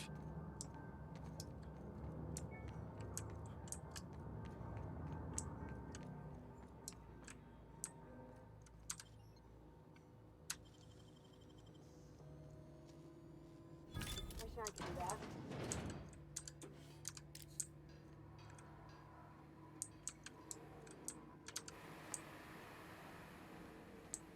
Turning to patrol mode.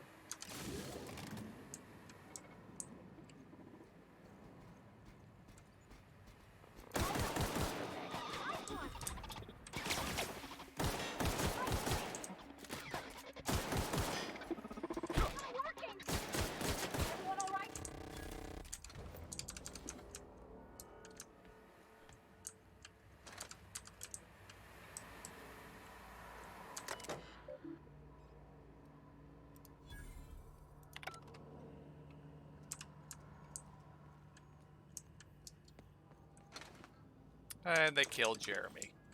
That's a shame.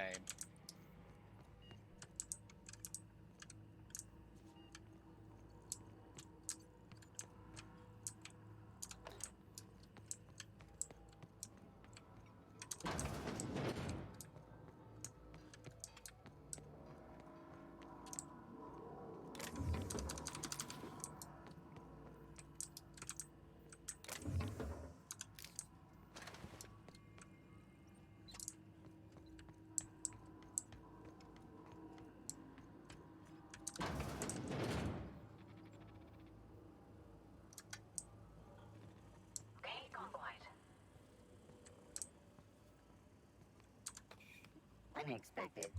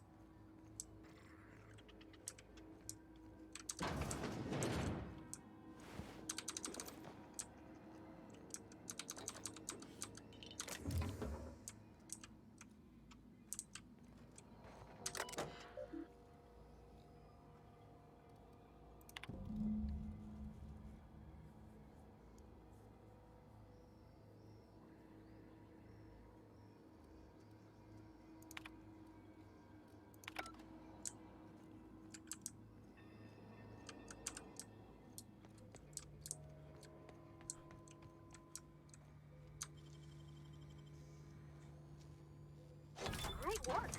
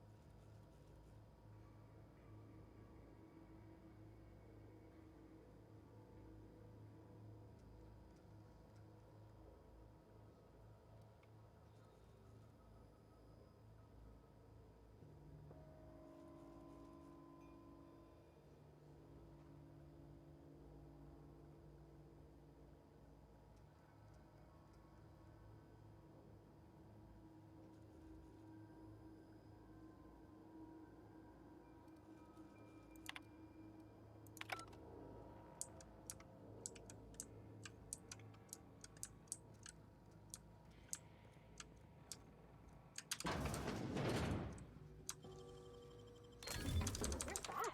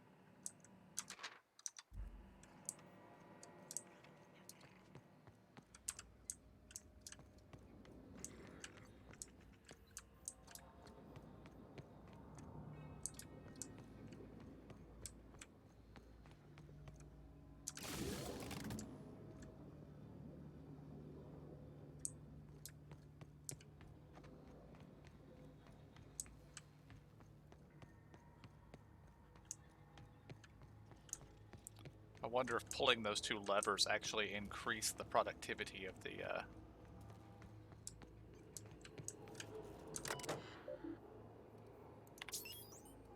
No, it did not.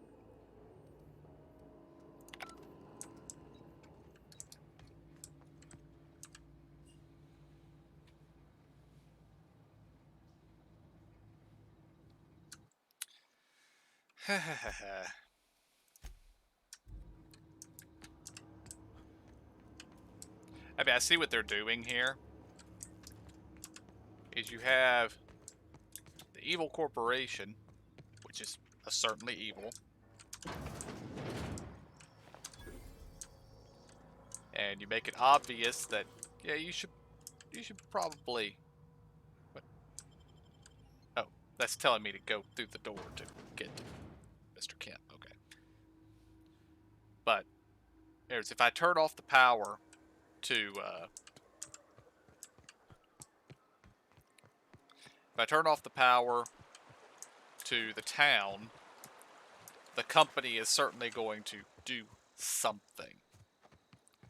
I don't know whether that means the company is going to come in and kill everybody, or they're just going to, stop sending supplies. But I feel like turning off the town will result in the people of the town being harmed more than the company. But turning the power off to these people will basically result in them being enslaved. And I don't like that idea either.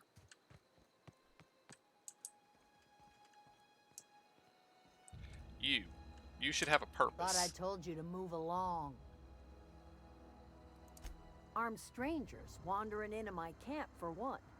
Some of my camp wandering out for another. Got anything in you besides questions? No, I'm sorry. That was unworthy of me. Lady named Zoe went missing some nights ago.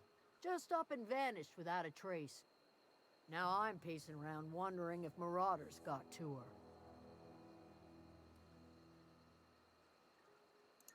Thank the Eternal. Wait, Marauder Camp. Is she all right?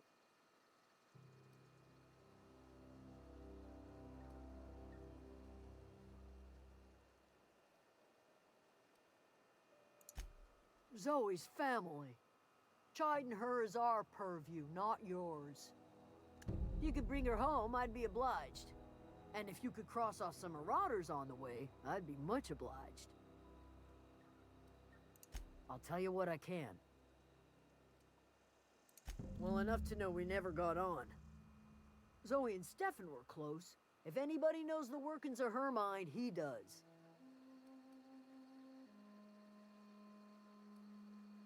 What is it?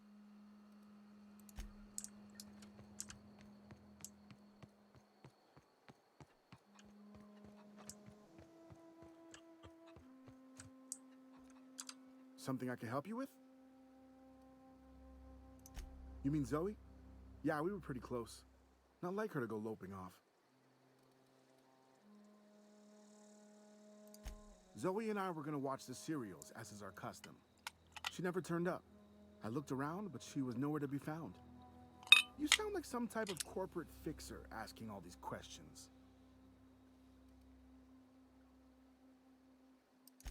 Zoe was always obsessed with this serial, Masked Marketeer.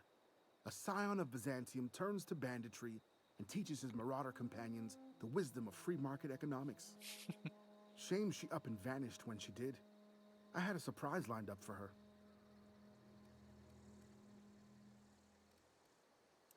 Can't say I recall Zoe ever acting strange.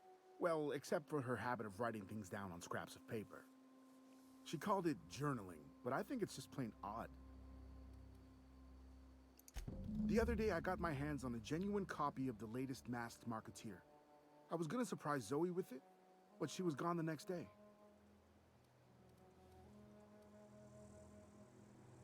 Not much of a chance, no. Mind if I ask why you're interested? Zoe's living with marauders? Yeah, that sounds like the sort of sideways, sprat-brained plan Zoe'd come up with. Yeah, it could be you're telling the truth. Or maybe you're trying to wheedle me into relinquishing my only copy of the Masked Marketeer. It's a collector's edition after all.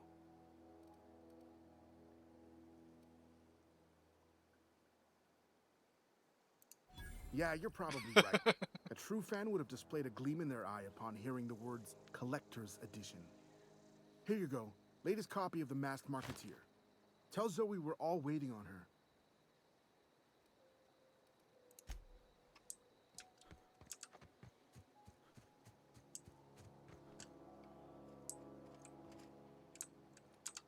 Something you need?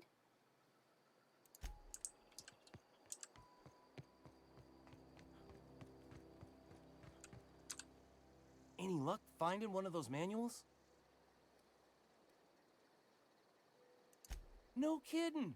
Really? Well, which one?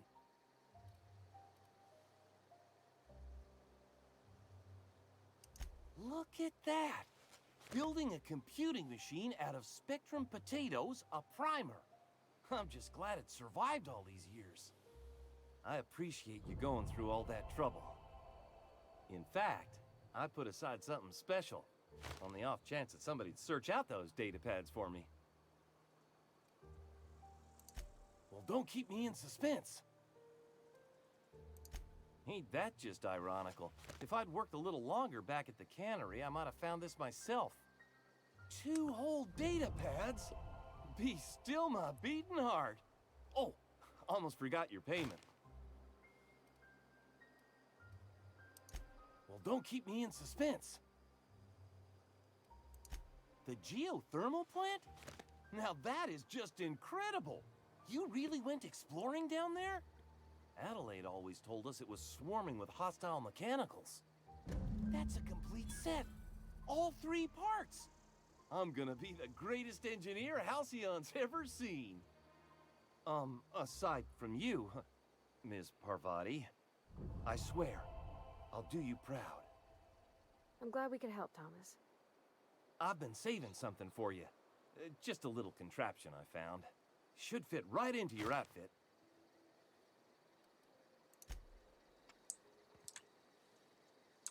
Something you need?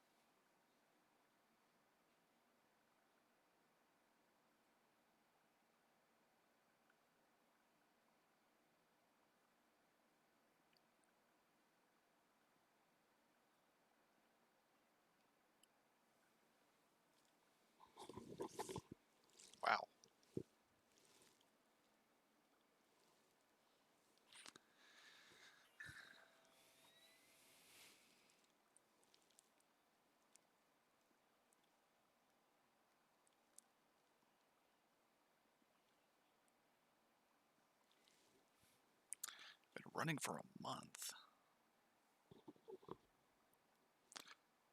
Oops, sorry, I thought I turned my mic off.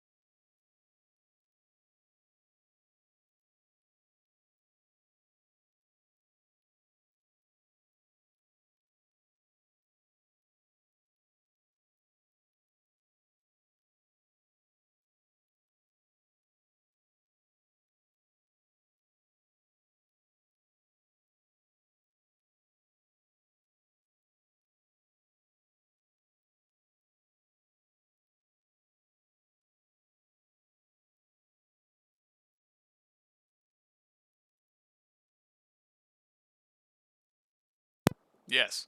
Yes, I was.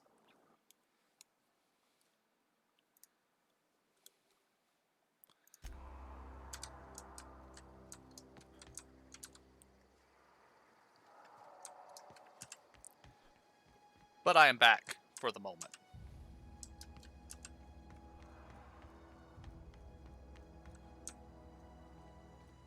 It feels very Fallout 3, Fallout 4-ish.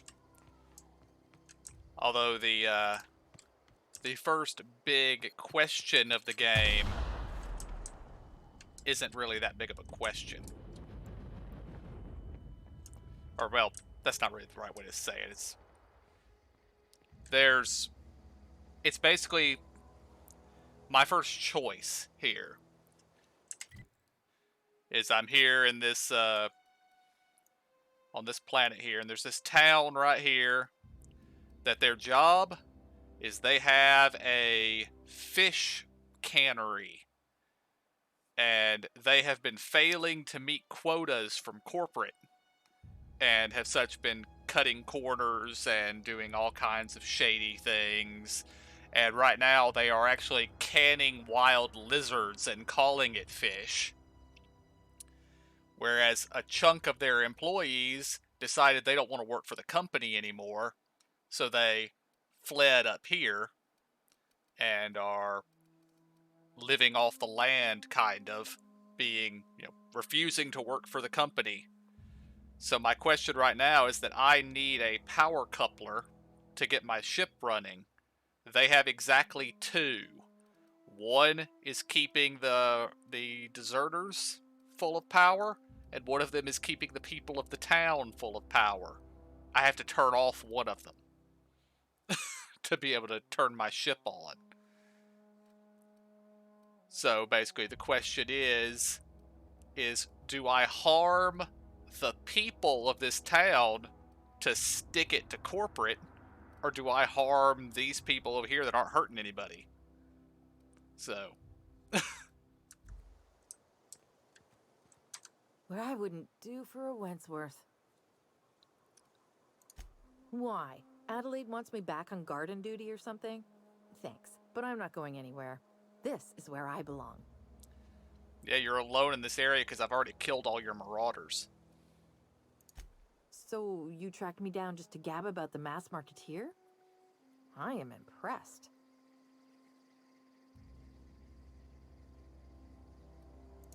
I see what's going on here. I'm being bribed. Well, it's working.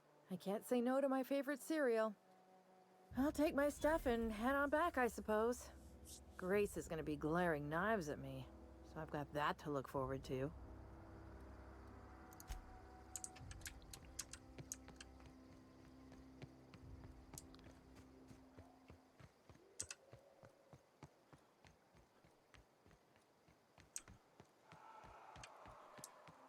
It is very interesting looking, though. Kind of like how there's still green, but this world's also kind of reddish.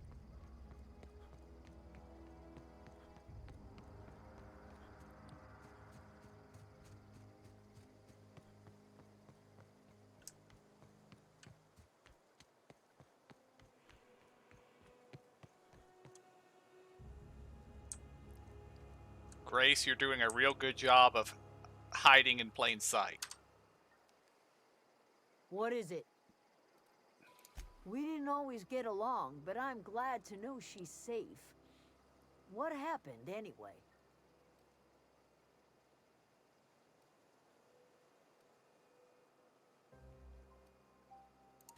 Zoe joined up with a band of marauders. Zoe. The same Zoe who doesn't know a barrel from a trigger.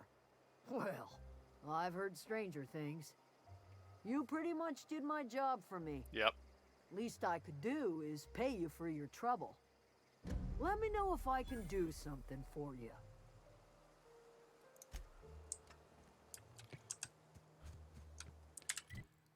But yeah, so now I need to go to the geothermal plant and turn off power to somebody.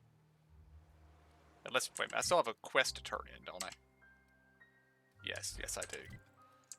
Need to come down here to the landing pad and inform the crazy guardsmen that I have put down the robots.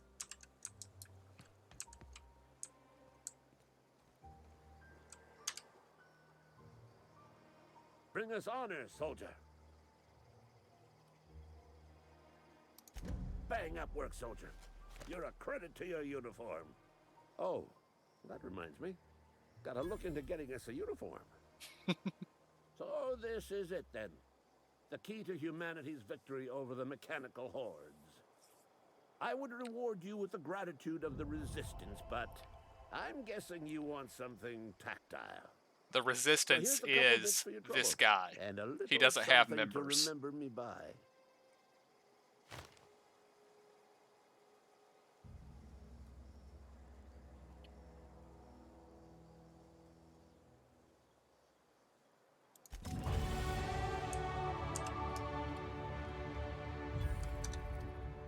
And we have gained a level. Huzzah.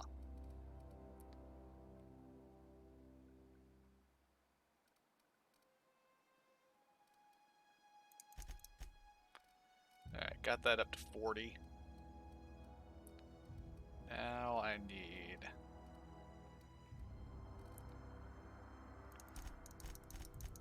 Pretty sure I'm going to need some dialogue soon, so...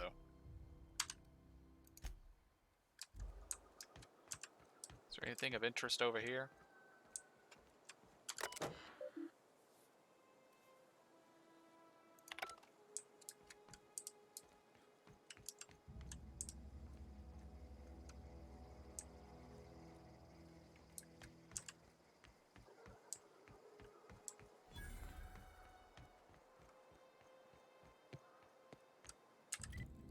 Alright, any other quests?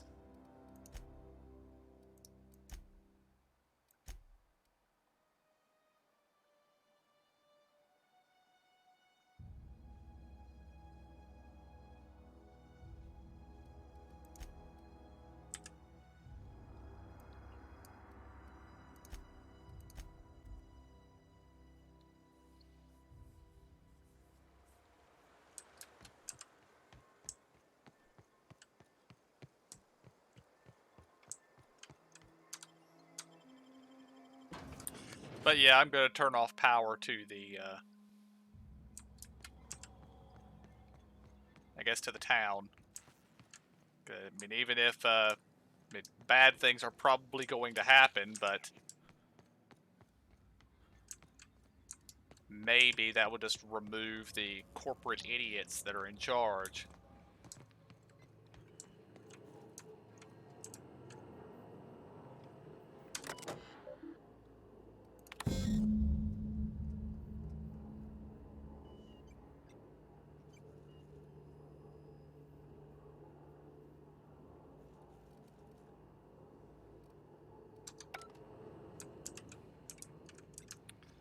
Alright.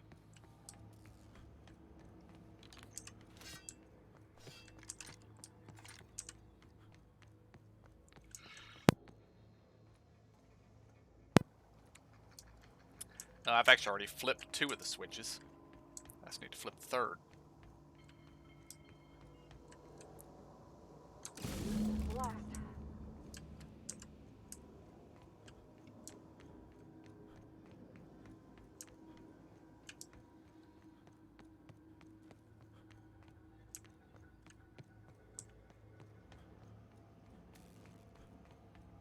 Once we do this, there's no going back. Hey, mister? Look, I know you want your power regulator and all, but I just gotta ask you. Do you understand what you're about to do? I don't think you should cut off Edgewater's power. I think it would be cruel. I'm sorry. That just sort of came out all at once. Edgewater's hurting. We've been losing workers year after year, and corporate hardly ever sends replacements. There's barely enough Saltuna to fill our bellies anymore. But the town's got some good people in it. Decent, hard-working folk just living their lives the only way they know how. They don't deserve to be punished.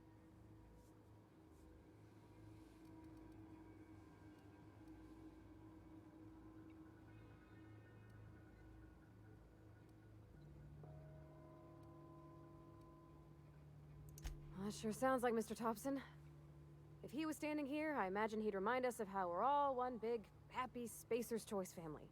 In Mr. Thompson's eyes, those deserters are still part of the Spacer's Choice family. The family must work together in order to survive. I hate to say it, but I think Mr. Thompson's got a point. Unless those deserters come back, Edgewater's as good as dead. Cutting off their power might be the only way. Miss McDevitt's built something beautiful. Somehow, she's talked the ground into giving life again. It's plain to see she's made the Vale a better place. Fed the hungry, tended the sick. Gave a home to those that had none. But Miss McDevitt delights in Edgewater's suffering. Yes, she does. She wants to hurt the town. Do you really want to be party to that kind of hatred? No, I don't. Sorry, I didn't mean to babble on like that. I felt like I had to say something. No, you make good points, kid.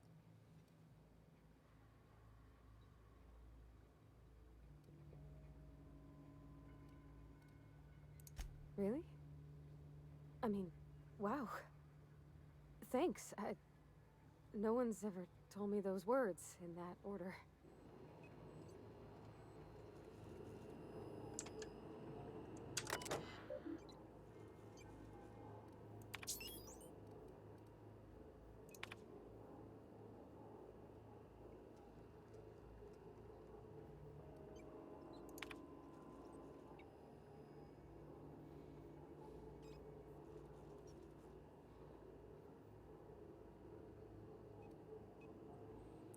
I mean, that's the thing right there, is they've clearly tried to make the deserters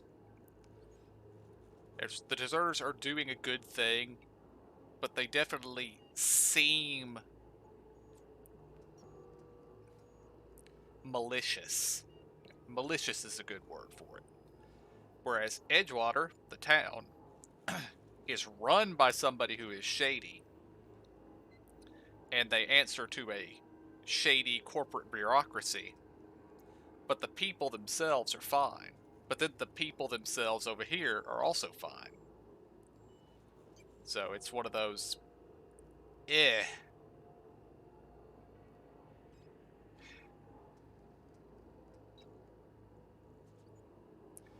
maybe they'll give me an option to shoot the corporate guy in the face.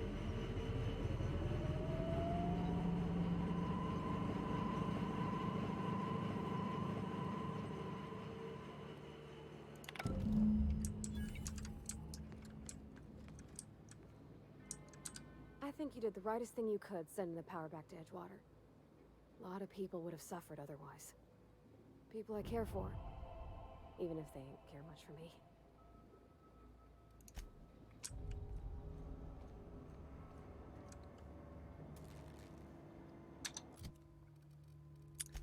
Yeah, I kind of wonder what my reputation is at right now.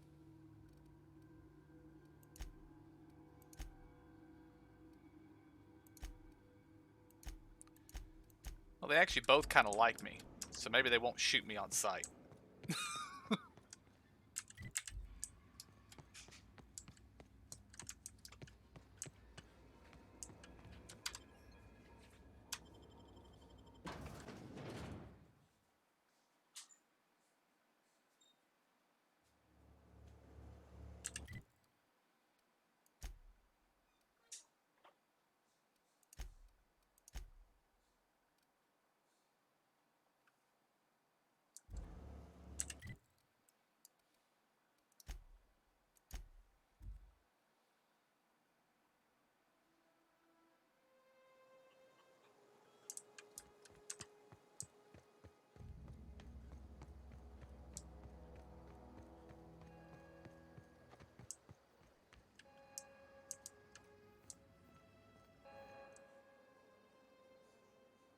That's the thing about growing old. Your eyes start to fail. Elsewise, I would have seen you for the snake that you are, chopped you into pieces and roasted you on a spit. This is all you're doing. Cutting off my power, killing off my garden. Without refrigeration, my food will spoil, and my flock will starve. I want to ask you this in private, away from the eyes of my flock, so they do not see me lose my temper. Tell me, why did you do it?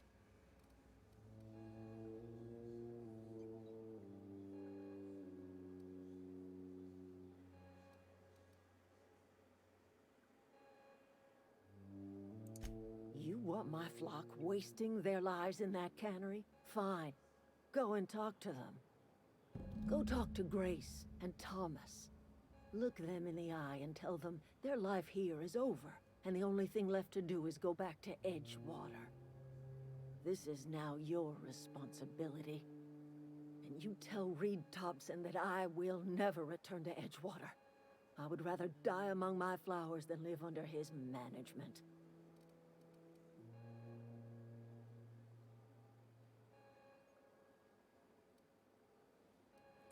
There we go.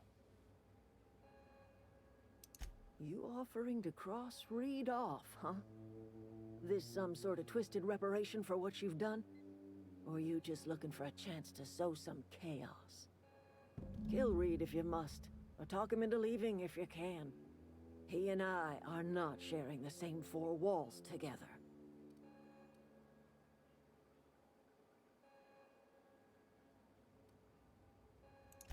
My son worked in that cannery.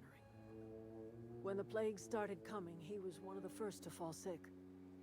We had a store of medicine locked away, but Reed refused to treat him. Said my boy didn't deserve treatment.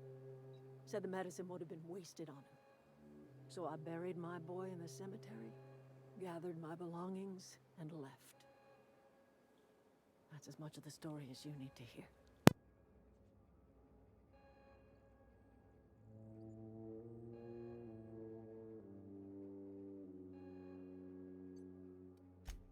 Tell Reed that I can make his people healthy again. I can end their plague. Start a new garden right in the cannery.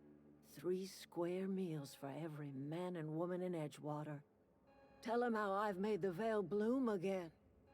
The soil has whispered its secrets to me, and I alone know how to breathe life back into the earth. The secret is human corpses. I've been grinding them up in my fertilizer for years. Marauder, worker. Called it. Don't matter much to me. The human body is rich with nutrients.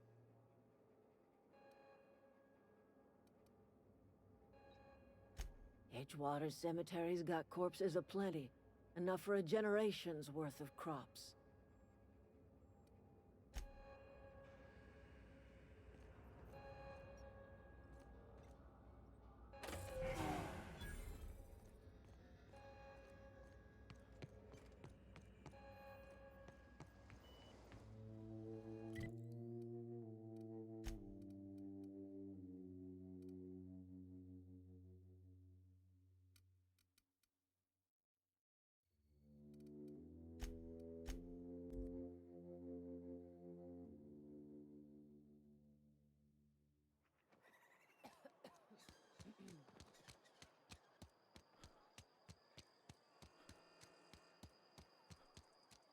Sometimes I wonder what I'm doing.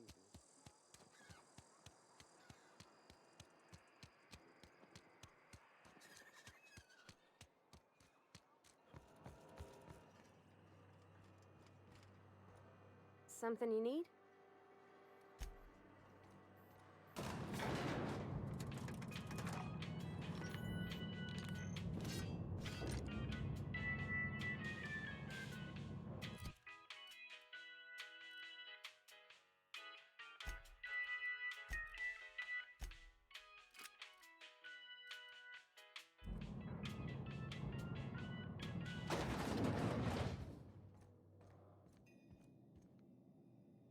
This is a fine day, friend. Power flows through our town like a cool stream of water. I trust Adelaide's people have seen their way to reason. So, when can I expect them back at their posts?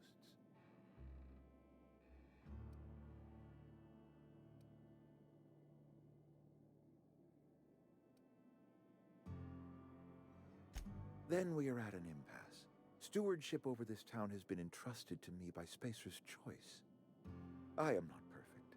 I have made my share of mistakes, but I have done my best for this town.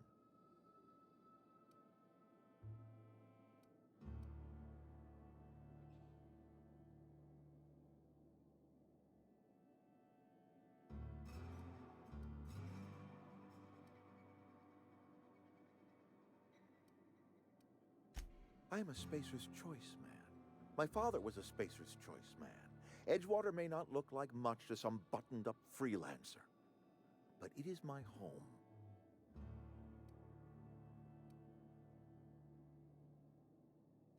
I don't believe you. Plague's a reality of life. Best treatment is a good work ethic.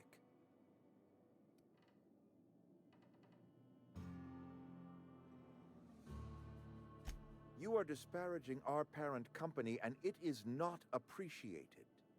We are a Spacer's Choice Saltuna cannery. We eat Saltuna here, and only Saltuna.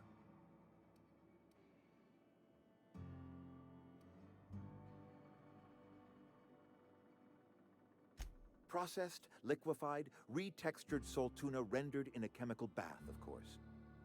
Well, mostly Saltuna. We've been experiencing a Saltuna shortage, you see. So we've had to improvise. We've added wood chips, some mushrooms, bit of sand, tossed some canid bits in our processor once. It all tastes like Saltuna in the end. Couple years, give or take, right around the time the first wave of plagues hit the town. Now listen, I do not know what pretty rhetoric Adelaide has fed you, but plagues are a simple fact of life.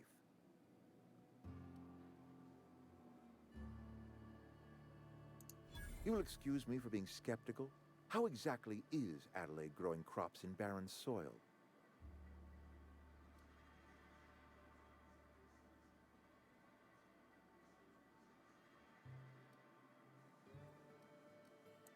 If Adelaide's found a way to feed her people and cure the plague, then she deserves this office more than I do. I won't stand in her way. My life here is ended. Give me a little time to settle my affairs. I'm sure Adelaide will be glad to see the back of me.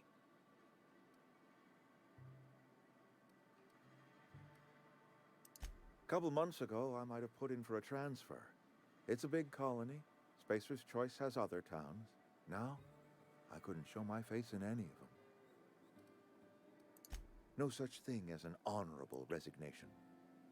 Suppose I could find a place outside the walls, or put in for early retirement. I don't know. I could see myself lasting a week. I do. Adelaide's found a cure for the plague, and she knows how to tend to crop. She's what this town needs. I have always tried to do right by my town. It has never been easy.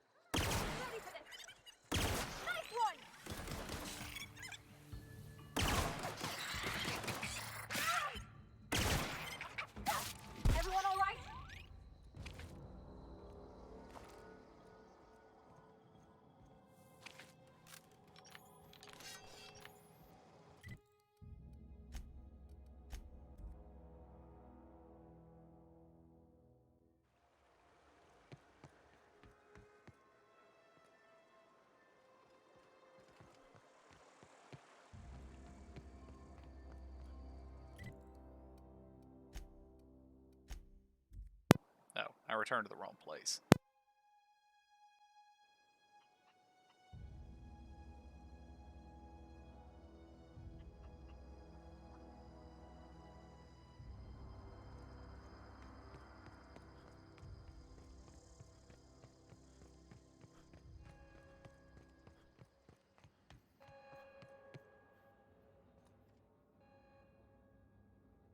Look at that.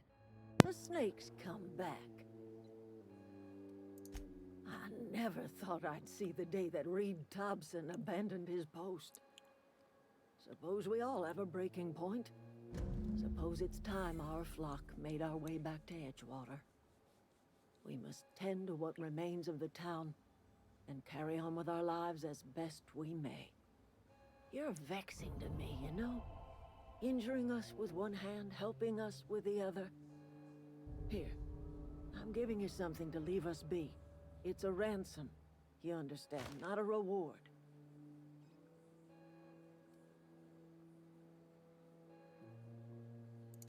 You telling me you did all this just to put me in charge of Edgewater?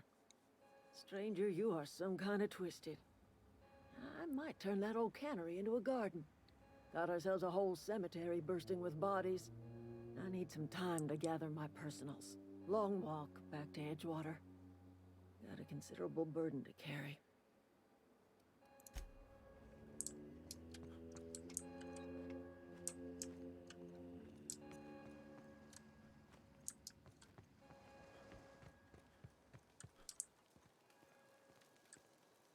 One of us want to go see what...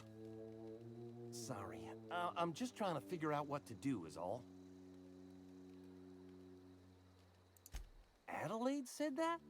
Was she sober at the time? I never imagined she'd step foot in Edgewater long as Reed ran the town. Something must have changed in Edgewater. Adelaide's good as family. If she's going back, so are we.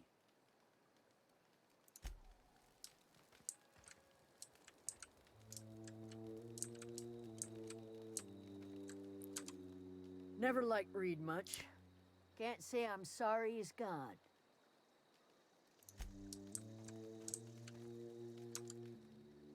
Zoe says she fought her way out of a marauder camp with her own bare hands.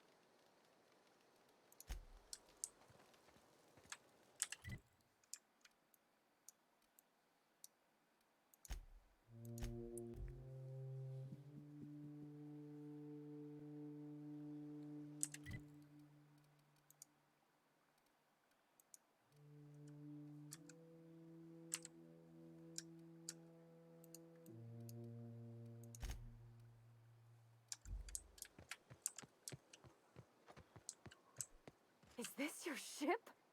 Oh my stars, she is just so handsome. Does she have a name yet? What's her drive model? Oh, gosh. Listen to me babbling. When I was in Edgewater, I dreamed of flying on a real ship, working on a real engine, belonging to a proper crew.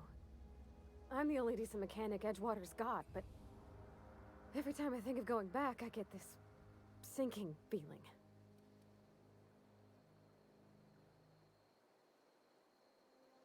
Well, it's kind of you to say that. And you're right. I wasn't happy. I want to ask you something, and you can say no. But can I come with you? I could tend to your engine. I know my G-valves for my catalyzers, and I can keep your ship singing. And if you ever need a pair of eyes watching your back, I can do that too. What do you think?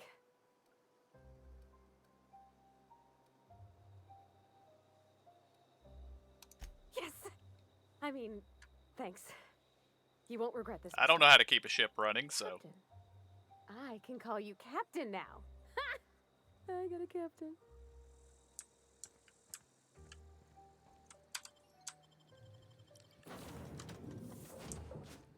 Well, I certainly am looking forward to flying on a ship named the Unreliable. I'll just head upstairs and claim a room.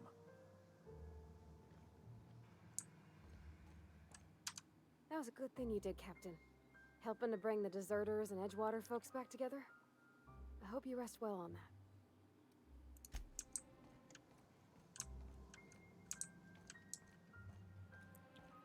Captain, I have detected that Edgewater's power supply is now optimal.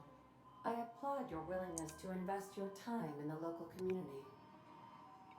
What can I do for you, Captain? Do you know how to install a power regulator? Outstanding, Captain. Your aptitude for engineering will prove invaluable in the event of another catastrophic engine failure. Our engine room is located behind you, across the cargo bay, up the ladders.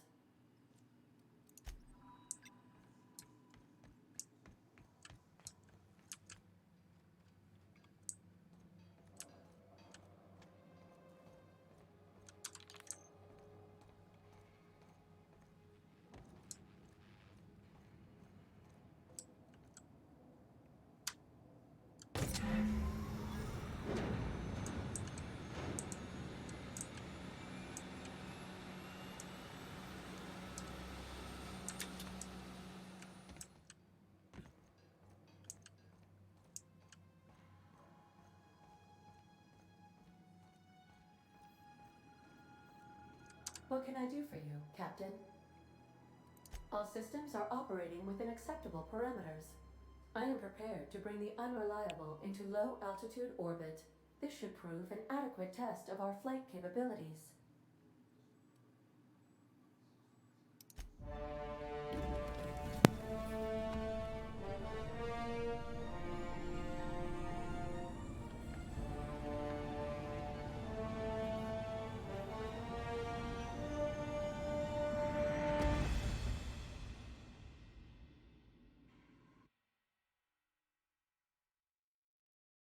We have received a communication request from Dr. Phineas Wells. Aha, there you are. Hale and hearty, and captain of your own ship. I see you're putting the Unreliable to good use. Shame about her former captain. Horrible way to die. How are you feeling, by the way? I lost track of you in that cave back there. Experiencing any, unnatural drippage? Perfectly normal side effect of thawing, I assure you.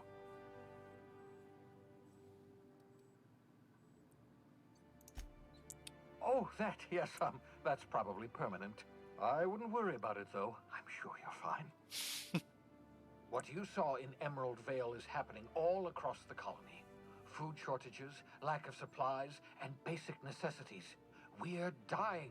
The chairman, the minister, and all their lackeys on the board are to blame. The Hope has some of the brightest minds Earth ever sent us. If we can revive the Hope's colonists, they can help us undo the board's mistakes. They can help us set things right. You need to get to Stellar Bay on Monarch. I have contacts there. They'll help me, help us, find the chemicals to revive your fellow colonists. Gladys Culkelly, lovely woman, runs a cozy little black marketing outfit on the Groundbreaker. She can get you a nav key to land on Stellar Bay.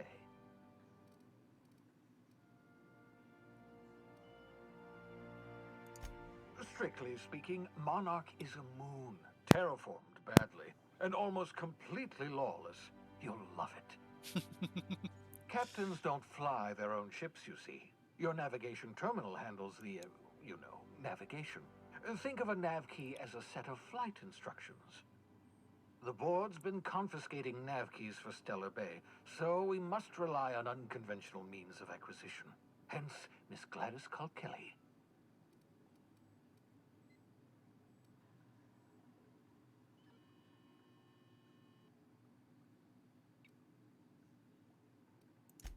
Without a skip drive, good luck. You'll be dead before you make it to the nearest star. Look, I admire your optimism, but the sad truth is you're stuck here. You, me, and the rest of this colony. We're all skating precariously around the edge of oblivion together. None of us are leaving Halcyon alive, so we may as well make it a better place, and we can start by reviving the Hope. Gladys and I have been doing business for years. Her smuggling credentials are unimpeachable. If anyone can get you a key to Monarch, it's her.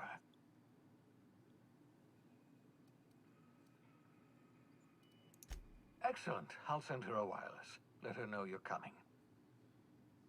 By the way, I gave Captain Hawthorne a disguise apparatus of my own design, cutting-edge technology years ahead of its time.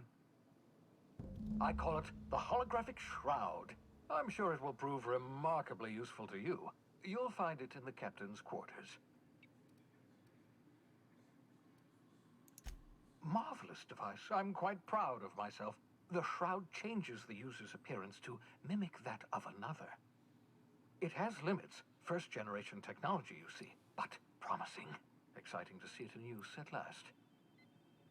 Very simply, the holographic shroud uses biometric information contained on standard identity cartridges to generate a holographic projection around you.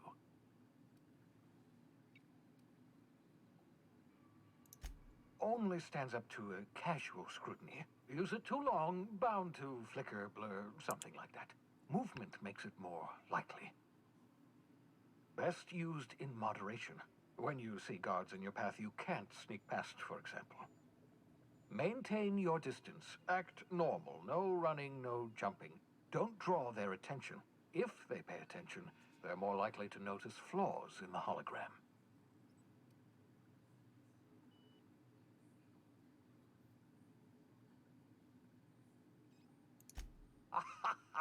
A change of clothes. What is this? Some old spy serial? What inattentive and brainless guard would be fooled by such a shabby disguise?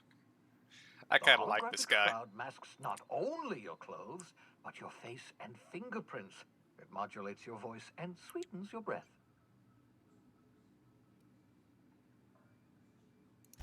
Science, that's how.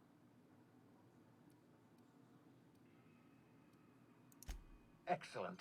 I'll contact you once you've found a way to get to Stellar Bay. If you have any questions, come see me in my lab. And remember, don't trust the board. They'll try to win you over with promises of wealth and power, but it's a lie. The board's only interested in filling their own pockets. If we don't put a stop to them, they're going to run this colony to the ground. Transmission ended. If you are ready to depart, please select a destination on your navigation terminal.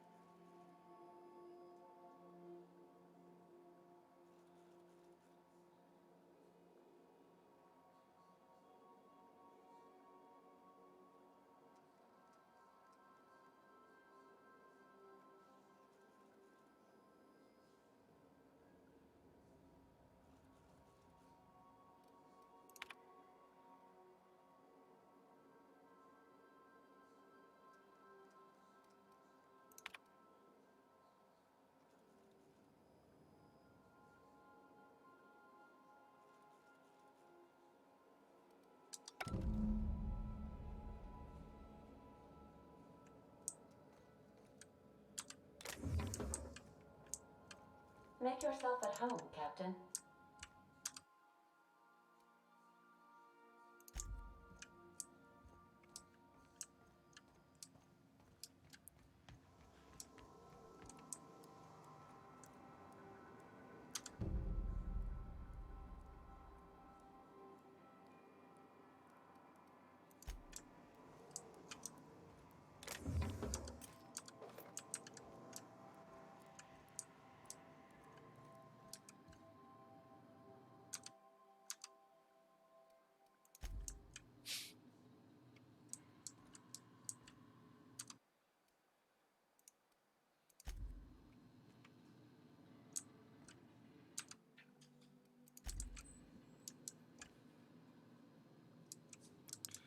Yeah, I'm not going to steal your stuff, Parvati.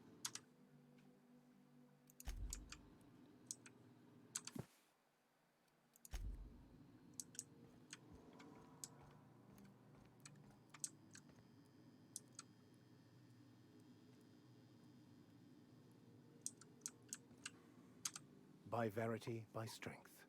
What are we contemplating today? We'll deal with that later.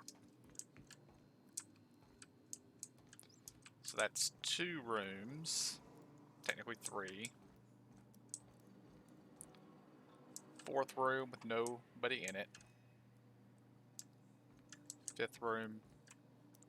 So 1, 2, 3, 4, 5, 6. So I guess that's how many companions we will have in the end.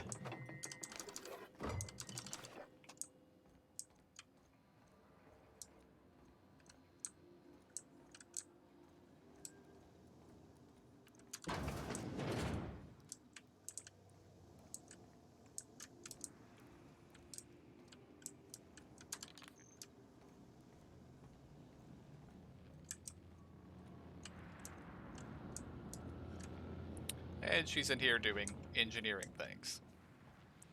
Alright. Well, I think that is a good place to stop for the week. And I will be back on Monday with more Tales of Vesperia. Until then, I want to thank y'all for joining me. Hope you enjoyed it. I'll see y'all next time. And have a good night.